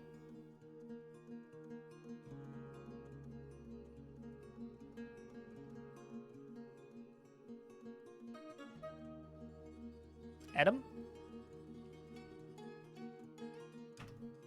You literally said there's one available. It's like, if it's up, grab it. Because just by saying that, you're going to get other people to find it. I can also just, like, refund it if you decide you don't want a dwarf. Since it's out of stock for you, because Saber just grabbed it. Anyway, he is not driven and rarely feels the need to pursue even a modest success. He's quick to form negative views about things. He has a greedy streak, and he takes offered help and gifts without feeling particularly grateful. And he doesn't seek out excitement and rarely feels discouraged and is somewhat fearful in the face of imminent danger. He personally believes that acquisition over power over others is the ideal goal in life and worthy of high respect, and views decorum as a high ideal and is deeply offended by those that fail to maintain it. He values a harmonious existence and respects the law, and sees merrymaking as a waste, and dreams of raising a family. He likes kimberlite and nickel silver and cinnamon and glossier and tapir leather and giant Cody tooth and warhammers and doors and giant mongooses for their agility. And the sound of the russet meadow and the sight of the adoration of butterflies, and when possible prefers to consume, losing my voice, brook lamprey and parsnip plants and rye beer and finger limes, and hates rats. Lost my voice halfway through that. He has what was once a thin frame, now bearing enormous thick layers of fat, and has a very long beard that is arranged in double braids, and his sideburns are clean-shaven, and his very long mustache is neatly combed, and his hair is clean-shaven, and his nose bridge is convex, and his somewhat narrow ears are splayed out. His cinnamon skin is slightly wrinkled, and his hair is dark brown with some gray, and his eyes are emerald. Are your eyes emerald, Saber? Have you refreshed the stream? Because that's usually the problem, Aegis. But I don't know, Twitch just does that sometimes. I know you claimed one recently, but it usually just means that, from what I can tell, that there's a slight delay and someone else already clicked the button before you did, and it just tells you that you've already claimed the maximum available for today, but I think it's just weird wording. I don't know. Don't ask me about Twitch's eccentricities, because I do not know.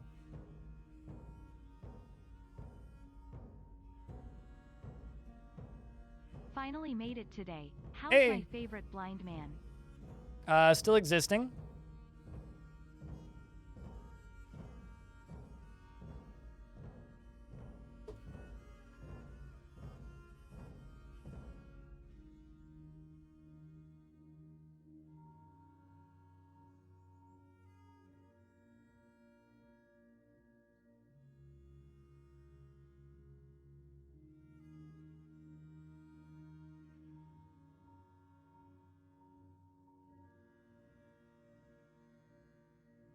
But Tyler, Thank you very much for the 3rd month.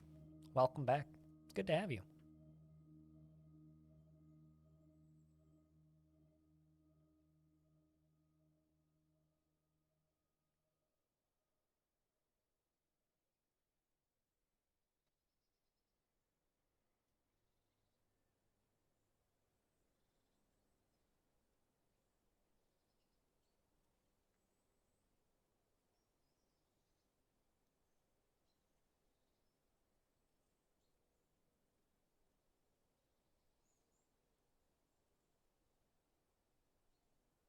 But man, today's been a sleepy stream for me. I'm amazed I've made it this far. Like, genuinely. Kind of amazed. Population keeps on rising. Oh boy. What's this floating platform? Well, it's not really a floating platform. It's going to be a pump stack. Gonna take a while to build, but it's gonna be a water pump stack for pumping this water out of here up into a reservoir, which I still need to build, which is gonna be up here somewhere, which is going to dump some direction, which is going to be used as a drowning weapon. It's a stacko pump. Yeah.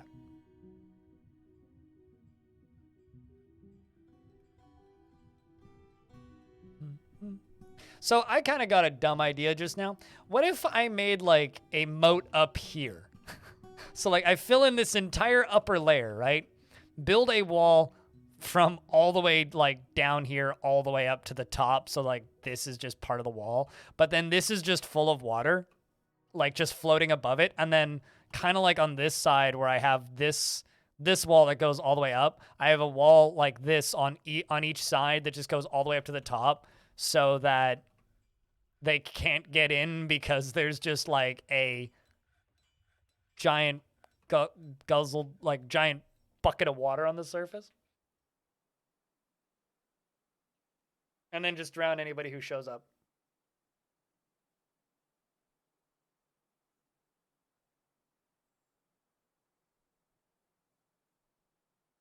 Petrified wood is stone. I mean, have you seen petrified wood in real life? It's cool as hell looking, but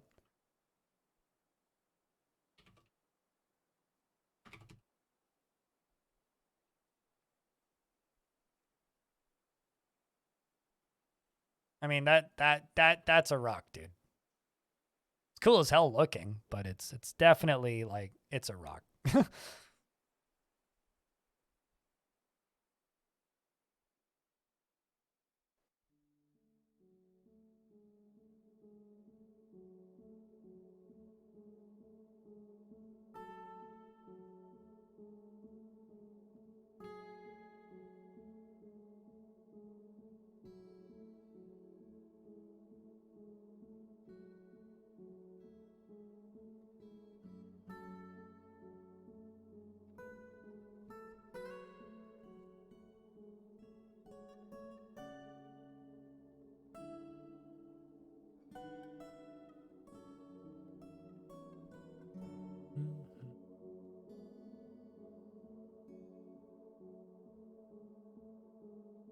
But the cavity is formed around it when the log buried log decays, and then the minerals carried by water slowly seep in to fill the crevice. Yeah. I don't know. Petrified stone's cool. I swear that one of these days, Dwarf Fortress is just going to turn me into a minerals person, and I'm just going to be one of those people that just has minerals everywhere, that just starts telling you what they all mean. It's going to happen one of these years. I'm slowly going to become that person. This game is slowly poisoning me. Any plan for undead attack? Lock the door. I don't know. Do you have any plans for that? As long as it's not magic crystals?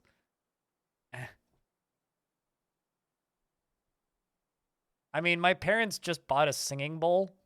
So, like, that's the direction my whole family's going, I think. Just give us, like, another generation. We'll get there.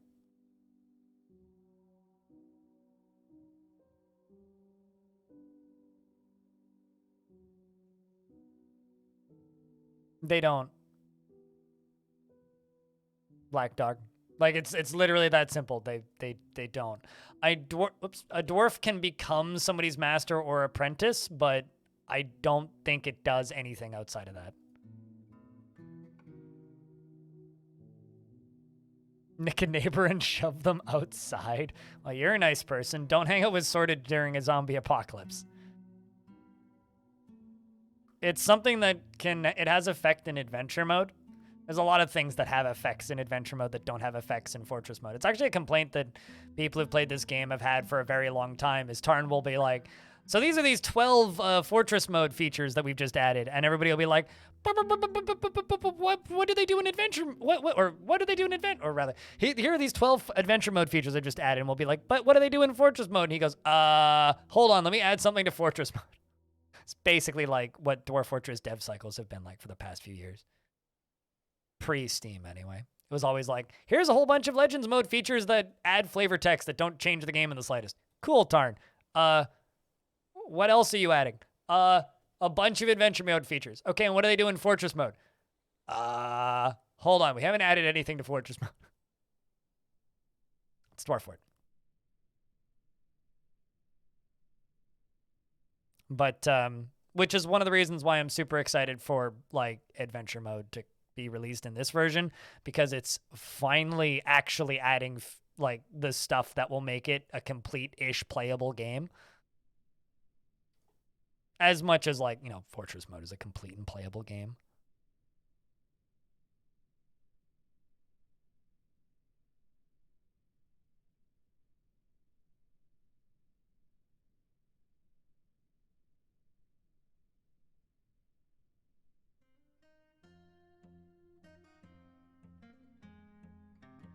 Well, I mean, like, the festivals are supposed to eventually be a Fortress mode feature.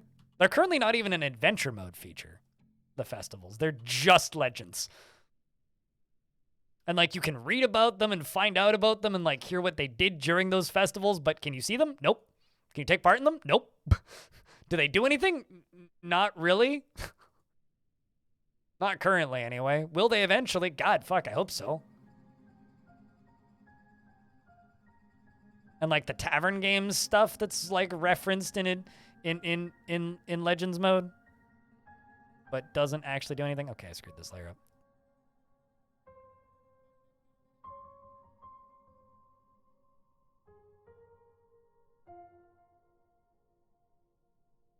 I think I skipped the layer.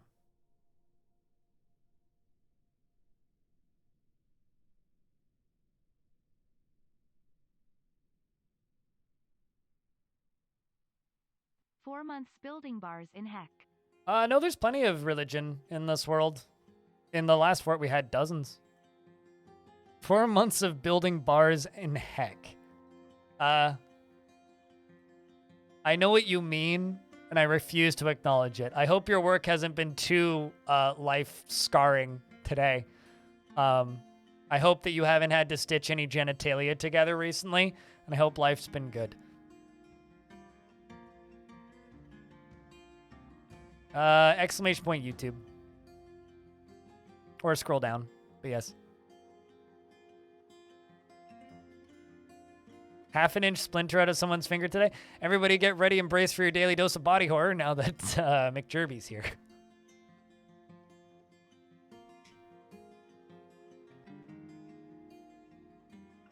That's not too bad. Half an inch.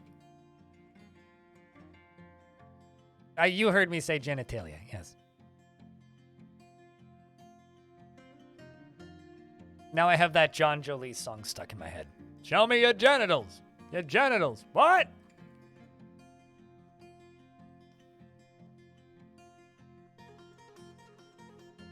It's a good song. I mean, no, it's not actually. It's a horrifically bad song, but that's kind of the point.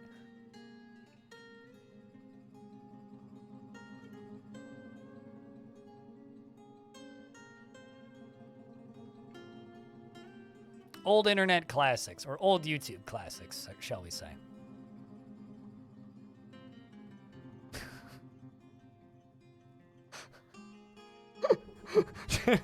I mean, sometimes I just have to say something really outlandish for the lurkers to notice, okay? Just paying half attention, only like loosely using stream as background noise, then suddenly penis. I'm sorry, what?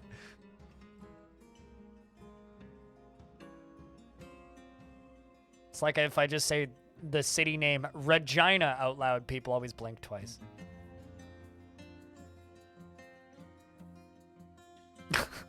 That is also a song that he wrote, yes. Guns don't kill people, I kill people with gun.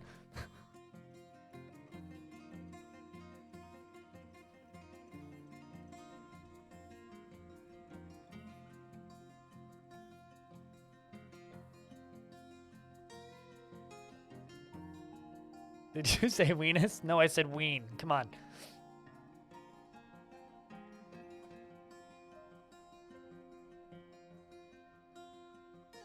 Everything is sillier sounding, meanest context. Did that dwarf ever finish that artifact? Motherfucker, he did. When did that happen?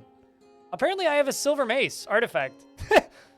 This is a silver mace. All craft store ship is of the highest quality. It is encrusted with round marble cabochons and rectangular jet cabochons and encircled with bands of silver cushion cabochons and tourmaline cabochons and alpaca wool and cat bone. This object menaces with spikes of clear tourmaline. On the item is an image of tapered baguette cut gems in rope reed. And it's worth 16,000. All right. Hold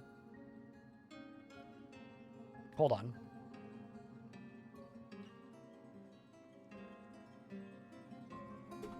Ineth, you get new weapon, specific weapon, that one, and you get new weapon, specific weapon,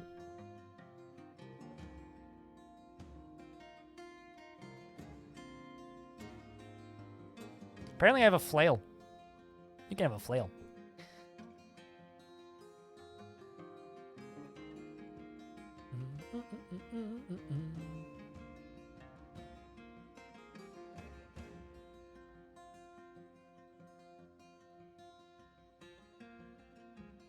But yeah, no, I have a playlist of like 40-something tutorials for Dwarf Fort. And tutorial Let's Play, which is like just playing the game from start till Baron. So if you're looking to learn this game, there is a lot of tutorials on my YouTube channel. I do less of them these days because I've kind of covered everything that I really wanted to, but when adventure mode comes out, I will do more. We'll repeat that whole cycle. And when there are major patches with new stuff that needs to be tutorialized, I will do it again.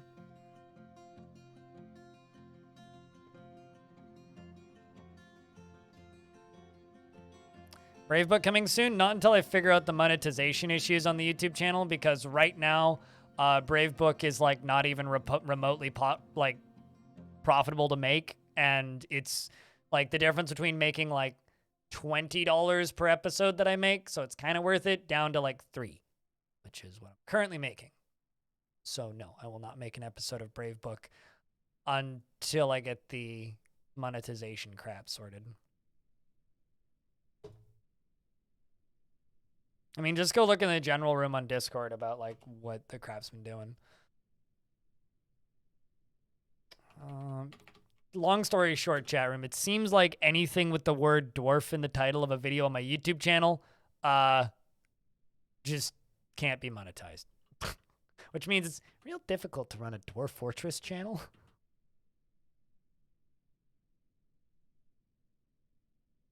Yeah. No, it's just I'm not willing to put in like 3 hours of work to make a video if I could just make 4 like community fort videos in the same amount of time and then I just go enjoy my weekend, which is what I've been doing recently.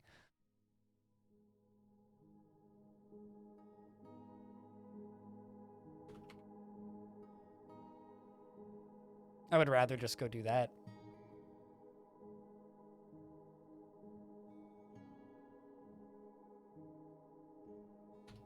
Make it Dwarf instead of Dwarf? No, I'm going to complain to YouTube, which is what I'm currently doing.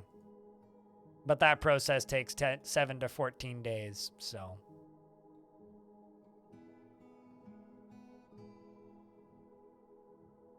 Because, sorry, no, I'm not going to, for all eternity, call my videos Dwarf Fortress. Just not going to do that.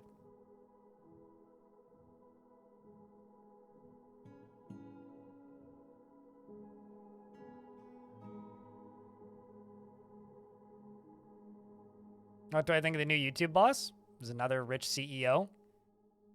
They're all the same.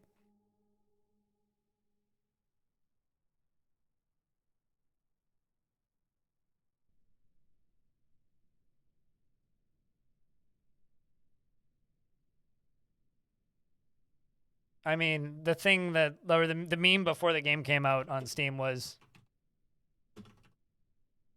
so I'm sure that'll go I'm sure that'll go great.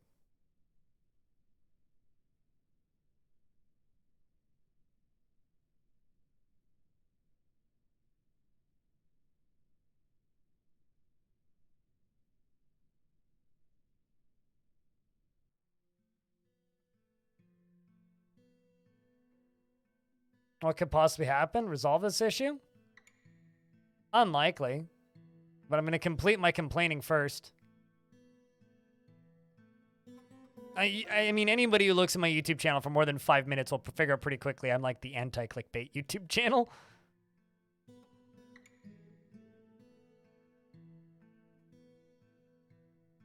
No problem, Otterman.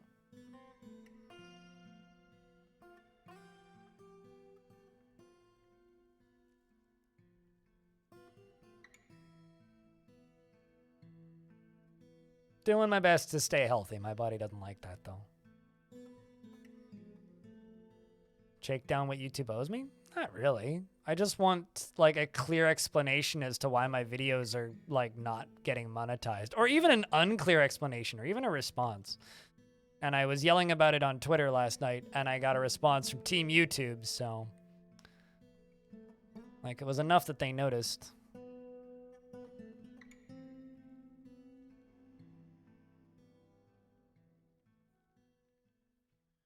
A force that is vile and dark has arrived. Where exactly? Oh, they're there. Free armor delivery? Well, that's wonderful.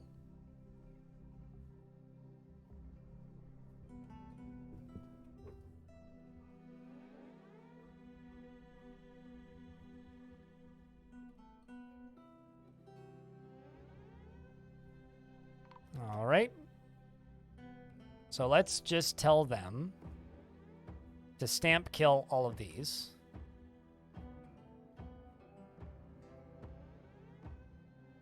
It appears that this dwarf up here, Boreas, is afraid while experiencing trauma. I guess the trauma of, oh god, there's goblins in the vicinity. Actually, quite a lot of dwarves around here.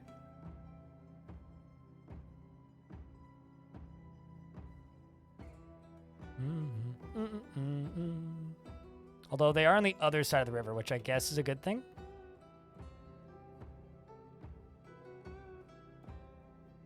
I do hope that they make it across the bridge before they really start firing.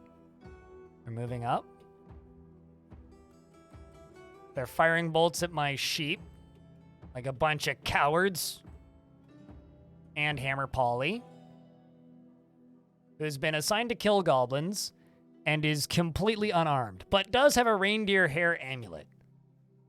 She charges in while and terrified while in conflict, but satisfied upon improving dodging. As far as combat goes, one of my dwarves dodged a bolt. That's the only combat that's happened so far. But it appears that Hammer Polly is going in first. Now, this is a legendary hammer dwarf from my previous fortress. So let's see what she can do without a weapon. Hammer Polly is fighting. Grabs the goblin crossbowman by the fourth toe with her upper left arm and says, "I've improved my dodging. That was satisfying." Scratches the goblin crossbowman in the lower arm and seems to have done some damage. The goblin she then twists. She scratches him by the lower arm, tearing the muscle. The force twists the left elbow, and a ligament has been torn. The goblin is unable to break the grip of Hammer Polly's left arm on the crossbowman's right fourth toe on his right foot. Hammer Polly then releases the grip, and then grabs the goblin crossbowman by the thumb with her right lower arm. and bolts are flying everywhere. It appears that Arkneen is almost in the fight too. And it looks like Polly just killed that goblin with her bare hands. So I need to know exactly what happened there.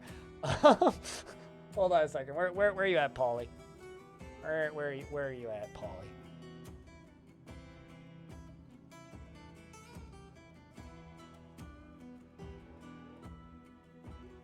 There you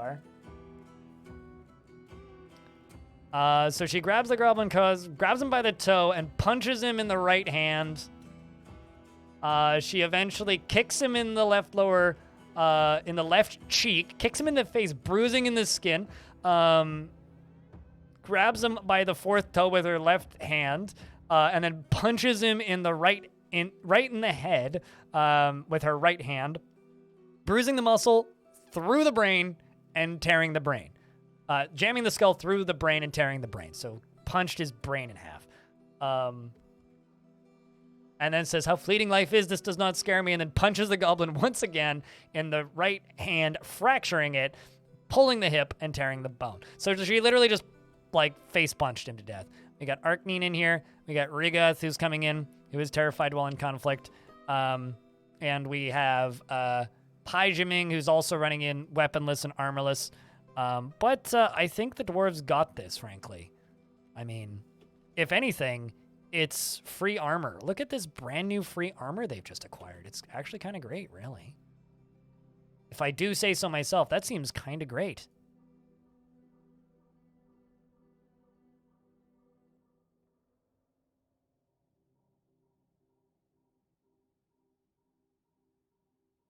And I'm going to jump over here to the squad. And I'm going to reassign metal uniforms, because there's probably more now. Yeah, there we go. We got some more helmets and stuff. And I'm just going to make sure that you keep that artifact right there.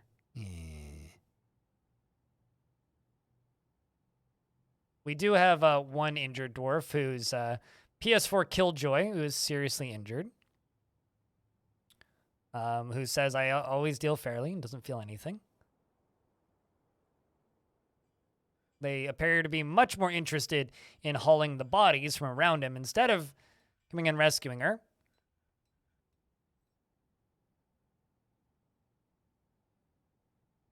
She gets picked up by a local doctor, so that's good.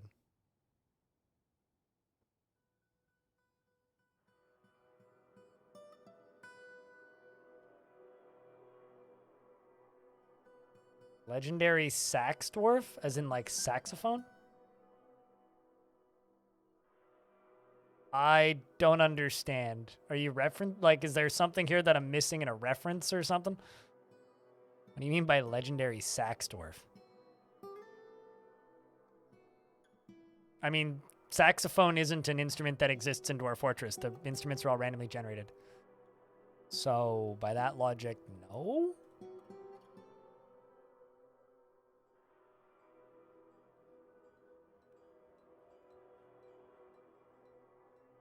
Unless, like, you modded saxophones into the game, I suppose.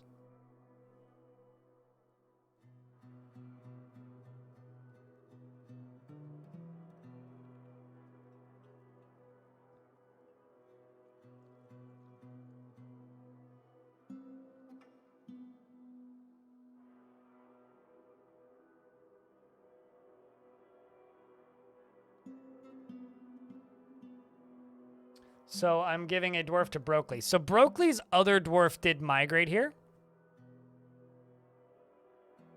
So I could give Brockley a dwarf, but I wouldn't recommend that because I do already kind of technically have one. Yep, Brockley migrated over here, although I need to find you because it's just on you lost your name again. But yes, you are here.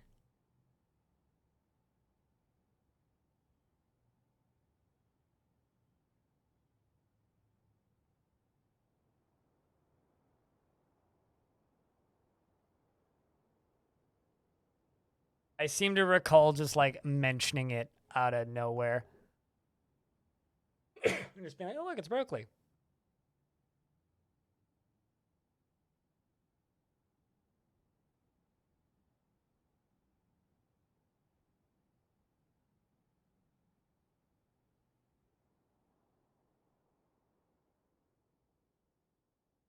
Now I can't find you, but I know that you're here.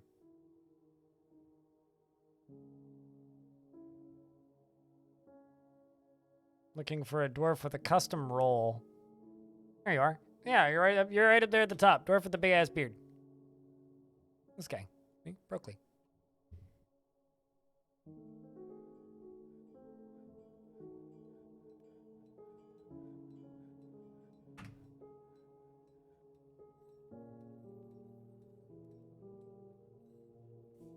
Okay, what kind of dwarf am I giving then?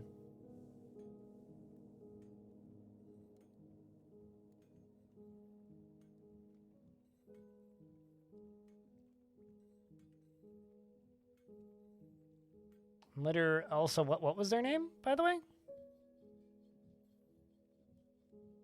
Borowus? I don't see the name here. Okay. What kind of dwarf am I giving Borowus?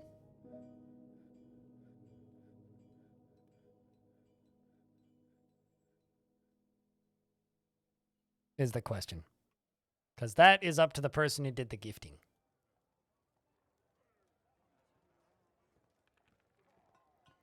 I'm looking forward to food making.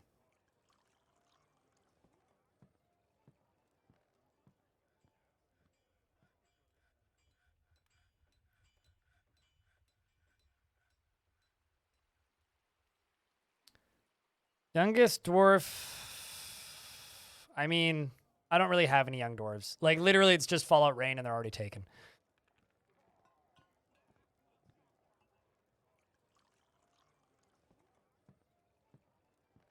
It's up to the person who did the gifting. Like, there's literally no kids in this fort, basically.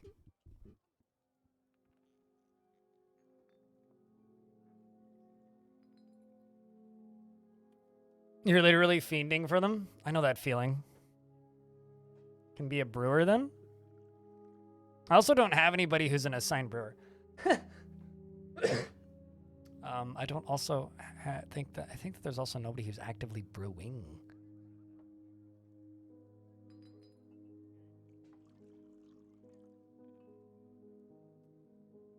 The problem is like everybody's a weaponsmith in this fort, and they're only just now starting to like siphon off into other jobs.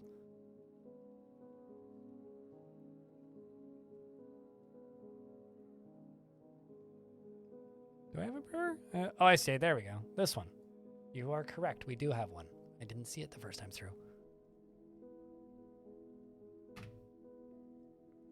Borowus never becomes angry, but is often inflamed by hatred and easily develops hatred towards things. You're terrifying. Never feels discouraged and enjoys being in crowds and cracks easily under pressure and often acts with compassion.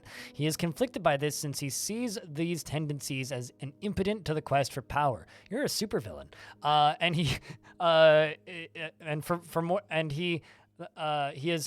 He is somewhat quarrelsome, though he is conflicted by this for more than one reason, and he tends to reveal personal information, so you're a bad supervillain.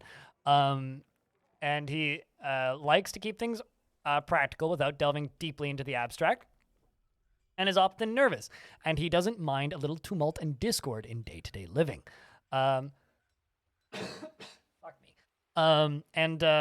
He doesn't mind a little tumult and discord in day-to-day living, and he is conflicted by this since he values harmony as an intellectual concept, and he shouts when he's surprised and needs alcohol to get through the working day. A caravan has arrived, and he is personally affronted by the whole notion of maintaining decorum and finds so-called dignified people disgusting. Sees power over others as something to strive for and believes that those who sacrifice for others should be deeply respected, and strongly believes in a peaceful and ordered society without deceit is best. Sees guile and cunning as indirect and somewhat worthless, and sees competition as wasteful and silly, and dreams of creating a great work of art. He likes cinnabar and gold yellow glossier, and brown recluse spider silk, and llama wool, and short swords, and mail shirts, and the sound of the russet meadow, and when possible prefers to consume potato wine, and absolutely hates blood gnats. Description-wise, he has a very long beard that is arranged in double braids and sideburns that are clean-shaven, and a very long mustache that is arranged in double braids, and his hair is clean-shaven, and his slightly rounded ocular eyes are protruding. His ears are extremely tall, and his round chin is short, and his short hooked nose is narrow, and his Icarus skin is wrinkled, and his hair is chocolate mixed with gray. Always be monologuing? Possibly. Chat, my knees are starting to like hurt, and I don't feel like standing, and I'm starting to lose my voice. I think it might be time for us to call it for the day. I mean, we have done 10 hours and 40 minutes of stream today. That is a good, solid, healthy, unhealthy, maybe even chunk of time. We got a lot built, like all of this intersection. We got attacked twice, so that's fun. And I've started this pump stack tower. Yeah, good stream, I think. So now's where you can say goodbye, YouTube chat room. Be a hefty VOD.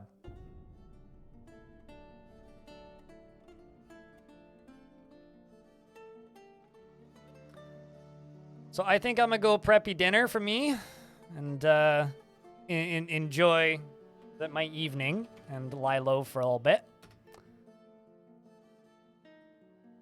And